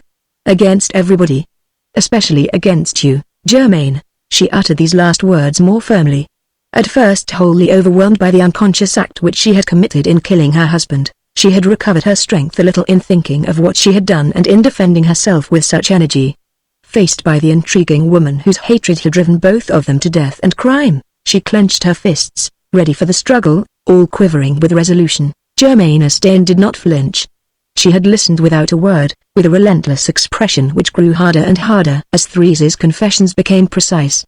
No emotion seemed to soften her and no remorse to penetrate her being. At most, towards the end, her thin lips shaped themselves into a faint smile. She was holding her prey in her clutches. Slowly, with her eyes raised to a mirror, she adjusted her hat and powdered her face. Then she walked to the door. Threes darted forward. Where are you going? Where I choose, to see the examining magistrate. Very likely, you shan't pass, as you please. I'll wait for him here, and you'll tell him what? Why, all that you've said, of course, all that you've been silly enough to say. How could he doubt the story? You have explained it all to me so fully. Threes took her by the shoulders. Yes, but I'll explain other things to him at the same time, Germaine, things that concern you. If I'm ruined, so shall you be. You can't touch me. I can expose you. Show your letters. What letters? Those in which my death was decided on. Lies. Threes. You know that famous plot exists only in your imagination. Neither Jacques nor I wished for your death. You did, at any rate. Your letters condemn you. Lies. They were the letters of a friend to a friend, letters of a mistress to her paramour. Prove it. They are there, in Jacques' pocketbook. No, they're not. What's that you say? I say that those letters belong to me. I've taken them back, or rather my brother has. You've stolen them, you wretch. And you shall give them back again, cried Threes, shaking her. I haven't them. My brother kept them. He has gone. Threes staggered and stretched out her hands to Maureen with an expression of despair. Maureen said, what she says is true. I watched the brother's proceedings while he was feeling in your bag. He took out the pocketbook, looked through it with his sister, came and put it back again and went off with the letters. Maureen paused and added, or, at least, with 5 of them. The 2 women moved closer to him. What did he intend to convey? If Frederick Austen had taken away only 5 letters, what had become of the 6th? I suppose, said Maureen, that, when the pocketbook fell on the shingle, that 6th letter slipped out at the same time as the photograph and that M. Dormeval must have picked it up, for I found it in the pocket of his blazer, which had been hung up near the bed. Here it is. It's signed Germaine Austen and it is quite enough to prove the writer's intentions and the murderous counsels which she was pressing upon her lover. Madame Austen had turned grey in the face and was so much disconcerted that she did not try to defend herself. Maureen continued, addressing his remarks to her. To my mind, Madame, you are responsible for all that happened. Penniless, no doubt, and at the end of your resources, you tried to profit by the passion with which you inspired M. Dormeval in order to make him marry you, in spite of all the obstacles, and to lay your hands upon his fortune. I have proofs of this greed for money and these abominable calculations and can supply them if need be. A few minutes after I had felt in the pocket of that jacket, you did the same. I had removed the 6th letter, but had left a slip of paper which you looked for eagerly and which also must have dropped out of the pocketbook. It was an uncrossed cheque for 100,000 francs, drawn by M. Dormeville in your brother's name. Just a little wedding present. What we might call pin money. Acting on your instructions, your brother dashed off by motor to Le Havre to reach the bank before 4 o'clock. I may as well tell you that he will not have cashed the cheque, for I had a telephone message sent to the bank to announce the murder of M. Dormeville, which stops all payments. The upshot of all this is that the police, if you persist in your schemes of revenge, will have in their hands all the proofs that are wanted against you and your brother. I might add, as an edifying piece of evidence, the story of the conversation which I overheard between your brother and yourself in a dining car on the railway between Brest and Paris, a fortnight ago. But I feel sure that you will not drive me to adopt these extreme measures and that we understand each other. Isn't that so? Natures like Madame Astain's, which are violent and headstrong so long as a fight is possible and while a gleam of hope remains, are easily swayed in defeat. Germaine was too intelligent not to grasp the fact that the least attempt at resistance would be shattered by such an adversary as this. She was in his hands. She could but yield. She therefore did not indulge in any play-acting, nor in any demonstrations such as threats, outbursts of fury or hysterics. She bowed. "We are agreed," she said. "What are your terms? Go away. If ever you are called upon for your evidence, say that you know nothing." She walked away. At the door, she hesitated and then, between her teeth, said, "The cheque." Rénine looked at Madame Dormeville, who declared, "Let her keep it. I would not touch that money." When Rénine had given Therese Dormeville precise instructions as to how she was to behave at the inquiry and to answer the questions put to her, he left the chalet, accompanied by Hortense Daniel. On the beach below, the magistrate and the public prosecutor were continuing their investigations, taking measurements, examining the witnesses and generally laying their heads together. "When I think," said Hortense, "that you have the dagger and M. Dormeville's pocketbook on you, and it strikes you as awfully dangerous, I suppose?" he said, laughing. "It strikes me as awfully comic. Aren't you afraid?" "Of what? That they may suspect something?" "Lord, they won't suspect a thing. We shall tell those good people what we saw and our evidence will only increase their perplexity, for we saw nothing at all. For prudence sake we will stay a day or two, to see which way the wind is blowing. But it's quite settled. They will never be able to make head or tail of the matter. Nevertheless, you guessed the secret and from the first. Why? Because, instead of seeking difficulties where none exist, as people generally do, I always put the question as it should be put, and the solution comes quite naturally. A man goes to his cabin and locks himself in. Half an hour later, he is found inside, dead. No one has gone in. What has happened? To my mind there is only one answer. There is no need to think about it. As the murder was not committed in the cabin, it must have been committed beforehand and the man was already mortally wounded when he entered his cabin. And forthwith the truth in this particular case appeared to me. Madame Dormeville, who was to have been killed this evening, forestalled her murderers and while her husband was stooping to the ground, in a moment of frenzy stabbed him in the back. There was nothing left to do but look for the reasons that prompted her action. When I knew them, I took her part unreservedly. That's the whole story. The day was beginning to wane. The blue of the sky was becoming darker and the sea, even more peaceful than before. "What are you thinking of?" asked Rénine, after a moment. "I'm thinking," she said, "that if I too were the victim of some machination, I should trust you whatever happened, trust you through and against all. I know, as certainly as I know that I exist, that you would save me, whatever the obstacles might be. There is no limit to the power of your will," he said, very softly. "There is no limit to my wish to please you." Chapter 6 The Lady with the Hatchet. One of the most incomprehensible incidents that preceded the Great War was certainly the one which was known as the episode of the Lady with the Hatchet.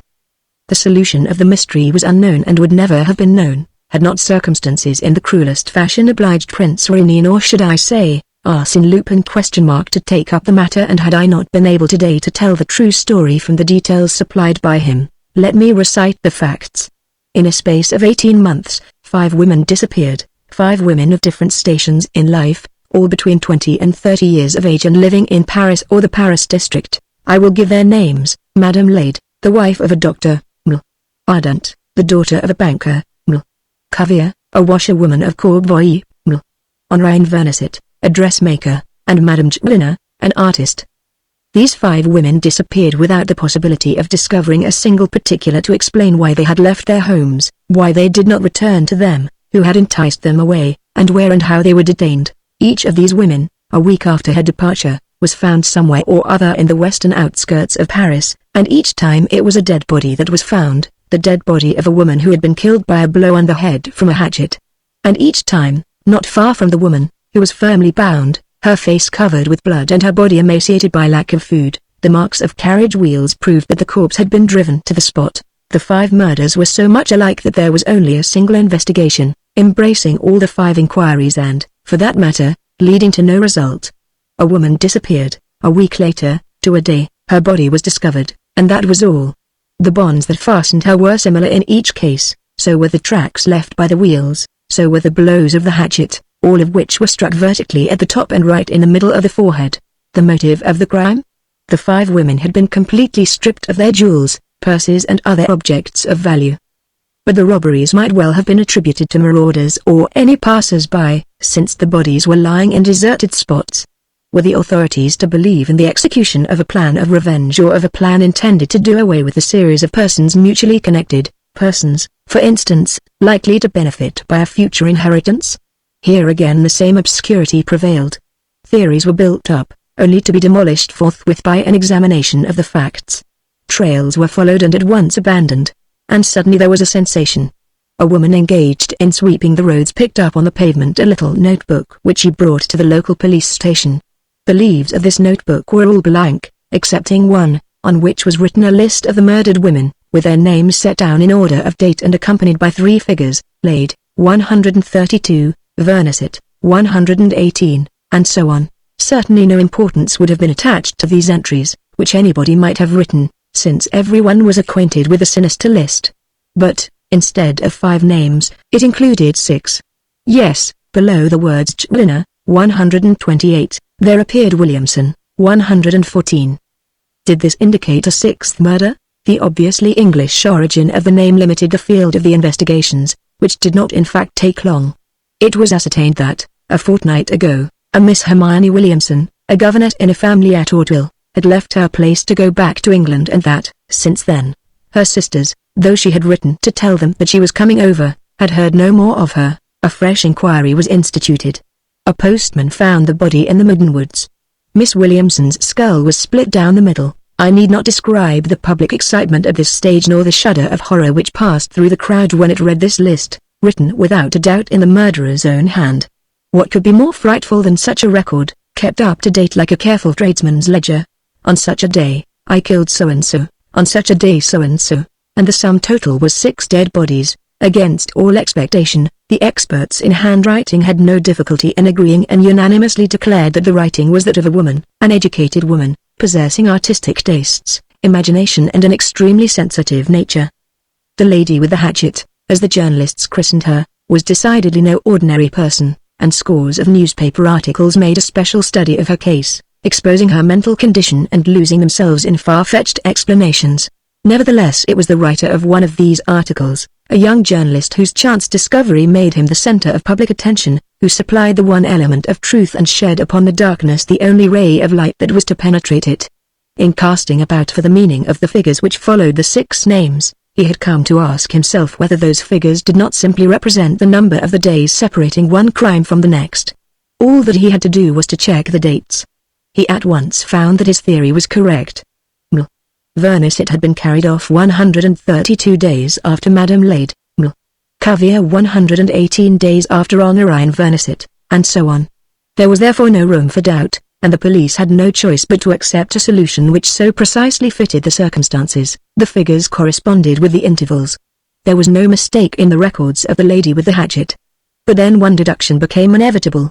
Miss Williamson, the latest victim, had been carried off on the 26th of June last, and her name was followed by the figures 114. Was it not to be presumed that a fresh crime would be committed 114 days later, that is to say, on the 18th of October? Was it not probable that the horrible business would be repeated in accordance with the murderer's secret intentions? Were they not bound to pursue to its logical conclusion the argument which ascribed to the figures, to all the figures, to the last as well as to the others, their value as eventual dates? Now it was precisely this deduction which was drawn and was being weighed and discussed during the few days that preceded the 18th of October, when logic demanded the performance of yet another act of the abominable tragedy. And it was only natural that, on the morning of that day, Prince Rénine and Hortense, when making an appointment by telephone for the evening, should allude to the newspaper articles which they had both been reading. "Look out," said Rénine, laughing. "If you meet the lady with the hatchet, take the other side of the road, and, if the good lady carries me off, what am I to do? Strew your path with little white pebbles and say, until the very moment when the hatchet flashes in the air, I have nothing to fear, he will save me. He is myself. And I kiss your hands. Till this evening, my dear." That afternoon, Rénine had an appointment with Rosandry and Dalbrook to arrange for their departure for the States. Footnote: see the Telltale film, before 4 and 7 o'clock. He bought the different editions of the evening papers. None of them reported an abduction. At 9 o'clock he went to the Gymnase, where he had taken a private box. At 9:30, as Hortense had not arrived, he rang her up, though without thought of anxiety. The maid replied that Madame Daniel had not come in yet. Seized with a sudden fear, Rénine hurried to the furnished flat which Hortense was occupying for the time being, near the Park Months, and questioned the maid, whom he had engaged for her and who was completely devoted to him. The woman said that her mistress had gone out at 2 o'clock, with a stamped letter in her hand, saying that she was going to the post and that she would come back to dress. This was the last that had been seen of her. To whom was the letter addressed? "To you, sir." "I saw the writing on the envelope, Prince Serge Rénine." He waited until midnight, but in vain. Hortense did not return, nor did she return next day. "Not a word to anyone," said Rénine to the maid. "Say that your mistress is in the country and that you are going to join her." For his own part, he had not a doubt. Hortense's disappearance was explained by the very fact of the date, the 18th of October. She was the 7th victim of the lady with the hatchet. "The abduction," said Rénine to himself, "precedes the blow of the hatchet by a week. I have, therefore, at the present moment, 7 full days before me. Let us say 6, to avoid any surprise. This is Saturday. Hortense must be set free by midday on Friday, and, to make sure of this, I must know her hiding place by 9 o'clock on Thursday evening at latest." Rénine wrote, "Thursday evening, 9 o'clock, in big letters, on a card which he nailed above the mantelpiece in his study. Then at midday on Saturday, the day after the disappearance, he locked himself into the study, after telling his man not to disturb him except for meals and letters. He spent 4 days there, almost without moving. He had immediately sent for a set of all the leading newspapers which had spoken in detail of the first 6 crimes. When he had read and reread them, he closed the shutters, drew the curtains and lay down on the sofa in the dark, with the door bolted, thinking. By Tuesday evening he was no further advanced than on the Saturday. The darkness was as dense as ever. He had not discovered the smallest clue for his guidance, nor could he see the slightest reason to hope. At times, notwithstanding his immense power of self-control and his unlimited confidence in the resources at his disposal, at times he would quake with anguish. Would he arrive in time? There was no reason why he should see more clearly during the last few days than during those which had already elapsed. And this meant that Hortense Daniel would inevitably be murdered. The thought tortured him. He was attached to Hortense by a much stronger and deeper feeling than the appearance of the relations between them would have led an onlooker to believe. The curiosity at the beginning, the first desire, the impulse to protect Hortense, to distract her, to inspire her with a relish for existence, all this had simply turned to love. Neither of them was aware of it, because they barely saw each other save at critical times when they were occupied with the adventures of others and not with their own. But, at the first onslaught of danger, Rénine realized the place which Hortense had taken in his life, and he was in despair at knowing her to be a prisoner and a martyr and at being unable to save her. He spent a feverish, agitated night, turning the case over and over from every point of view. The Wednesday morning was also a terrible time for him. He was losing ground. Giving up his hermit-like seclusion, he threw open the windows and paced to and fro through his rooms, ran out into the street and came in again, as though fleeing before the thought that obsessed him. Hortense is suffering. Hortense is in the depths. She sees the hatchet. She is calling to me. She is entreating me. And I can do nothing. It was at 5 o'clock in the afternoon that, on examining the list of the 6 names, he received that little inward shock which is a sort of signal of the truth that is being sought for. A light shot through his mind. It was not, to be sure, that brilliant light in which every detail is made plain, but it was enough to tell him in which direction to move. His plan of campaign was formed at once. He sent Adolf, his chauffeur, to the principal newspapers, with a few lines which were to appear in type among the next morning's advertisements. Adolf was also told to go to the laundry at Courbevoie, where Cuvier, the second of the 6 victims, had been employed. On the Thursday, Rénine did not stir out of doors. In the afternoon, he received several letters in reply to his advertisement. Then 2 telegrams arrived. Lastly, at 3 o'clock, there came a pneumatic letter, bearing the Trocadero postmark, which seemed to be what he was expecting. He turned up a directory, noted an address M. de Lutier, retired colonial governor, 47 bis, Avenue Kleber, and ran down to his car. Adolf, 47 bis, Avenue Kleber. He was shown into a large study furnished with magnificent bookcases containing old volumes in costly bindings. M. de Lutier was a man still in the prime of life, wearing a slightly grizzled beard and, by his affable manners and genuine distinction, commanding confidence and liking. M. de Lutier, said Rénine, I have ventured to call on your excellency because I read in last year's newspapers that you used to know one of the victims of the lady with the hatchet, Henriette Vernisset. Why, of course we knew her, cried M. de Lutier. My wife used to employ her as a dressmaker by the day. Poor girl, M. de Lutier, a lady of my acquaintance has disappeared as the other 6 victims disappeared. What? Exclaimed M. de Lutier, with a start. But I have followed the newspapers carefully. There was nothing on the 18th of October. Yes, a woman of whom I am very fond, Madame Hortense Daniel, was abducted on the 17th of October. And this is the 22nd. Yes, and the murder will be committed on the 24th. Horrible. Horrible. It must be prevented at all costs, and I shall perhaps succeed in preventing it, with your excellency's assistance. But have you been to the police? No. We are faced by mysteries which are, so to speak, absolute and compact, which offer no gap through which the keenest eyes can see and which it is useless to hope to clear up by ordinary methods, such as inspection of the scenes of the crimes, police inquiries, searching for fingerprints and so on. As none of those proceedings served any good purpose in the previous cases, it would be waste of time to resort to them in a 7th, similar case. An enemy who displays such skill and subtlety would not leave behind her any of those clumsy traces which are the first things that a professional detective seizes upon. Then what have you done? Before taking any action, I have reflected. I gave 4 days to thinking the matter over. M. de Lutier examined his visitor closely and, with a touch of irony, asked, And the result of your meditations? To begin with, said Rénine, refusing to be put out of countenance, I have submitted all these cases to a comprehensive survey, which hitherto no one else had done. This enabled me to discover their general meaning, to put aside all the tangle of embarrassing theories and, since no one was able to agree as to the motives of all this filthy business, to attribute it to the only class of persons capable of it, that is to say, lunatics. Your Excellency, M. de Lutier started. Lunatics? What an idea, M. de Lutier. The woman known as the lady with the hatchet is a mad woman, but she would be locked up. We don't know that she's not.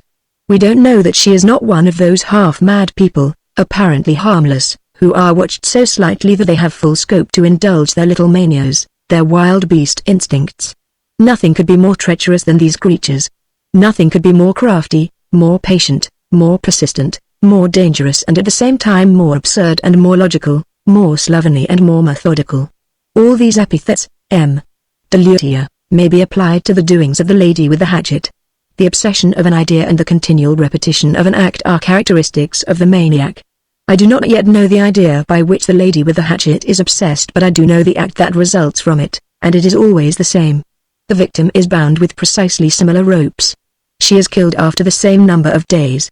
She is struck by an identical blow, with the same instrument, in the same place, the middle of the forehead, producing an absolutely vertical wound. An ordinary murderer displays some variety. His trembling hand swerves aside and strikes awry. The lady with the hatchet does not tremble. It is as though she had taken measurements, and the edge of her weapon does not swerve by a hair's breadth. Need I give you any further proofs or examine all the other details with you? Surely not. You now possess the key to the riddle, and you know as I do that only a lunatic can behave in this way, stupidly, savagely, mechanically, like a striking clock or the blade of the guillotine. M. de Lutier nodded his head. Yes, that is so. One can see the whole affair from that angle. And I am beginning to believe that this is how one ought to see it. But, If we admit that this mad woman has the sort of mathematical logic which governed the murders of the 6 victims, I see no connection between the victims themselves. She struck at random. Why this victim rather than that? Ah, said Renine. Your Excellency is asking me a question which I asked myself from the first moment, the question which sums up the whole problem and which cost me so much trouble to solve. Why Hortense Daniel rather than another? Among 2 millions of women who might have been selected, why Hortense? Why little Vernicet? Why Miss Williamson?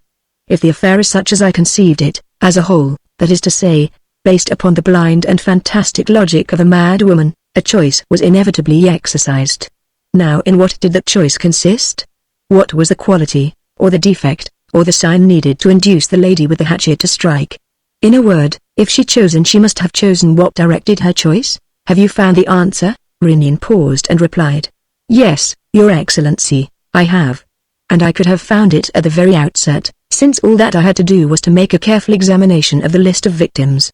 But these flashes of truth are never kindled save in a brain overstimulated by effort and reflection. I stared at the list 20 times over, before that little detail took a definite shape. I don't follow you, said M. Delutia Vane. M. Delutia, it may be noted that, if a number of persons are brought together in any transaction, or crime, or public scandal or whatnot, they are almost invariably described in the same way. On this occasion, the newspapers never mentioned anything more than their surnames in speaking of Madame Lade, Ml. Ardent or Ml. Cavier. On the other hand, Ml. Vernicet and Miss Williamson were always described by their Christian names as well, Henrienne and Hermione. If the same thing had been done in the case of all the 6 victims, there would have been no mystery. Why not? Because we should at once have realized the relation existing between the 6 unfortunate women, as I myself suddenly realized it on comparing those 2 Christian names with that of Hortense Daniel. You understand now, don't you? You see the 3 Christian names before your eyes. M. Delutia Vane seemed to be perturbed. Turning a little pale, he said. What do you mean?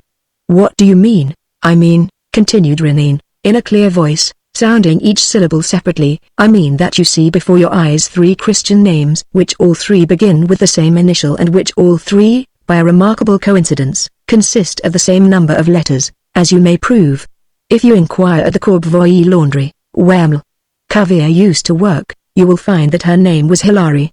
Here again we have the same initial and the same number of letters. There is no need to seek any farther. We are sure, are we not, that the Christian names of all the victims offer the same peculiarities?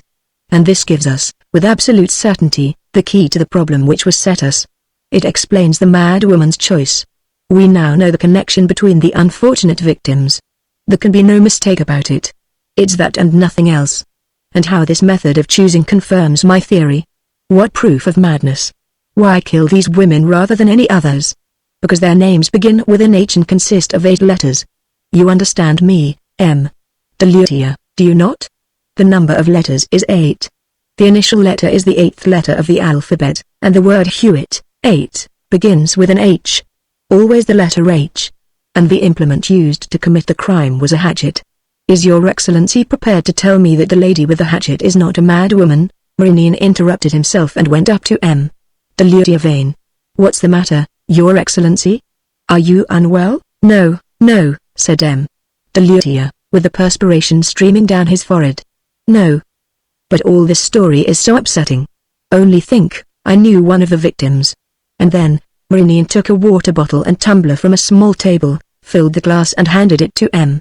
Delutia, who sipped a few mouthfuls from it and then, pulling himself together, continued, in a voice which he strove to make firmer than it had been. Very well.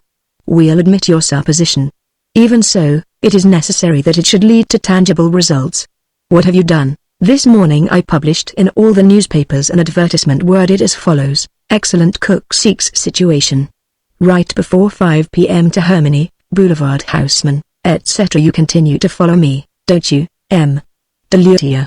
Christian names beginning with an H and consisting of 8 letters are extremely rare and are all rather out of date. Hermione, Hilary, Hermione. Well, these Christian names, for reasons which I do not understand, are essential to the mad woman. She cannot do without them. To find women bearing one of these Christian names, and for this purpose only, she summons up all her remaining powers of reason, discernment, reflection and intelligence. She hunts about. She asks questions. She lies in wait.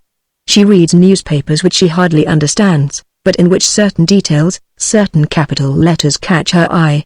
And consequently I did not doubt for a second that this name of Hermione, printed in largest type, would attract her attention and that she would be caught today in the trap of my advertisement. Did she write? Asked M.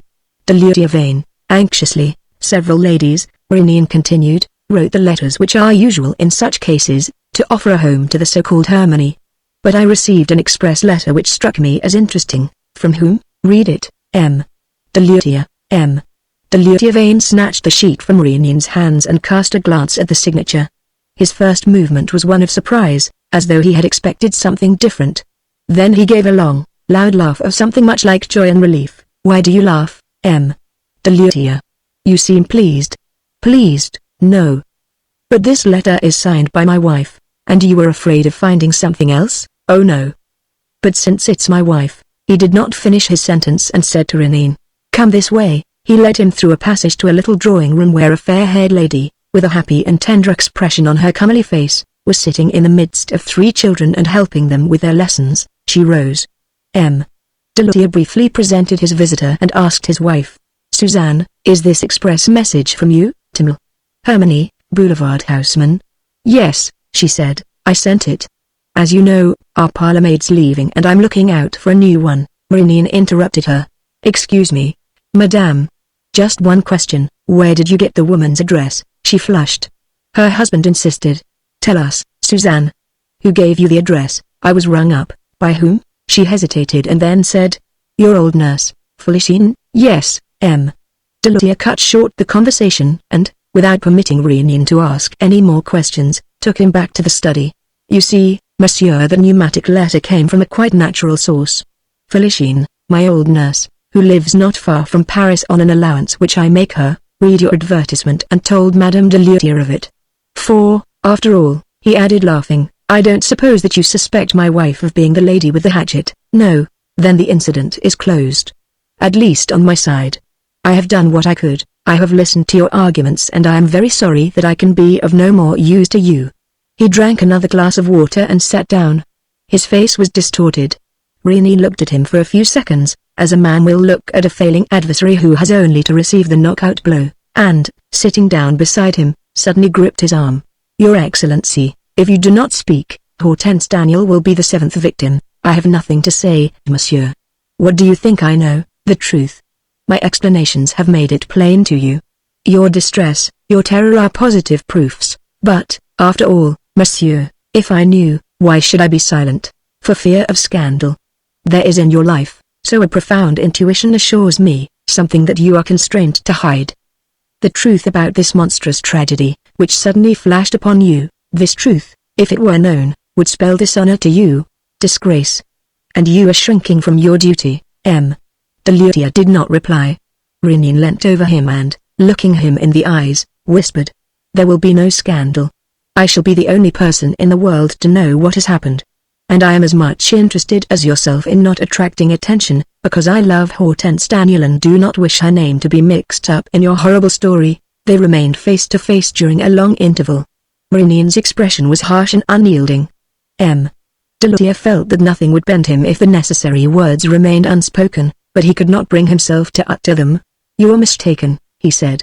You think you have seen things that don't exist. Magneon received a sudden and terrifying conviction that, if this man took refuge in a stolid silence, there was no hope for Hortense Daniel, and he was so much infuriated by the thought that the key to the riddle lay there, within reach of his hand, that he clutched M. de by the throat and forced him backwards. I'll have no more lies. A woman's life is at stake. Speak. And speak at once. If not, M. de had no strength left in him. All resistance was impossible. It was not that Magnion's attack alarmed him, or that he was yielding to this act of violence, but he felt crushed by that indomitable will, which seemed to admit no obstacle, and he stammered. You are right. It is my duty to tell everything, whatever comes of it. Nothing will come of it, I pledge my word, on condition that you save Hortense Daniel. A moment's hesitation may undo us all. Speak. No details, but the actual facts. Madame de is not my wife. The only woman who has the right to bear my name is one whom I married when I was a young colonial official. She was a rather eccentric woman, of feeble mentality and incredibly subject to impulses that amounted to monomania. We had 2 children, twins, whom she worshipped and in whose company she would no doubt have recovered her mental balance and moral health, when, by a stupid accident, a passing carriage, they were killed before her eyes. The poor thing went mad. With a silent, secretive madness which you imagined. Some time afterwards, when I was appointed to an Algerian station, I brought her to France and put her in the charge of the worthy creature who had nursed me and brought me up. 2 years later, I made the acquaintance of the woman who was to become the joy of my life. You saw her just now. She is the mother of my children and she passes as my wife. Are we to sacrifice her? Is our whole existence to be shipwrecked in horror, and must our name be coupled with this tragedy of madness and blood? Magneon thought for a moment and asked, "What is the other one's name?" Hermance. Still that initial. Still those 8 letters. That was what made me realize everything just now, said M. Delutia. When you compared the different names, I at once reflected that my unhappy wife was called Hermance and that she was mad. And all the proofs leapt to my mind. But, though we understand the selection of the victims, how are we to explain the murders? What are the symptoms of her madness? Does she suffer at all? She does not suffer very much at present. But she has suffered in the past, the most terrible suffering that you can imagine. Since the moment when her 2 children were run over before her eyes, night and day she had the horrible spectacle of their death before her eyes, without a moment's interruption, for she never slept for a single second. Think of the torture of it. To see her children dying through all the hours of the long day and all the hours of the interminable night. Nevertheless, Magneon objected, it is not to drive away that picture that she commits murder? Yes, possibly, said M. Delutia, thoughtfully, to drive it away by sleep.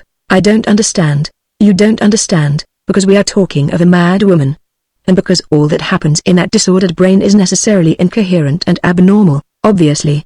But, all the same, is your supposition based on facts that justify it? Yes, on facts which I had, in a way, overlooked but which today assume their true significance. The first of these facts dates a few years back, to a morning when my old nurse for the first time found Hermance fast asleep. Now she was holding her hands clutched around a puppy which she had strangled. And the same thing was repeated on 3 other occasions, and she slept, yes, each time she slept a sleep which lasted for several nights. And what conclusion did you draw? I concluded that the relaxation of the nerves provoked by taking life exhausted her and predisposed her for sleep. Magneon shuddered. That's it. There's not a doubt of it. The taking life, the effort of killing makes her sleep. And she began with women what had served her so well with animals. All her madness has become concentrated on that one point. She kills them to rob them of their sleep. She wanted sleep, and she steals the sleep of others. That's it, isn't it? For the past 2 years, she has been sleeping. For the past 2 years, she has been sleeping, stammered M. Delutia. Magneon gripped him by the shoulder. And it never occurred to you that her madness might go farther, that she would stop at nothing to win the blessing of sleep. Let us make haste, monsieur. All this is horrible. They were both making for the door, when M. Delutia hesitated. The telephone bell was ringing. It's from there, he said. From there? Yes, my old nurse gives me the news at the same time every day. He unhooked the receivers and handed one to Magneon, who whispered in his ear the questions which he was to put. Is that you, Felicien? How is she? Not so bad, sir. Is she sleeping well? Not very well, lately. Last night, indeed, she never closed her eyes. So she's very gloomy just now. What is she doing at the moment? She is in her room. Go to her, Felicien, and don't leave her. I can't. She's locked herself in. You must, Felicien. Break open the door. I'm coming straight on. Hello. Hello. Oh, damnation, they've cut us off. Without a word, the 2 men left the flat and ran down to the avenue. Magneon hustled M. Delutia into the car. What address? Ville de Varay, of course. In the very center of her operations. Like a spider in the middle of her web. Oh, the shame of it. He was profoundly agitated. He saw the whole adventure in its monstrous reality. Yes, she kills them to steal their sleep, as she used to kill the animals. It is the same obsession, but complicated by a whole array of utterly incomprehensible practices and superstitions. She evidently fancies that the similarity of the Christian names to her own is indispensable and that she will not sleep unless her victim is an Hortense or an Honorine. It's a mad woman's argument, its logic escapes us and we know nothing of its origin, but we can't get away from it. She has to hunt and has to find. And she finds and carries off her prey beforehand and watches over it for the appointed number of days, until the moment when, crazily, through the hole which she digs with a hatchet in the middle of the skull, she absorbs the sleep which stupefies her and grants her oblivion for a given period. And here again we see absurdity and madness. Why does she fix that period at so many days? Why should one victim ensure her 120 days of sleep and another 125? What insanity! The calculation is mysterious and of course mad, but the fact remains that, at the end of 100 or 125 days, as the case may be, a fresh victim is sacrificed.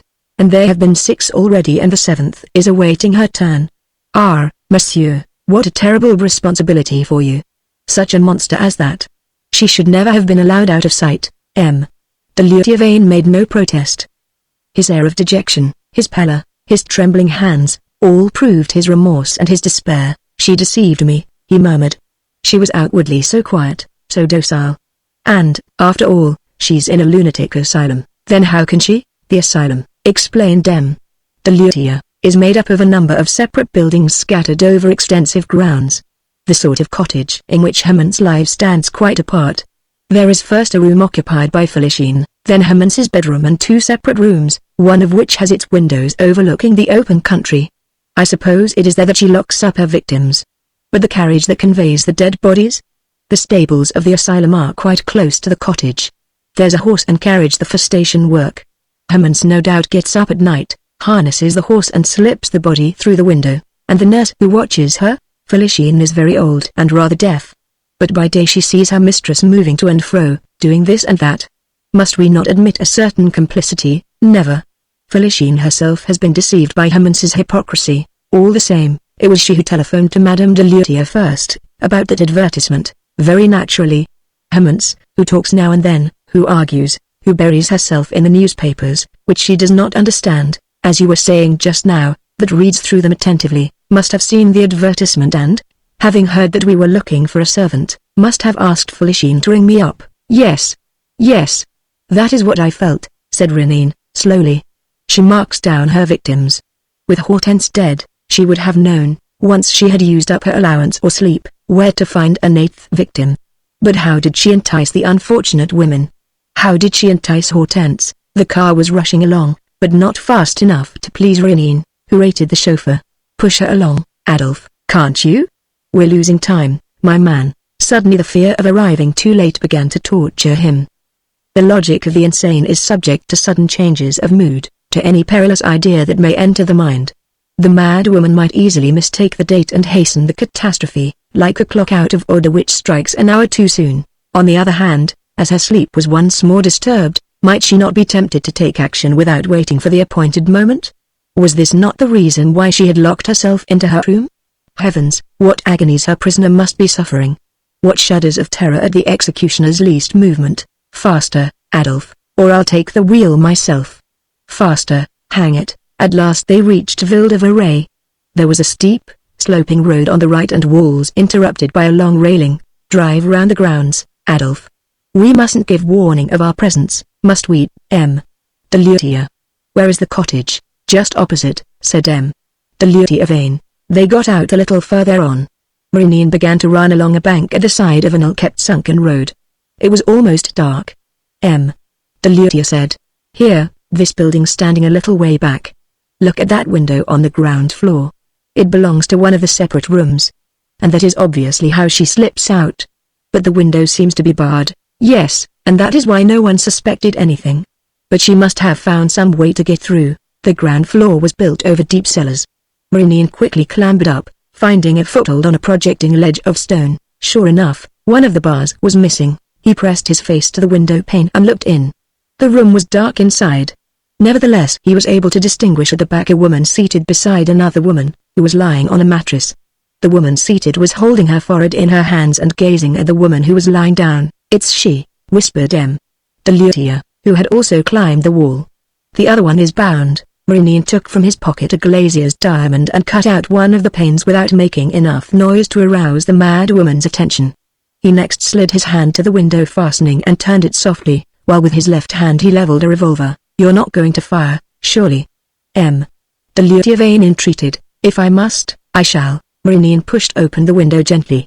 But there was an obstacle of which he was not aware, a chair which toppled over and fell. He leapt into the room and threw away his revolver in order to seize the mad woman. But she did not wait for him. She rushed to the door, opened it and fled, with a hoarse cry. Delutia made as though to run after her. "What's the use?" said Renine, kneeling down. "Let's save the victim first." He was instantly reassured. Hortense was alive. The first thing that he did was to cut the cords and remove the gag that was stifling her. Attracted by the noise, the old nurse had hastened to the room with a lamp, which Renine took from her, casting its light on Hortense. He was astounded, though livid and exhausted, with emaciated features and eyes blazing with fever. Hortense was trying to smile. She whispered, "I was expecting you." I did not despair for a moment.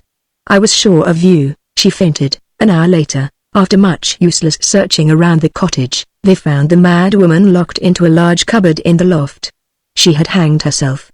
Hortense refused to stay another night. Besides, it was better that the cottage should be empty when the old nurse announced the mad woman's suicide. Renine gave Felicien minute directions as to what she should do and say, and then, assisted by the chauffeur and Delutia, carried Hortense to the car and brought her home. She was soon convalescent. 2 days later, Renine carefully questioned her and asked her how she had come to know the mad woman. "It was very simple," she said. "My husband, who is not quite sane, as I have told you, is being looked after at Ville de Varay, and I sometimes go to see him, without telling anybody, I admit. That was how I came to speak to that poor mad woman and how, the other day, she made signs that she wanted me to visit her. We were alone. I went into the cottage. She threw herself upon me and overpowered me before I had time to cry for help. I thought it was a jest, and so it was. Wasn't it, a mad woman's jest? She was quite gentle with me. All the same, she let me starve. But I was so sure of you, and weren't you frightened, of starving? No. Besides, she gave me some food, now and then, when the fancy took her. And then I was sure of you. Yes, but there was something else, that other peril. What other peril?" she asked, ingenuously. Renine gave a start. He suddenly understood. It seemed strange at first, though it was quite natural that Hortense had not for a moment suspected and did not yet suspect the terrible danger which she had run. Her mind had not connected with her own adventure the murders committed by the lady with the hatchet. He thought that it would always be time enough to tell her the truth. For that matter, a few days later her husband, who had been locked up for years, died in the asylum at Ville de Varay, and Hortense, who had been recommended by her doctor a short period of rest and solitude, went to stay with a relation living near the village of Barsicourt, in the center of France. Chapter 7 Footprints in the Snow. To Prince Serge Renine, Boulevard Haussmann, Paris, La Roncière near Barsicourt, 14 November. My dear friend, you must be thinking me very ungrateful. I have been here 3 weeks, and you have had not one letter from me. Not a word of thanks. And yet I ended by realizing from what terrible death you saved me and understanding the secret of that terrible business. But indeed I couldn't help it. I was in such a state of prostration after it all. I needed rest and solitude so badly. Was I to stay in Paris? Was I to continue my expeditions with you? No. I had had enough adventures. Other people's are very interesting, I admit. But when one is oneself the victim and barely escapes with one's life. Oh, my dear friend, how horrible it was. Shall I ever forget it? Here, at La Roncière, I enjoy the greatest peace. My old spinster cousin Ermeline pets and coddles me like an invalid. I am getting back my color and am very well, physically. So much so, in fact, that I no longer ever think of interesting myself in other people's business. Never again. For instance, I am only telling you this because you are incorrigible, as inquisitive as any old charwoman, and always ready to busy yourself with things that don't concern you. Yesterday I was present at a rather curious meeting. Antoinette had taken me to the inn at Barsicourt, where we were having tea in the public room, among the peasants. It was market day, when the arrival of 3 people, 2 men and a woman, caused a sudden pause in the conversation. One of the men was a fat farmer in a long blouse, with a jovial, red face, framed in white whiskers. The other was younger, was dressed in corduroy and had lean, yellow, cross-grained features. Each of them carried a gun slung over his shoulder. Between them was a short, slender young woman, in a brown cloak and a fur cap, whose rather thin and extremely pale face was surprisingly delicate and distinguished-looking. "Father, son and daughter-in-law," whispered my cousin. "What? Can that charming creature be the wife of that clodhopper, and the daughter-in-law of Baron de Gorne? Is the old fellow over there a baron?" "Yes, descended from a very ancient, noble family which used to own the chateau in the old days. He has always lived like a peasant, a great hunter, a great drinker, a great litigant, always at law with somebody, now very nearly ruined. His son Matthias was more ambitious and less attached to the soil and studied for the bar. Then he went to America. Next, the lack of money brought him back to the village, whereupon he fell in love with a young girl in the nearest town. The poor girl consented, no one knows why, to marry him, and for 5 years past she has been leading the life of a hermit, or rather of a prisoner, in a little manor house close by, the Manor aux Points, the Well Manor. With the father and the son? I asked. No, the father lives at the far end of the village, on a lonely farm, and his master Matthias jealous, a perfect tiger, without reason, for Natalie Dughorn is the straightest woman in the world, and it is not her fault if a handsome young man has been hanging around the manor house for the past few months.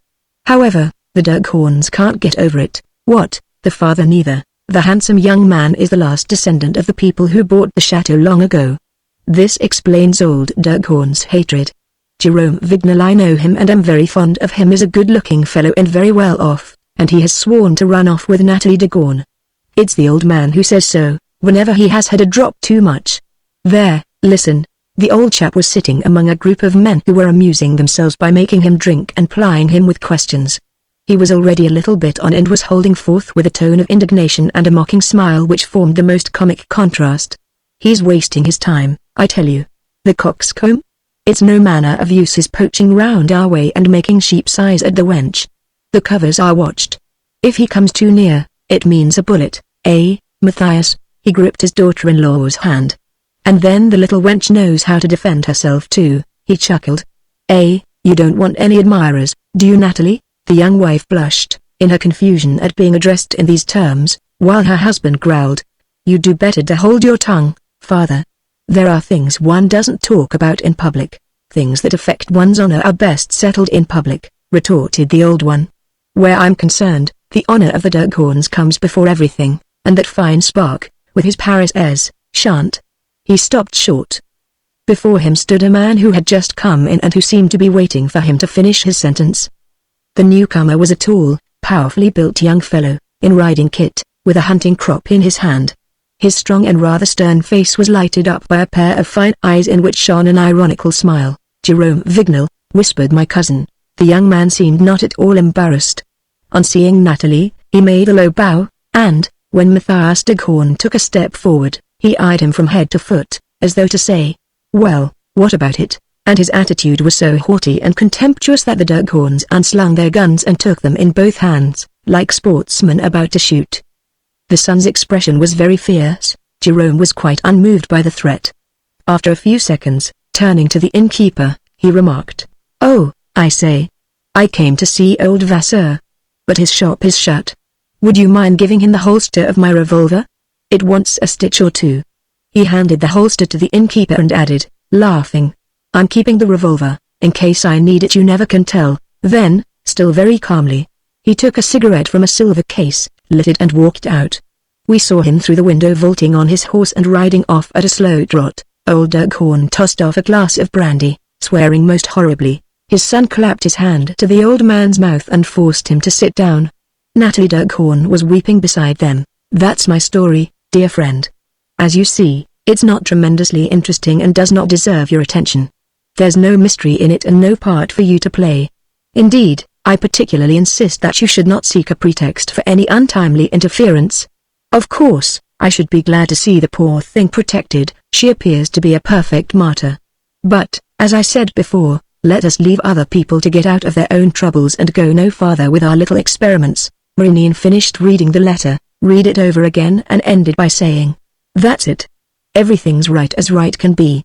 She doesn't want to continue our little experiments, because this would make the 7th and because she's afraid of the 8th, which under the terms of our agreement has a very particular significance. She doesn't want to. And she does want to. Without seeming to want to. He rubbed his hands. The letter was an invaluable witness to the influence which he had gradually, gently and patiently gained over Hortense Daniel. It betrayed a rather complex feeling, composed of admiration, unbounded confidence, uneasiness at times, fear and almost terror, but also love. He was convinced of that.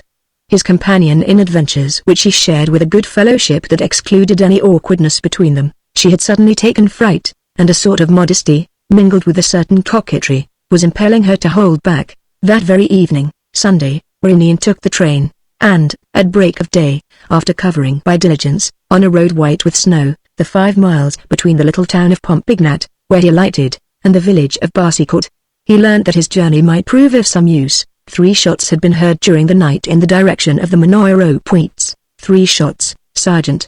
I heard them as plainly as I see you standing before me, said a peasant whom the gendarmes were questioning in the parlour of the inn which Maureen had entered. So did I, said the waiter. 3 shots. It may have been 12 o'clock at night. The snow, which had been falling since 9, had stopped. And the shots sounded across the fields, one after the other, bang, bang, bang. 5 more peasants gave their evidence.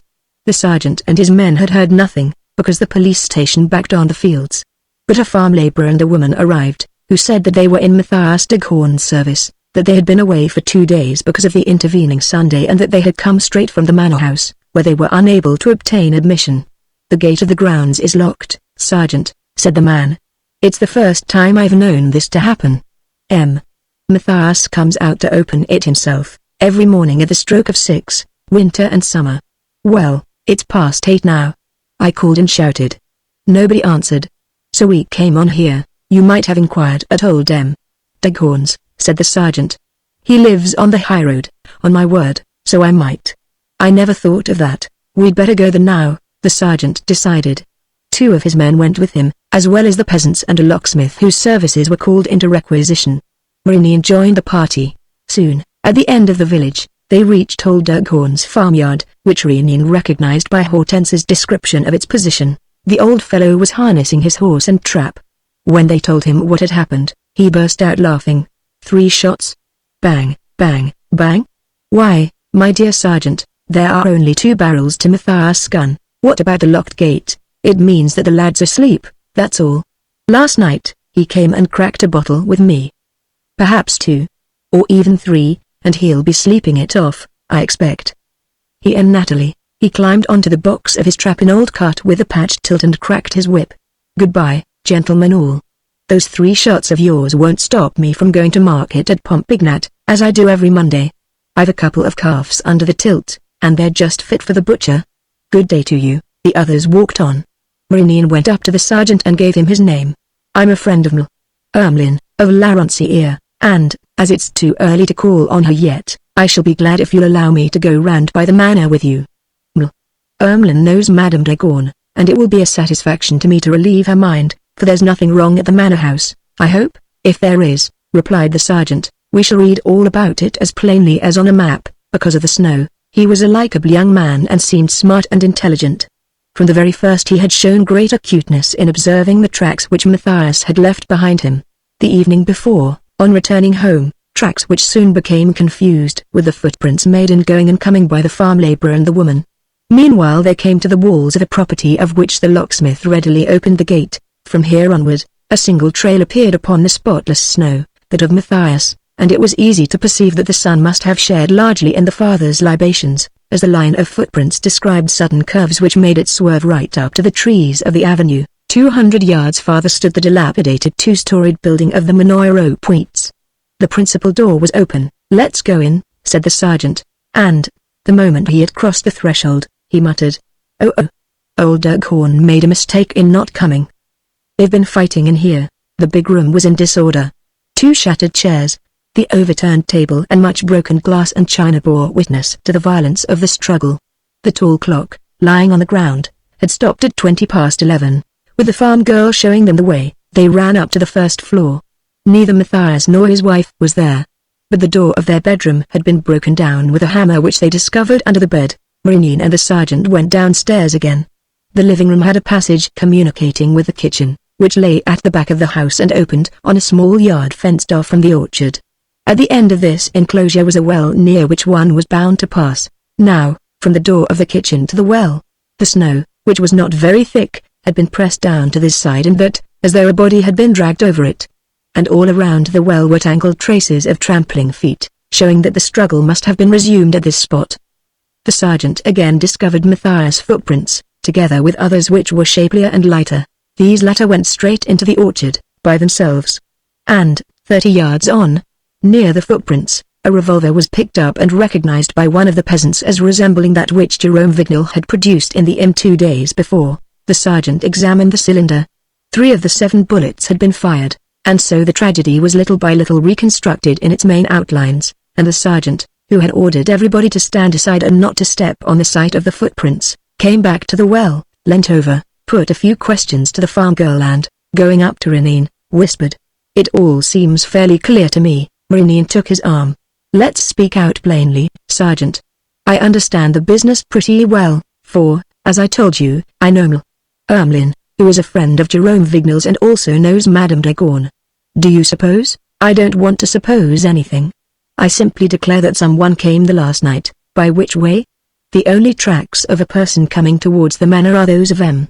de Gorne. That's because the other person arrived before the snowfall, that is to say, before 9 o'clock. Then he must have hidden in a corner of the living room and waited for the return of M. de Gorne, who came after the snow. Just so. As soon as Matthias came in, the man went for him. There was a fight. Matthias made his escape through the kitchen. The man ran after him to the well and fired 3 revolver shots. And where's the body? Down the well, Renine protested.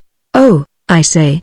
Aren't you taking a lot for granted? Why, sir, the snow's there, to tell the story, and the snow plainly says that, after the struggle, after the 3 shots, one man alone walked away and left the farm, one man only, and his footprints are not those of Matthias de Gorne. Then where can Matthias de Gorne be? But the well can be dragged. No. The well is practically bottomless. It is known all over the district and gives its name to the manor. So you really believe? I repeat what I said. Before the snowfall, a single arrival, Matthias, and a single departure, the stranger, and Madame de Gorne. Was she too killed and thrown down the well like her husband? No, carried off. Carried off? Remember that her bedroom was broken down with a hammer. Come, Sergeant. You yourself declare that there was only one departure, the stranger's. Stoop down. Look at the man's footprints. See how they sink into the snow, until they actually touch the ground. Those are the footprints of a man, laden with a heavy burden. The stranger was carrying Madame de Gorne on his shoulder. Then there's an outlet this way. Yes, a little door of which Matthias de Gorne always had the key on him.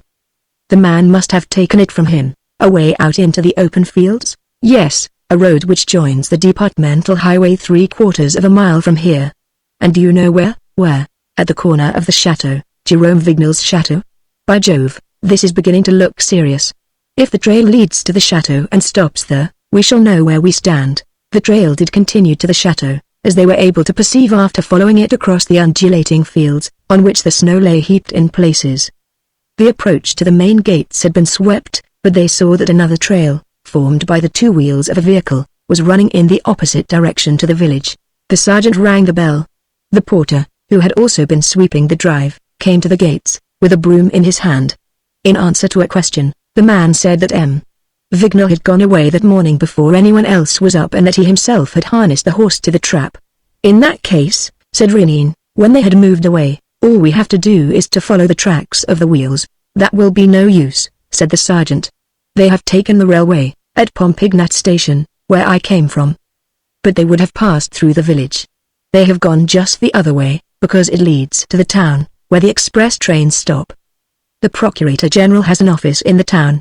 I'll telephone, and, as there's no train before 11 o'clock, all that they need do is to keep a watch at the station.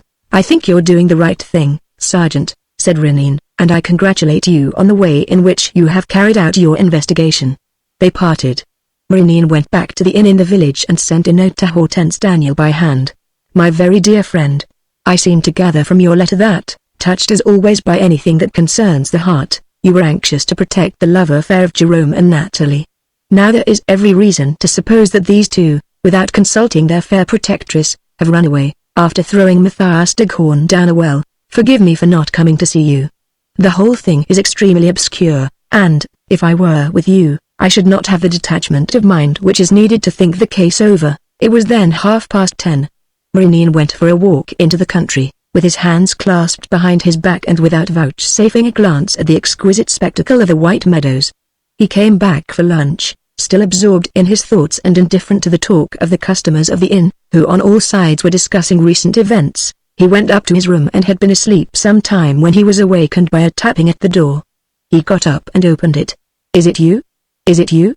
he whispered. Hortense and he stood gazing at each other for some seconds in silence, holding each other's hands, as though nothing, no irrelevant thought and no utterance, must be allowed to interfere with the joy of their meeting. Then he asked, "Was I right in coming?" "Yes," she said, gently, "I expected you. Perhaps it would have been better if you had sent for me sooner, instead of waiting." Events did not wait, you see, and I don't quite know what's to become of Jerome Vignal and Natalie de Gorne. "What, haven't you heard?" she said, quickly. "They've been arrested. They were going to travel by the express." "Arrested?" "No," Maureen objected. "People are not arrested like that. They have to be questioned first. That's what's being done now.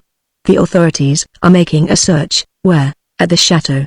And, as they are innocent. For they are innocent, aren't they?"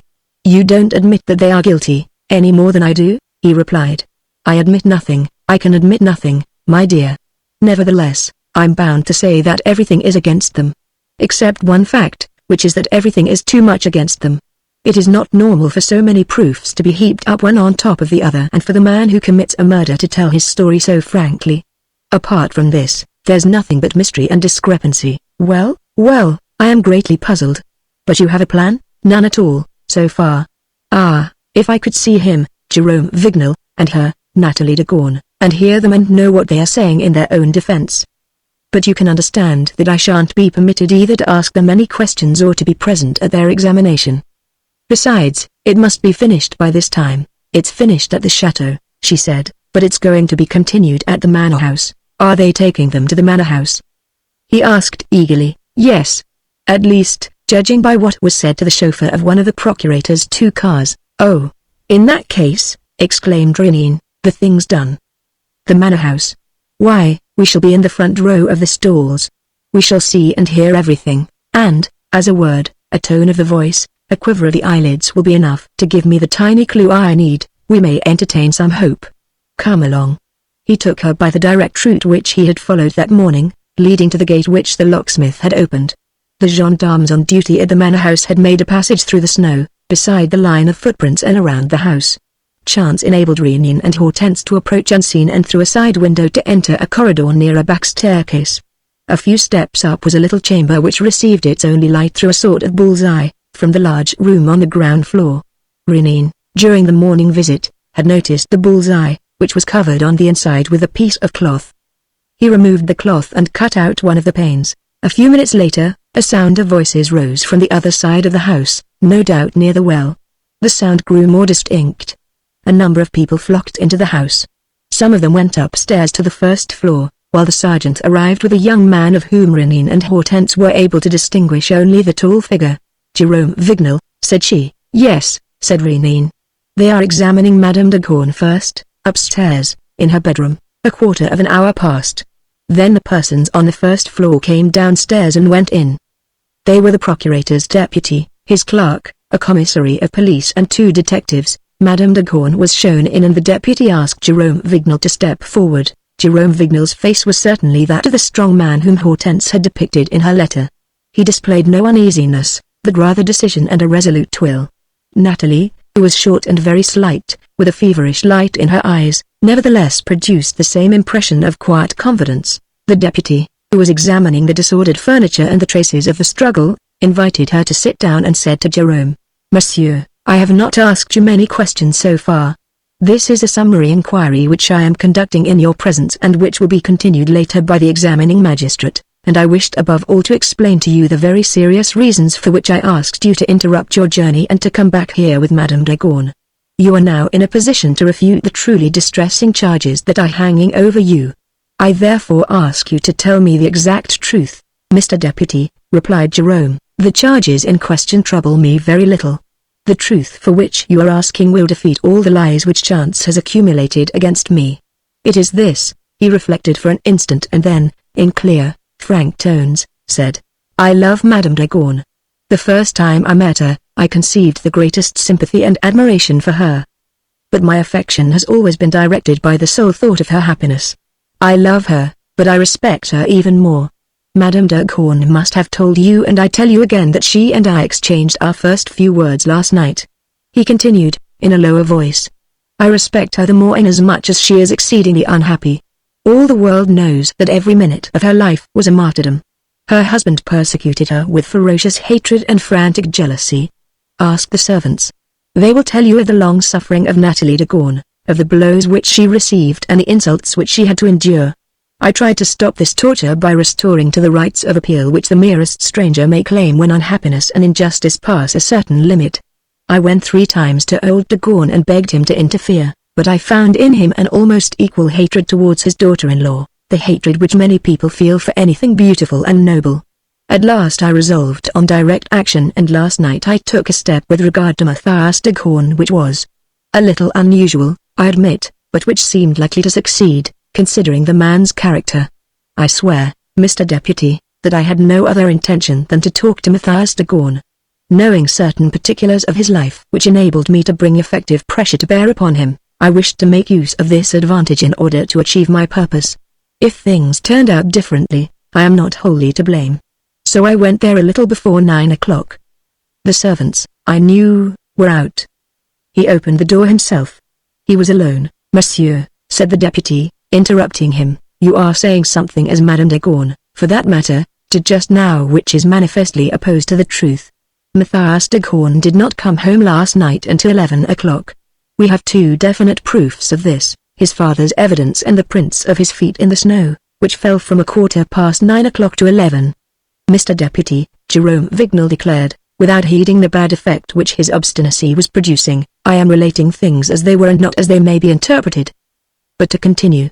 That clock marked 10 minutes to 9 when I entered this room. M. de Gorne, believing that he was about to be attacked, had taken down his gun. I placed my revolver on the table, out of reach of my hand, and sat down. I want to speak to you, monsieur, I said. Please listen to me. He did not stir and did not utter a single syllable. So I spoke. And straightway, crudely, without any previous explanations which might have softened the bluntness of my proposal, I spoke the few words which I had prepared beforehand. I have spent some months, monsieur, I said, in making careful inquiries into your financial position. You have mortgaged every foot of your land. You have signed bills which will shortly be falling due and which it will be absolutely impossible for you to honor. You have nothing to hope for from your father, whose own affairs are in a very bad condition. So you are ruined. I have come to save you. He watched me, still without speaking, and sat down, which I took to mean that my suggestion was not entirely displeasing. Then I took a sheaf of bank notes from my pocket, placed it before him and continued, here are 60,000 francs, monsieur. I will buy the MagneonBooks, its lands and dependencies and take over the mortgages. The sum named is exactly twice what they are worth. I saw his eyes glittering. He asked my conditions. Only one, I said, that you go to America. Mr. Deputy, we sat discussing for 2 hours. It was not that my offer roused his indignation. I should not have risked it if I had not known with whom I was dealing, but he wanted more and haggled greedily, though he refrained from mentioning the name of Madame de Gorne, to whom I myself had not once alluded. We might have been 2 men engaged in a dispute and seeking an agreement on common ground, whereas it was the happiness and the whole destiny of a woman that were at stake. At last, weary of the discussion, I accepted a compromise and we came to terms, which I resolved to make definite then and there. 2 letters were exchanged between us, one in which he made the MagneonBooks over to me for the sum which I had paid him, and one, which he pocketed immediately, lay which I was to send him as much more in America on the day on which the decree of divorce was pronounced. So the affair was settled. I am sure that at that moment he was accepting in good faith. He looked upon me less as an enemy and a rival than as a man who was doing him a service. He even went so far as to give me the key of the little door which opens on the fields, so that I might go home by the short cut. Unfortunately, while I was picking up my cap and greatcoat, I made the mistake of leaving on the table the letter of sale which he had signed. In a moment, Matthias de Gorne had seen the advantage which he could take of my slip. He could keep his property, keep his wife, and keep the money. Quick as lightning, he tucked away the paper, hit me over the head with the butt end of his gun, threw the gun on the floor and seized me by the throat with both hands. He had reckoned without his host. I was the stronger of the 2, and after a sharp but short struggle, I mastered him and tied him up with a cord which I found lying in a corner. Mr. Deputy, if my enemy's resolve was sudden, mine was no less so. Since, when all was said, he had accepted the bargain, I would force him to keep it, at least in so far as I was interested. A very few steps brought me to the first floor. I had not a doubt that Madame de Gaulle was there and had heard the sound of our discussion. Switching on the light of my pocket torch, I looked into 3 bedrooms. The 4th was locked. I knocked at the door. There was no reply. But this was one of the moments in which a man allows no obstacle to stand in his way. I had seen a hammer in one of the rooms.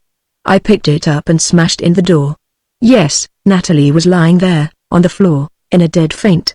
I took her in my arms, carried her downstairs and went through the kitchen. On seeing the snow outside, I at once realized that my footprints would be easily traced. But what did it matter? Was there any reason why I should put Matthias de Gaulle off the scent? Not at all. With the 60,000 francs in his possession, as well as the paper in which I undertook to pay him a like sum on the day of his divorce, to say nothing of his house and land, he would go away, leaving Natalie de Gaulle to me. Nothing was changed between us, except one thing. Instead of awaiting his good pleasure, I had at once seized the precious pledge which I coveted. What I feared, therefore, was not so much any subsequent attack on the part of Matthias de Gaulle, but rather the indignant reproaches of his wife. What would she say when she realized that she was a prisoner in my hands? The reasons why I escaped reproach Madame de Gaulle has, I believe, had the frankness to tell you. Love calls forth love. That night, in my house, broken by emotion, she confessed her feeling for me. She loved me as I loved her. Our destinies were henceforth mingled. She and I set out at 5 o'clock this morning. Not foreseeing for an instant that we were amenable to the law, Jerome Vignal's story was finished.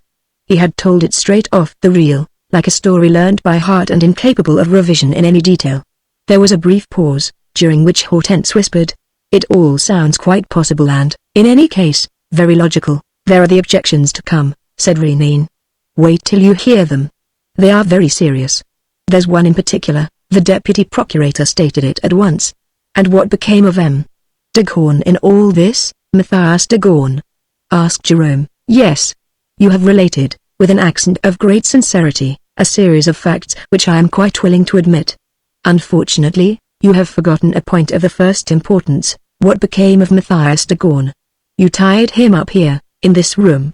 Well, this morning he was gone, of course, Mr. Deputy." Matthias de Gaulle accepted the bargain in the end and went away. By what road? No doubt by the road that leads to his father's house. Where are his footprints? The expanse of snow is an impartial witness.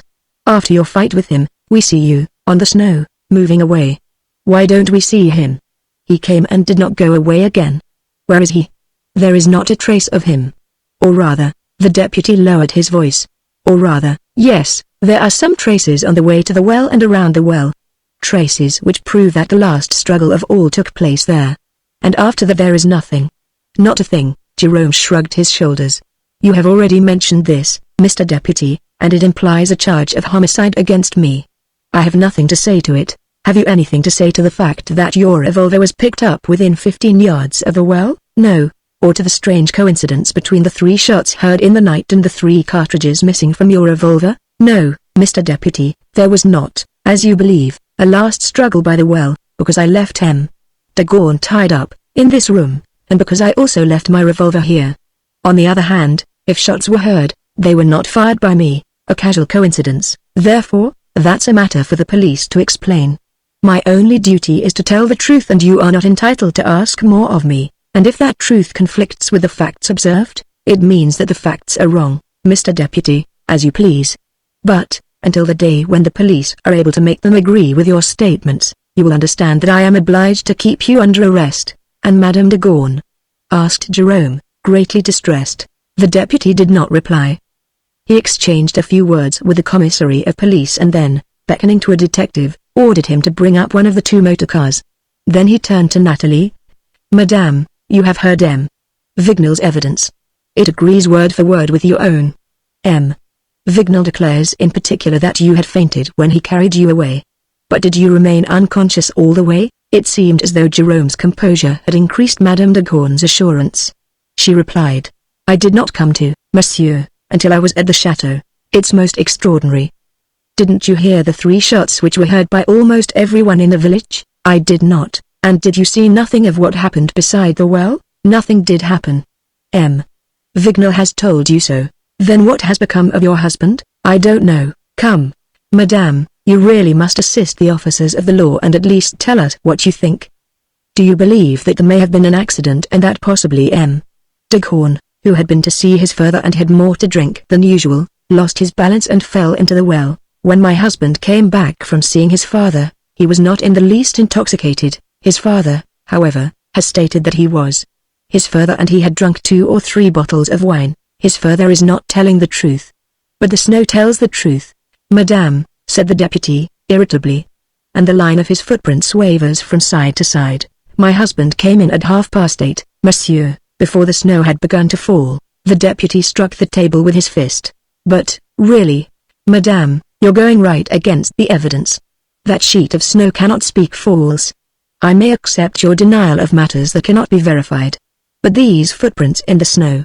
In the snow, he controlled himself. The motor car drew up outside the windows. Forming a sudden resolve, he said to Natalie, you will be good enough to hold yourself at the disposal of the authorities, madame, and to remain here, in the manor house, and he made a sign to the sergeant to remove Jerome Vignal in the car. The game was lost for the two lovers. Barely united, they had to separate and to fight, far away from each other, against the most grievous accusations. Jerome took a step towards Natalie. They exchanged a long, sorrowful look. Then he bowed to her and walked to the door. In the wake of the sergeant of gendarmes. Halt! Cried a voice. Sergeant, right about. Turn. Jerome Vignal, stay where you are. The ruffled deputy raised his head, as did the other people present. The voice came from the ceiling. The bullseye window had opened and Rénine, leaning through it, was waving his arms. I wish to be heard. I have several remarks to make. Especially in respect of the zigzag footprints. It all lies in that. Matthias have not been drinking. He had turned round and put his 2 legs through the opening, saying to Hortense, who tried to prevent him, don't move. No one will disturb you, and, releasing his hold, he dropped into the room. The deputy appeared dumbfounded. But, really, monsieur, who are you? Where do you come from? Rénine brushed the dust from his clothes and replied, excuse me, Mr. Deputy. I ought to have come the same way as everybody else. But I was in a hurry. Besides, if I had come in by the door instead of falling from the ceiling, my words would not have made the same impression. The infuriated deputy advanced to meet him. Who are you, Prince Rénine? I was with the sergeant this morning when he was pursuing his investigations. Wasn't I, sergeant? Since then I have been hunting about for information. That's why, wishing to be present at the hearing, I found a corner in a little private room. You were there? You had the audacity. One must needs be audacious when the truth's at stake. If I had not been there, I should not have discovered just the one little clue which I missed. I should not have known that Matthias de Gorne was not the least bit drunk. Now that's the key to the riddle. When we know that, we know the solution. The deputy found himself in a rather ridiculous position. Since he had failed to take the necessary precautions to ensure the secrecy of his inquiry, it was difficult for him to take any steps against this interloper. He growled. Let's have done with this. What are you asking? A few minutes of your kind attention, and with what object? To establish the innocence of M. Vignal and Madame de Gorne. He was wearing that calm air, that sort of indifferent look which was peculiar to him in moments of actions when the crisis of the drama depended solely upon himself. Hortense felt a thrill pass through her and at once became full of confidence. They're saved, she thought, with sudden emotion. I asked him to protect that young creature, and he is saving her from prison and despair. Jerome and Natalie must have experienced the same impression of sudden hope, for they had drawn nearer to each other, as though this stranger, descended from the clouds, had already given them the right to clasp hands. The deputy shrugged his shoulders. The prosecution will have every means, when the time comes, of establishing their innocence for itself. You will be called. It would be better to establish it here and now. Any delay might lead to grievous consequences. I happen to be in a hurry. 2 or 3 minutes will do. 2 or 3 minutes to explain a case like this, no longer, I assure you. Are you as certain of it as all that? I'm now. I have been thinking hard since this morning. The deputy realized that this was one of those gentry who stick to you like a leech and that there was nothing for it but to submit. In a rather bantering tone, he asked, does your thinking enable you to tell us the exact spot where M. Matthias de Gorne is at this moment? Rénine took out his watch and answered, in Paris, Mr. Deputy. In Paris? Alive then? Alive and, what is more, in the pink of health. I am delighted to hear it. But then what's the meaning of the footprints around the well in the presence of that revolver and those 3 shots? Simply camouflage. Oh, really? Camouflage contrived by whom? By Matthias Staghorn himself. That's curious. And with what object? With the object of passing himself off for dead and of arranging subsequent matters in such a way that M. Vignal was bound to be accused of the death, the murder. An ingenious theory, the deputy agreed, still in a satirical tone. What do you think of it, M. Vignal? It is a theory which flashed through my own mind. Mr. Deputy, replied Jerome. It is quite likely that, after our struggle and after I had gone, Matthias Staghorn conceived a new plan by which, this time, his hatred would be fully gratified. He both loved and detested his wife. He held me in the greatest loathing. This must be his revenge. His revenge would cost him dear, considering that, according to your statement, Matthias Staghorn was to receive a second sum of 60,000 francs from you. He would receive that sum in another quarter, Mr. Deputy. My examination of the financial position of the Staghorn family revealed to me the fact that the father and son had taken out a life insurance policy in each other's favor. With the son dead, or passing for dead, the father would receive the insurance money and indemnify his son. You mean to say, asked the deputy, with a smile, that in all this camouflage, as you call it, M. Staghorn the elder would act as his son's accomplice? Maugnion took up the challenge. Just so, Mr. Deputy. The father and son are accomplices. Then we shall find the son at the father's? You would have found him the last night. What became of him? He took the train at Pompignat. That's a mere supposition. No, a certainty, a moral certainty, perhaps, but you'll admit there's not the slightest proof. The deputy did not wait for a reply. He considered that he had displayed an excessive goodwill and that patience has its limits, and he put an end to the interview. Not the slightest proof, he repeated, taking up his hat. And, above all, there's nothing in what you've said that can contradict in the very least the evidence of that relentless witness, the Snow. To go to his father, Matthias Staghorn must have left this house. Which way did he go? Hang it all, M. Vignal told you, by the road which leads from here to his father's. There are no tracks in the snow. Yes, there are.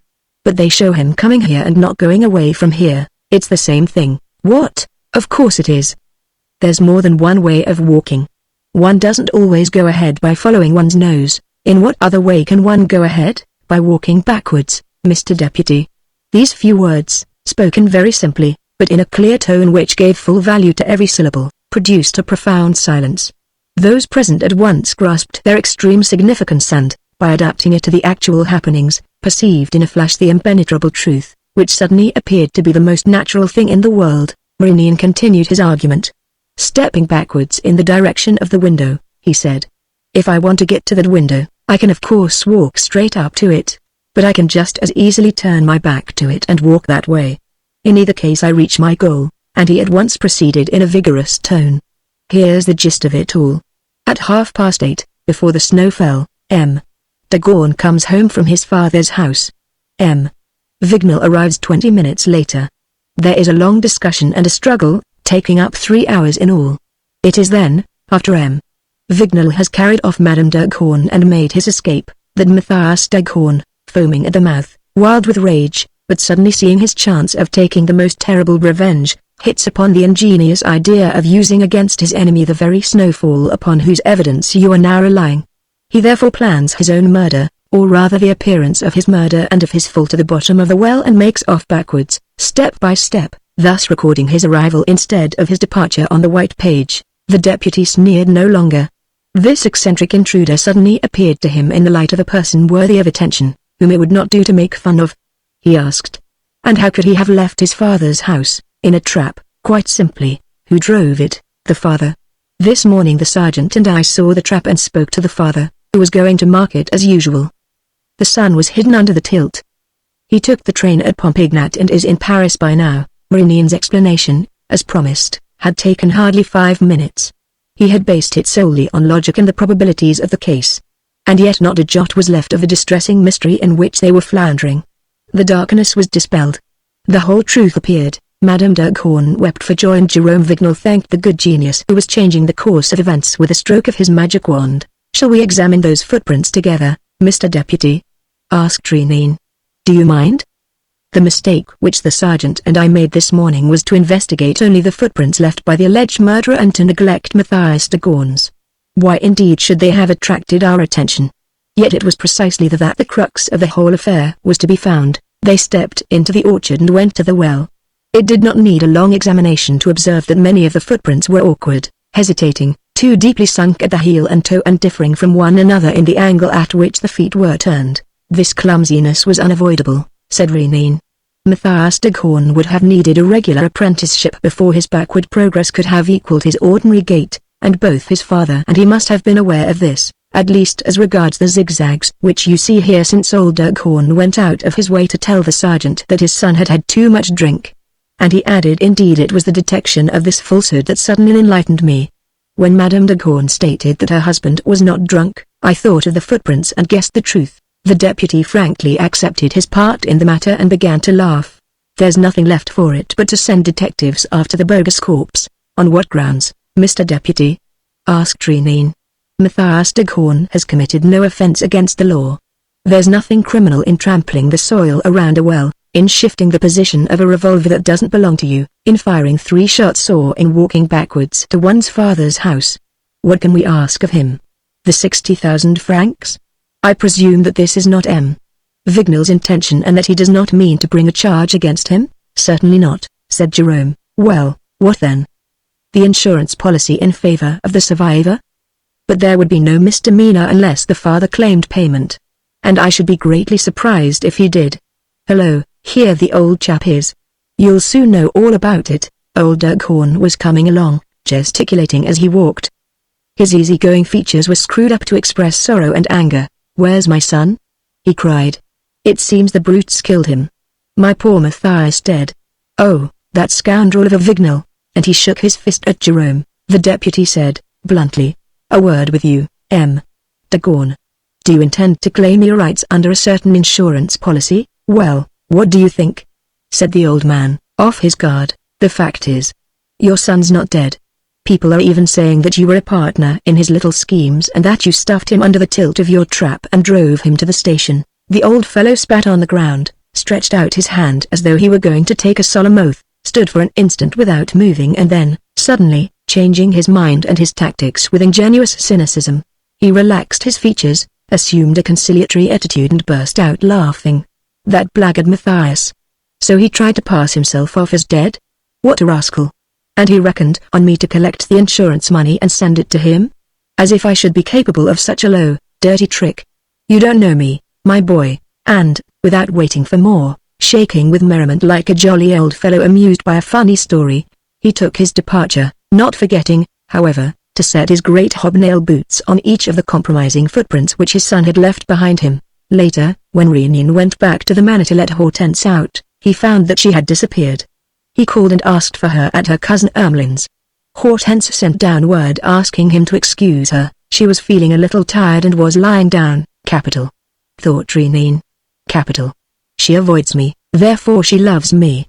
The end is not far off. Chapter 8. At the sign of Mercury. To Madame Daniel, La Roncière, near Barsicourt, Paris, 30 November. My dearest friend, there has been no letter from you for a fortnight, so I don't expect now to receive one for that troublesome date of the 5th of December, which we fixed as the last day of our partnership. I rather wish it would come, because you will then be released from a contract which no longer seems to give you pleasure. To me the 7 battles which we fought and won together were a time of endless delight and enthusiasm. I was living beside you. I was conscious of all the good which that more active and stirring existence was doing you. My happiness was so great that I dared not speak of it to you or let you see anything of my secret feelings except my desire to please you and my passionate devotion. Today you have had enough of your brother-in-arms. Your will shall be law, but, though I bow to your decree, may I remind you what it was that I always believed our final adventure would be? May I repeat your words, not one of which I have forgotten? I demand, you said, that you shall restore to me a small, antique clasp, made of a cornelian set in a filigree mount. It came to me from my mother, and everyone knew that it used to bring her happiness and me too. Since the day when it vanished from my jewel case, I have had nothing but unhappiness. Restore it to me, my good genius. And, when I asked you when the clasp had disappeared, you answered, with a laugh, 7 years ago. Or 8. Or 9, I don't know exactly. I don't know when. I don't know how. I know nothing about it. You were challenging me, were you not, And you set me that condition because it was one which I could not fulfill? Nevertheless, I promised and I should like to keep my promise. What I have tried to do, in order to place life before you in a more favorable light, would seem purposeless, if your confidence feels the lack of this talisman to which you attach so great a value. We must not laugh at these little superstitions. They are often the mainspring of our best actions. Dear friend, if you had helped me, I should have achieved yet one more victory. Alone and hard pushed by the proximity of the date, I have failed, not however without placing things on such a footing that the undertaking, if you care to follow it up, has the greatest chance of success, and you will follow it up, won't you? We have entered into a mutual agreement which we are bound to honor. It behooves us, within a fixed time, to inscribe in the book of our common life 8 good stories, to which we shall have brought energy, logic, perseverance, some subtlety and occasionally a little heroism. This is the 8th of them. It is for you to act so that it may be written in its proper place on the 5th of December, before the clock strikes 8 in the evening, and, on that day, you will act as I shall now tell you. First of all and above all, my dear, do not complain that my instructions are fanciful. Each of them is an indispensable condition of success. First of all, cut in your cousin's garden 3 slender lengths of rush. Plait them together and bind up the 2 ends so as to make a rude switch, like a child's whiplash. When you get to Paris, buy a long necklace of jet beads, cut into facets, and shorten it so that it consists of 75 beads, of almost equal size. Under your winter cloak, wear a blue woolen gown. On your head, a toque with red leaves on it. Round your neck, a feather boa. No gloves. No rings. In the afternoon, take a cab along the left bank of the river to the church of St. Etienne du Montana at 4 o'clock exactly. There will be, near the holy water basin, just inside the church, an old woman dressed in black, saying her prayers on a silver rosary. She will offer you holy water. Give her your necklace. She will count the beads and hand it back to you. After this, you will walk behind her, you will cross an arm of the Seine and she will lead you, down a lonely street in the Ile Saint Louis, to a house which you will enter by yourself. On the ground floor of this house, you will find a youngish man, with a very pasty complexion. Take off your cloak and then say to him, I have come to fetch my clasp. Do not be astonished by his agitation or dismay. Keep calm in his presence. If he questions you, if he wants to know your reason for applying to him or what impels you to make that request, give him no explanation. Your replies must be confined to these brief formulas. I have come to fetch what belongs to me. I don't know you, I don't know your name, but I am obliged to come to you like this. I must have my clasp returned to me. I must. I honestly believe that, if you have the firmness not to swerve from that attitude, whatever farce the man may play, you will be completely successful. But the contest must be a short one and the issue will depend solely on your confidence in yourself and your certainty of success. It will be a sort of match in which you must defeat your opponent in the first round. If you remain impassive, you will win. If you show hesitation or uneasiness, you can do nothing against him. He will escape you and regain the upper hand after a first moment of distress, and the game will be lost in a few minutes. There is no midway house between victory or defeat. In the latter event, you would be obliged, I beg you to pardon me for saying so again, to accept my collaboration. I offer it you in advance, my dear, and without any conditions, while stating quite plainly that all that I have been able to do for you and all that I may yet do gives me no other right than that of thanking you and devoting myself more than ever to the woman who represents my joy, my whole life. Hortense, after reading the letter, folded it up and put it away at the back of a drawer, saying, in a resolute voice, I shan't go. To begin with, although she had formerly attached some slight importance to this trinket, which she had regarded as a mascot, she felt very little interest in it now that the period of her trials was apparently at an end. She could not forget that figure 8, which was the serial number of the next adventure. To launch herself upon it meant taking up the interrupted chain, going back to Renin and giving him a pledge which, with his powers of suggestion, he would know how to turn to account. 2 days before the 5th of December, she was still in the same frame of mind. So she was on the morning of the 4th. But suddenly, without even having to contend against preliminary subterfuges, she ran out into the garden, cut 3 lengths of rush, plaited them as she used to do in her childhood, and at 12 o'clock had herself driven to the station. She was uplifted by an eager curiosity. She was unable to resist all the amusing and novel sensations which the adventure, proposed by Renin, promised her. It was really too tempting. The jet necklace, the toque with the autumn leaves, the old woman with the silver rosary, How could she resist their mysterious appeal, and how could she refuse this opportunity of showing Maurice what she was capable of doing? And then, after all, she said to herself, laughing, he's summoning me to Paris. Now 8 o'clock is dangerous to me at a spot 300 miles from Paris, in that old deserted Chateau de Hallinga, but nowhere else. The only clock that can strike the threatening hour is down there, under lock and key, a prisoner. She reached Paris that evening. On the morning of the 5th she went out and bought a jet necklace, which she reduced to 75 beads, put on a blue gown and a toque with red leaves and, at 4 o'clock precisely, entered the church of Saint-Etienne-du-Montana. Her heart was throbbing violently. This time she was alone, and how acutely she now felt the strength of that support which, from unreflecting fear rather than any reasonable motive, she had thrust aside. She looked around her, almost hoping to see him. But there was no one there. No one except an old lady in black, standing beside the holy water basin. Hortense went up to her. The old lady, who held a silver rosary in her hands, offered her holy water and then began to count the beads of the necklace which Hortense gave her. She whispered, 75. That's right. Come. Without another word, she toddled along under the light of the street lamps, crossed the Pont des Tournelles to the Ile Saint-Louis and went down an empty street leading to a crossroads, where she stopped in front of an old house with wrought iron balconies. Go in, she said, and the old lady went away. Hortense now saw a prosperous-looking shop which occupied almost the whole of the ground floor and whose windows, blazing with electric light, displayed a huddled array of old furniture and antiquities. She stood there for a few seconds, gazing at it absently.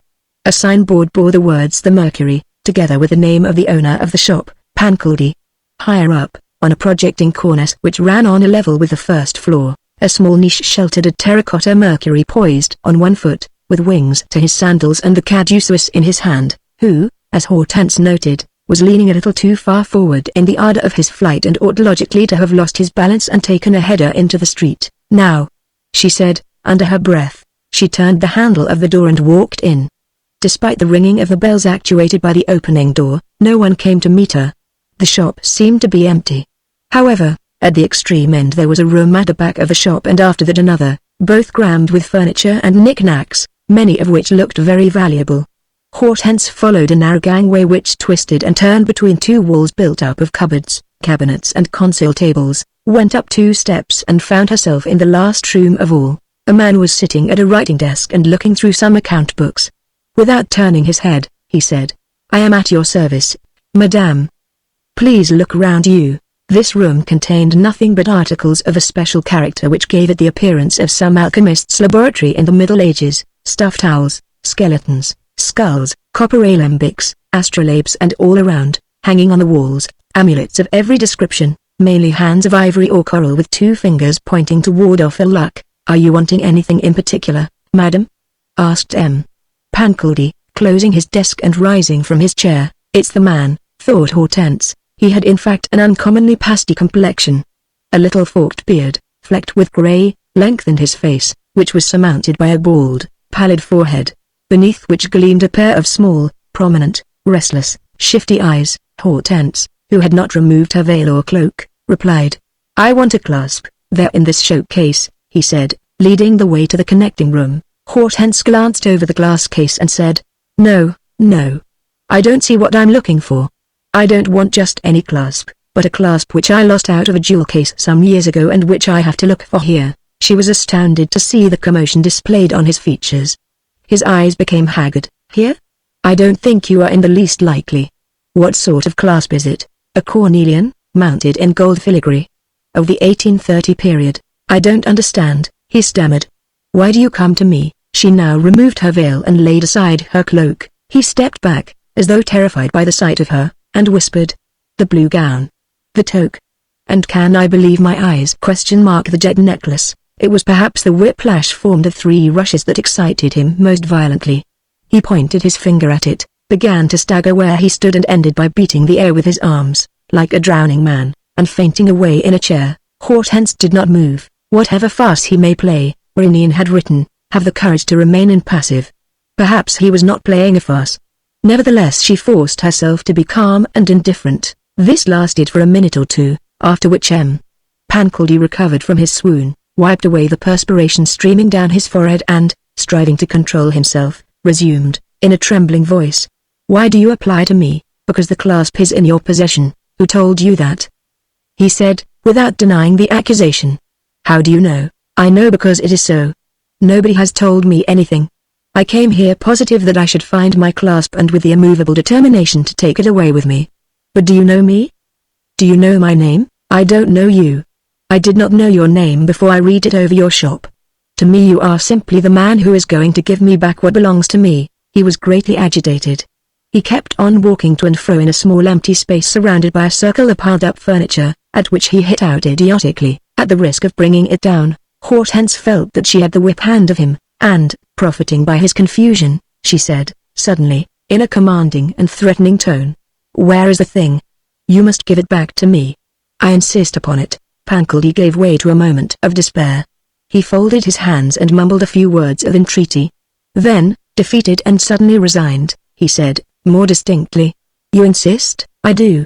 You must give it to me." "Yes, yes, I must."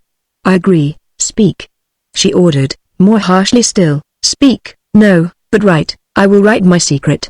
And that will be the end of me." He turned to his desk and feverishly wrote a few lines on a sheet of paper, which he put into an envelope and sealed it.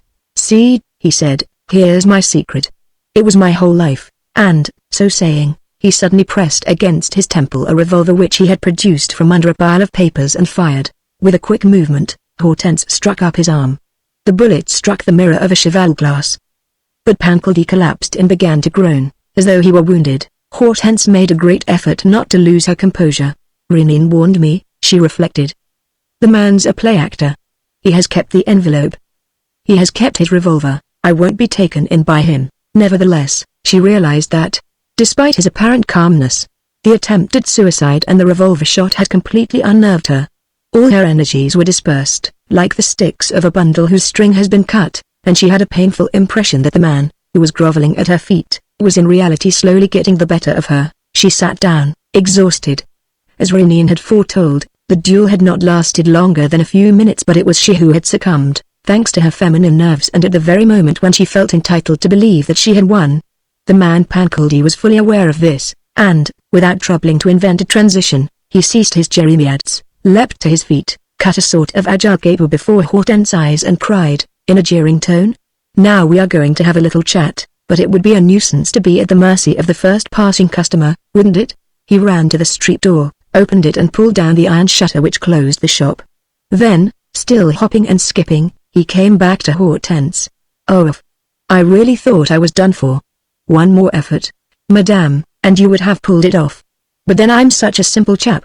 It seemed to me that you had come from the back of beyond, as an emissary of Providence, to call me to account, and, like a fool, I was about to give the thing back." "Ah, Ml. Hortense let me call you so. I used to know you by that name, Ml. Hortense, what you lack, to use a vulgar expression, is gut." He sat down beside her and, with a malicious look, said, savagely, "The time has come to speak out. Who contrived this business? Not you, eh? It's not in your style. Then who? I have always been honest in my life, scrupulously honest. Except once. In the matter of that clasp. And, whereas I thought the story was buried and forgotten, here it is suddenly raked up again. Why? That's what I want to know." Hortense was no longer even attempting to fight. He was bringing to bear upon her all his virile strength, all his spite, all his fears, all the threats expressed in his furious gestures and on his features, which were both ridiculous and evil. "Speak, I want to know. If I have a secret foe, let me defend myself against him. Who is he? Who sent you here? Who urged you to take action? Is it a rival incensed by my good luck, who wants in his turn to benefit by the clasp? Speak, can't you, damn it all? Or, I swear by heaven, I'll make you." She had an idea that he was reaching out for his revolver and stepped back, holding her arms before her, in the hope of escaping. They thus struggled against each other, and Hortense, who was becoming more and more frightened, not so much of the attack as of her assailant's distorted face, was beginning to scream, when Pancaldi suddenly stood motionless, with his arms before him, his fingers outstretched and his eyes staring above Hortense's head. "Who's there? How did you get in?" he asked, in a stifled voice. Hortense did not even need to turn round to feel assured that Rénine was coming to her assistance and that it was his inexplicable appearance that was causing the dealer such dismay.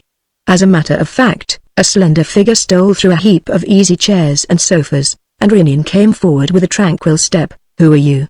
repeated Pankildi. "Where do you come from?" "From up there," he said, very amiably, pointing to the ceiling. "From up there?" "Yes, from the first floor. I have been the tenant of the floor above this for the past 3 months. I heard a noise just now. Someone was calling out for help. So I came down." "But how did you get in here?" "By the staircase." "What staircase?" "The iron staircase, at the end of the shop. The man who owned it before you had a flat on my floor and used to go up and down by that hidden staircase. You had the door shut off. I opened it." "But by what right, sir?" "It amounts to breaking in. Breaking in is allowed, when there's a fellow creature to be rescued." "Once more, who are you?" "Prince Rinian." "And a friend of this lady's," said Rinian, bending over Hortense and kissing her hand. Pankildi seemed to be choking, and mumbled, "Oh, I understand. You instigated the plot. It was you who sent the lady." "It was, Pankildi, it was." "And what are your intentions?" "My intentions are irreproachable. No violence. Simply a little interview. When that is over, you will hand over what I in my turn have come to fetch." "What?" "The clasp." "That, never," shouted the dealer. "Don't say no. It's a foregone conclusion. No power on earth, sir, can compel me to do such a thing. Shall we send for your wife? Madame Pankildi will perhaps realize the position better than you do." The idea of no longer being alone with this unexpected adversary seemed to appeal to Pankildi. There was a bell on the table beside him. He struck it 3 times. "Capital!" exclaimed Rinian. "You see, my dear, Pankildi is becoming quite amiable. Not a trace left of the devil broken loose who was going for you just now.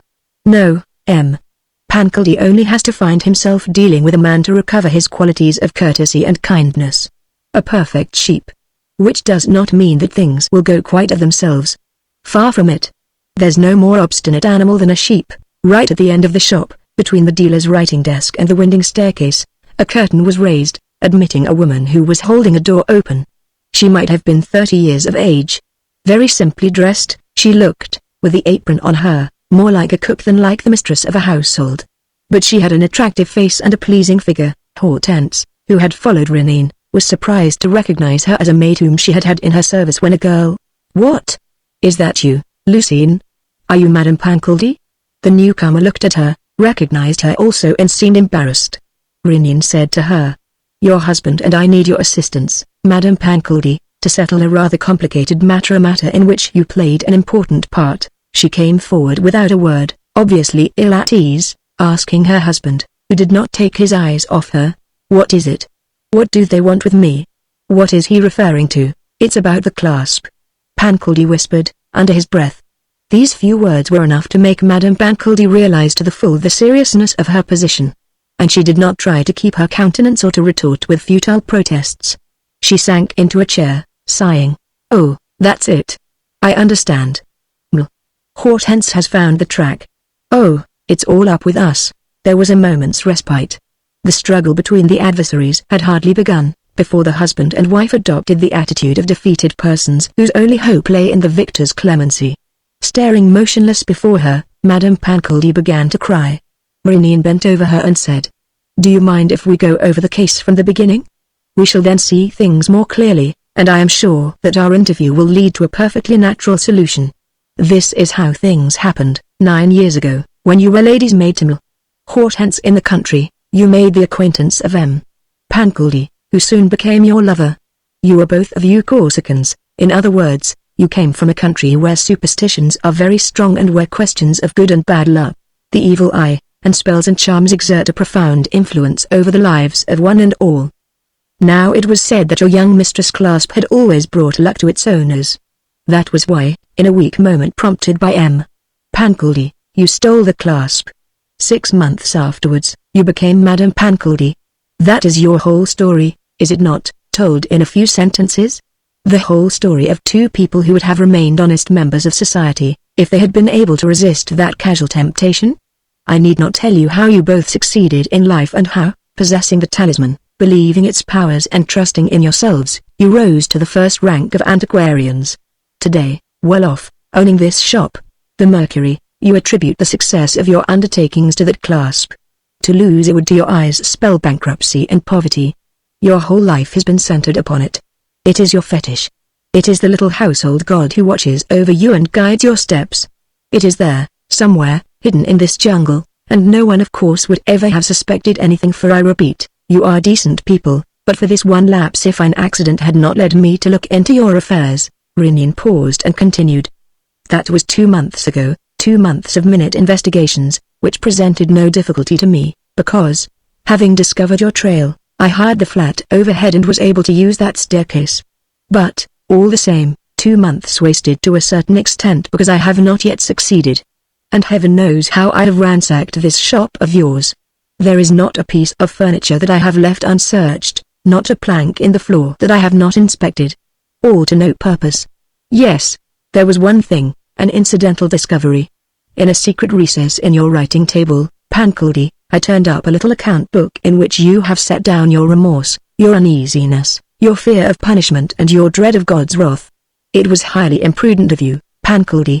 People don't write such confessions. And, above all, they don't leave them lying about. Be this as it may, I read them and I noted one passage, which struck me as particularly important and was of use to me in preparing my plan of campaign. Should she come to me, the woman whom I robbed, should she come to me as I saw her in her garden, while Lucien was taking the clasp, should she appear to me wearing the blue gown and the toque of red leaves, with the jet necklace and the whip of 3 plaited rushes which she was carrying that day, should she appear to me thus and say, I have come to claim my property, then I shall understand that her conduct is inspired from on high and that I must obey the decree of Providence. That is what is written in your book, Pancaldi, and it explains the conduct of the lady whom you call Hortense. Acting on my instructions and in accordance with the setting thought out by yourself, she came to you, from the back of beyond, to use your own expression. A little more self-possession on her part, and you know that she would have won the day. Unfortunately, you're a wonderful actor, your sham suicide put her out, and you understood that this was not a decree of Providence, but simply an offensive on the part of your former victim. I had no choice, therefore, but to intervene. Here I am. And now let's finish the business. Pancaldi, that clasp. No, said the dealer, who seemed to recover all his energy at the very thought of restoring the clasp. And you, Madame Pancaldi, I don't know where it is, the wife declared. Very well. Then let us come to deeds. Madame Pancaldi, you have a son of 7 whom you love with all your heart. This is Thursday and, as on every Thursday, your little boy is to come home alone from his aunt's. 2 of my friends are posted on the road by which he returns and, in the absence of instructions to the contrary, will kidnap him as he passes. Madame Pancaldi lost her head at once. My son. Oh, please, please. Not that. I swear that I know nothing. My husband would never consent to confide in me, Maignan continued. Next point. This evening, I shall lodge an information with the public prosecutor. Evidence, the confessions in the account book. Consequences, action by the police, search of the premises and the rest. Pancaldi was silent. The others had a feeling that all these threats did not affect him and that, protected by his fetish, he believed himself to be invulnerable. But his wife fell on her knees at Magnion's feet and stammered, No, no. I entreat you. It would mean going to prison and I don't want to go. And then my son. Oh, I entreat you. Hortense, seized with compassion, took Maignan to one side. Poor woman. Let me intercede for her. Set your mind at rest, he said. Nothing is going to happen to her son. But your 2 friends, sheer bluff, your application to the public prosecutor, a mere threat. Then what are you trying to do? To frighten them out of their wits, in the hope of making them drop a remark, a word, which will tell us what we want to know. We've tried every other means. This is the last, and it is a method which, I find, nearly always succeeds. Remember our adventures, but if the word which you expect to hear is not spoken, it must be spoken, said Maignan, in a low voice. We must finish the matter. The hour is at hand. His eyes met hers, and she blushed crimson at the thought that the hour to which he was alluding was the 8th and that he had no other object than to finish the matter before that 8th hour struck. So you see, on the one hand, what you are risking, he said to the Pancaldi pair. The disappearance of your child. And prison. Prison for certain, since there is the book with its confessions. And now, on the other hand, here's my offer, 20,000 francs if you hand over the clasp immediately, this minute. Remember, it isn't worth 3 louis. No reply. Madame Pancaldi was crying. Maignan resumed, pausing between each proposal. I'll double my offer. I'll treble it. Hang it all, Pancaldi, you're unreasonable. I suppose you want me to make it a round sum?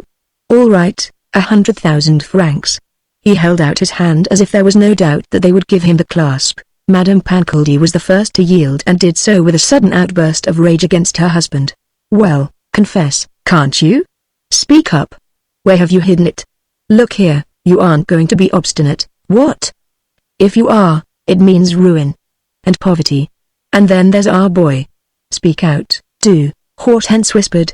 Renine, this is madness, the clasp has no value. Never fear, said Renine, he's not going to accept. But look at him.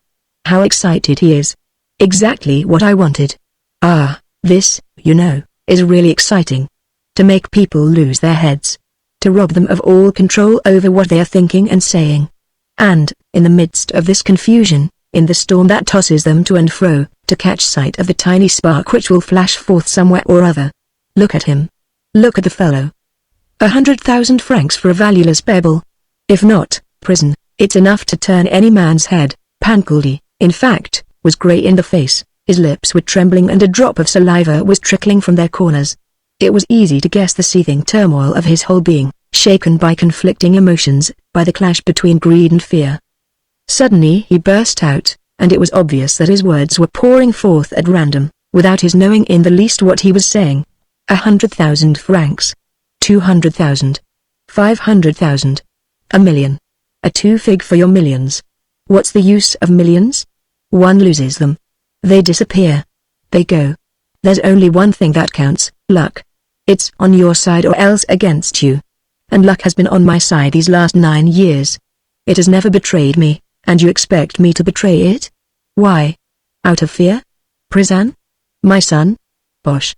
No harm will come to me so long as I compel luck to work on my behalf.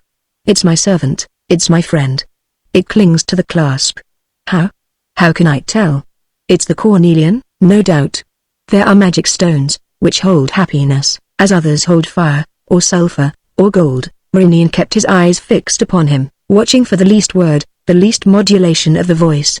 The curiosity dealer was now laughing, with a nervous laugh, while resuming the self-control of a man who feels sure of himself, and he walked up to Renine with jerky movements that revealed an increasing resolution. Millions? My dear sir, I wouldn't have them as a gift. The little bit of stone which I possess is worth much more than that. And the proof of it lies in all the pains which you are to take it from me. Aha! Months devoted to looking for it, as you yourself confess. Months in which you turned everything topsy-turvy, while I, who suspected nothing, did not even defend myself. Why should I? The little thing defended itself all alone. It does not want to be discovered and it shan't be. It likes being here. It presides over a good, honest business that satisfies it. Pancaldi's luck. Why, it's known to all the neighborhood, among all the dealers. I proclaim it from the housetops. I'm a lucky man. I even made so bold as to take the god of luck, Mercury, as my patron. He too protects me. See, I've got Mercuries all over my shop. Look up there, on that shelf, a whole row of statuettes, like the one over the front door, proofs signed by a great sculptor who went smash and sold them to me. Would you like one, my dear sir? It will bring you luck too. Take your pick. A present from Pancaldi, to make up to you for your defeat. Does that suit you? He put a stool against the wall, under the shelf, took down a statuette and plumped it into Renine's arms. And, laughing heartily, growing more and more excited as his enemy seemed to yield ground and to fall back before his spirited attack, he explained. Well done. He accepts. And the fact that he accepts shows that we are all agreed. Madame Pancaldi, don't distress yourself. Your son's coming back and nobody's going to prison. Goodbye, Hortense. Good day, sir. Hope to see you again. If you want to speak to me at any time, just give 3 thumps on the ceiling. Goodbye. Don't forget your present. And may Mercury be kind to you. Goodbye, my dear prince. Goodbye, Hortense. He hustled them to the iron staircase, gripped each of them by the arm in turn and pushed them up to the little door hidden at the top of the stairs, and the strange thing was that Renine made no protest. He did not attempt to resist. He allowed himself to be led along like a naughty child that is taken up to bed. Less than 5 minutes had elapsed between the moment when he made his offer to Pancaldi and the moment when Pancaldi turned him out of the shop with a statuette in his arms. The dining room and drawing room of the flat which Renine had taken on the first floor looked out upon the street. The table in the dining room was laid for 2, forgive me, won't you?" said Renine, as he opened the door of the drawing room for Hortense. "I thought that, whatever happened, I should most likely see you this evening and that we might as well dine together. Don't refuse me this kindness, which will be the last favor granted in our last adventure." Hortense did not refuse him. The manner in which the battle had ended was so different from everything that she had seen hitherto that she felt disconcerted. At any rate, why should she refuse, seeing that the terms of the contract had not been fulfilled? Renine left the room to give an order to his manservant. 2 minutes later, he came back for Hortense. It was then a little past 7. There were flowers on the table, and the statue of Mercury, Pancaldi's present, stood overtopping them. "May the god of luck preside over our repast," said Renine. He was full of animation and expressed his great delight at having her sitting opposite him. "Yes," he exclaimed, "I had to resort to powerful means and attract you by the bait of the most fabulous enterprises. You must confess that my letter was jolly smart. The 3 rushes, the blue gown, simply irresistible. And, when I had thrown in a few puzzles of my own invention, such as the 75 beads of the necklace and the old woman with the silver rosary, I knew that you were bound to succumb to the temptation. Don't be angry with me. I wanted to see you and I wanted it to be today. You have come and I thank you." He next told her how he had got on the track of the stolen trinket. "You hoped, didn't you, in laying down that condition, that I shouldn't be able to fulfill it? You made a mistake, my dear. The test, at least at the beginning, was easy enough, because it was based upon an undoubted fact, the talismanic character attributed to the clasp.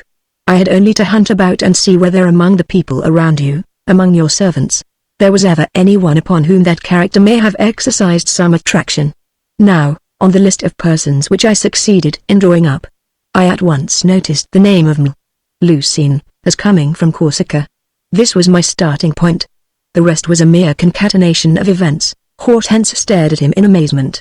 How was it that he was accepting his defeat with such a careless air and even talking in a tone of triumph, whereas really he had been soundly beaten by Pancaldi and even made to look just a trifle ridiculous? She could not help letting him feel this, and the fashion in which she did so betrayed a certain disappointment, a certain humiliation. Everything is a concatenation of events, very well. But the chain is broken, because, when all is said, though you know the thief, you did not succeed in laying hands upon the stolen clasp. The reproach was obvious. Renine had not accustomed her to failure. And furthermore she was irritated to see how heedlessly he was accepting a blow which, after all, entailed the ruin of any hopes that he might have entertained. He did not reply. He had filled their 2 glasses with champagne and was slowly emptying his own, with his eyes fixed on the statuette of Mercury. He turned it about on its pedestal and examined it with the eye of a delighted connoisseur. What a beautiful thing is a harmonious line. Colour does not uplift me so much as outline, proportion, symmetry and all the wonderful properties of form. Look at this little statue. Pancaldi's right, it's the work of a great artist. The legs are both slender and muscular. The whole figure gives an impression of buoyancy and speed. It is very well done. There's only one fault, a very slight one. Perhaps you've not noticed it? Yes, I have, said Hortense. It struck me the moment I saw the sign, outside. You mean, don't you, a certain lack of balance? The god is leaning over too far on the leg that carries him. He looks as though he were going to pitch forward. That's very clever of you, said Renine. The fault is almost imperceptible and it needs a trained eye to see it. Really, however, as a matter of logic, the weight of the body ought to have its way and, in accordance with natural laws, the little god ought to take a header. After a pause he continued. I noticed that flaw on the first day. How was it that I did not draw an inference at once? I was shocked because the artist had sinned against an aesthetic law, whereas I ought to have been shocked because he had overlooked a physical law. As though art and nature were not blended together. And as though the laws of gravity could be disturbed without some fundamental reason. What do you mean? asked Hortense, puzzled by these reflections, which seemed so far removed from their secret thoughts. "What do you mean?" "Oh, nothing," he said. "I'm only surprised that I didn't understand sooner why Mercury did not plump forward, as he should have done. And what is the reason?" "The reason? I imagine that Pancaldi, when pulling the statuette about to make it serve his purpose, must have disturbed its balance, but that this balance was restored by something which holds the little god back and which makes up for his really too dangerous posture." "Something, you say?" "Yes, a counterweight." Hortense gave a start. She too was beginning to see a little light. She murmured, "A counterweight? Are you thinking that it might be in the pedestal?" "Why not? Is that possible?"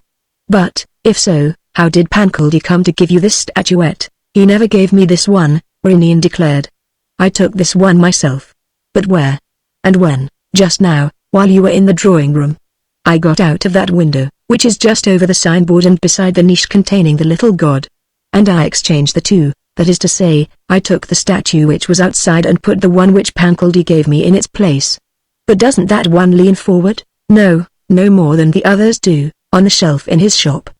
"But Pancaldi is not an artist. A lack of equilibrium does not impress him. He will see nothing wrong. And he will continue to think himself favored by luck, which is another way of saying that luck will continue to favor him. Meanwhile, here's the statuette, the one used for the sign. Am I to break the pedestal and take your clasp out of the leaden sheath, soldered to the back of the pedestal, which keeps Mercury steady?" "No, no, there's no need for that," Hortense hurriedly murmured. Maureen's intuition, his subtlety, the skill with which he had managed the whole business, to her, for the moment, all these things remained in the background.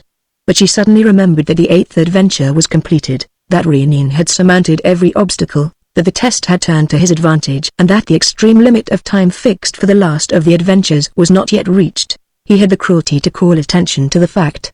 "8:15, he said. An oppressive silence fell between them. Both felt its discomfort to such a degree that they hesitated to make the least movement. "In order to break it," Maureen jested. "That worthy Pancaldi, how good it was of him to tell me what I wished to know. I knew, however, that by exasperating him, I should end by picking up the missing clue in what he said. It was just as though one were to hand someone a flint and steel and suggest to him that he was to use it. In the end, the spark is obtained. In my case, what produced the spark was the unconscious but inevitable comparison which he drew between the cornelian clasp, the element of luck, and Mercury, the god of luck. That was enough. I understood that this association of ideas arose from his having actually associated the two factors of luck by embodying one in the other, or, to speak more plainly, by hiding the trinket in the statuette. And I at once remembered the Mercury outside the door and its defective poise." Maureen suddenly interrupted himself. It seemed to him that all his remarks were falling on deaf ears. Hortense had put her hand to her forehead and, thus veiling her eyes, sat motionless and remote. She was indeed not listening. The end of this particular adventure and the manner in which Maureen had acted on this occasion no longer interested her. What she was thinking of was the complex series of adventures amid which she had been living for the past 3 months and the wonderful behavior of the man who had offered her his devotion. She saw, as in a magic picture, the fabulous deeds performed by him, all the good that he had done, the lives saved, the sorrows assuaged, the order restored wherever his masterly will had been brought to bear. Nothing was impossible to him. What he undertook to do he did. Every aim that he set before him was attained in advance. And all this without excessive effort, with the calmness of one who knows his own strength and knows that nothing can resist it. Then what could she do against him? Why should she defend herself and how? If he demanded that she should yield, would he not know how to make her do so, and would this last adventure be any more difficult for him than the others? Supposing that she ran away, did the wide world contain a retreat in which she would be safe from his pursuit? From the first moment of their first meeting, the end was certain, since Maureen had decreed that it should be so. However, she still cast about for weapons, for protection of some sort, and she said to herself that, though he had fulfilled the 8 conditions and restored the cornelian clasp to her before the 8th hour had struck, she was nevertheless protected by the fact that this 8th hour was to strike on the clock of the Château de Hallinga and not elsewhere. It was a formal compact. Maureen had said that day, gazing on the lips which he longed to kiss. The old brass pendulum will start swinging again, and, when, on the fixed date, the clock once more strikes 8, then, she looked up. He was not moving either, but sat solemnly, patiently waiting. She was on the point of saying, she was even preparing her words. You know, our agreement says it must be the Hallinga clock. All the other conditions have been fulfilled. But not this one. So I am free, am I not? I am entitled not to keep my promise, which, moreover, I never made, but which in any case falls to the ground. And I am perfectly free. Released from any scruple of conscience? She had not time to speak. At that precise moment, there was a click behind her, like that of a clock about to strike. A first stroke sounded, then a second, then a third. Hortense moaned. She had recognized the very sound of the old clock, the Hallinga clock, which 3 months ago, by breaking in a supernatural manner the silence of the deserted chateau, had set both of them on the road of the 8 adventures. She counted the strokes. The clock struck 8. Ah! She murmured, half swooning and hiding her face in her hands. The clock. The clock is here. The one from over there. I recognize its voice. She said no more. She felt that Renin had his eyes fixed upon her, and this sapped all her energies. Besides, had she been able to recover them, she would have been no better off nor sought to offer him the least resistance, for the reason that she did not wish to resist. All the adventures were over. But one remained to be undertaken, the anticipation of which wiped out the memory of all the rest. It was the adventure of love, the most delightful, the most bewildering, the most adorable of all adventures. She accepted fate's decree, rejoicing in all that might come, because she was in love. She smiled in spite of herself, as she reflected that happiness was again to enter her life at the very moment when her well-beloved was bringing her the cornelian clasp. The clock struck the hour for the second time. Hortense raised her eyes to Renin. She struggled a few seconds longer. But she was like a charmed bird, incapable of any movement of revolt, and at the 8th stroke she fell upon his breast and offered him her lips.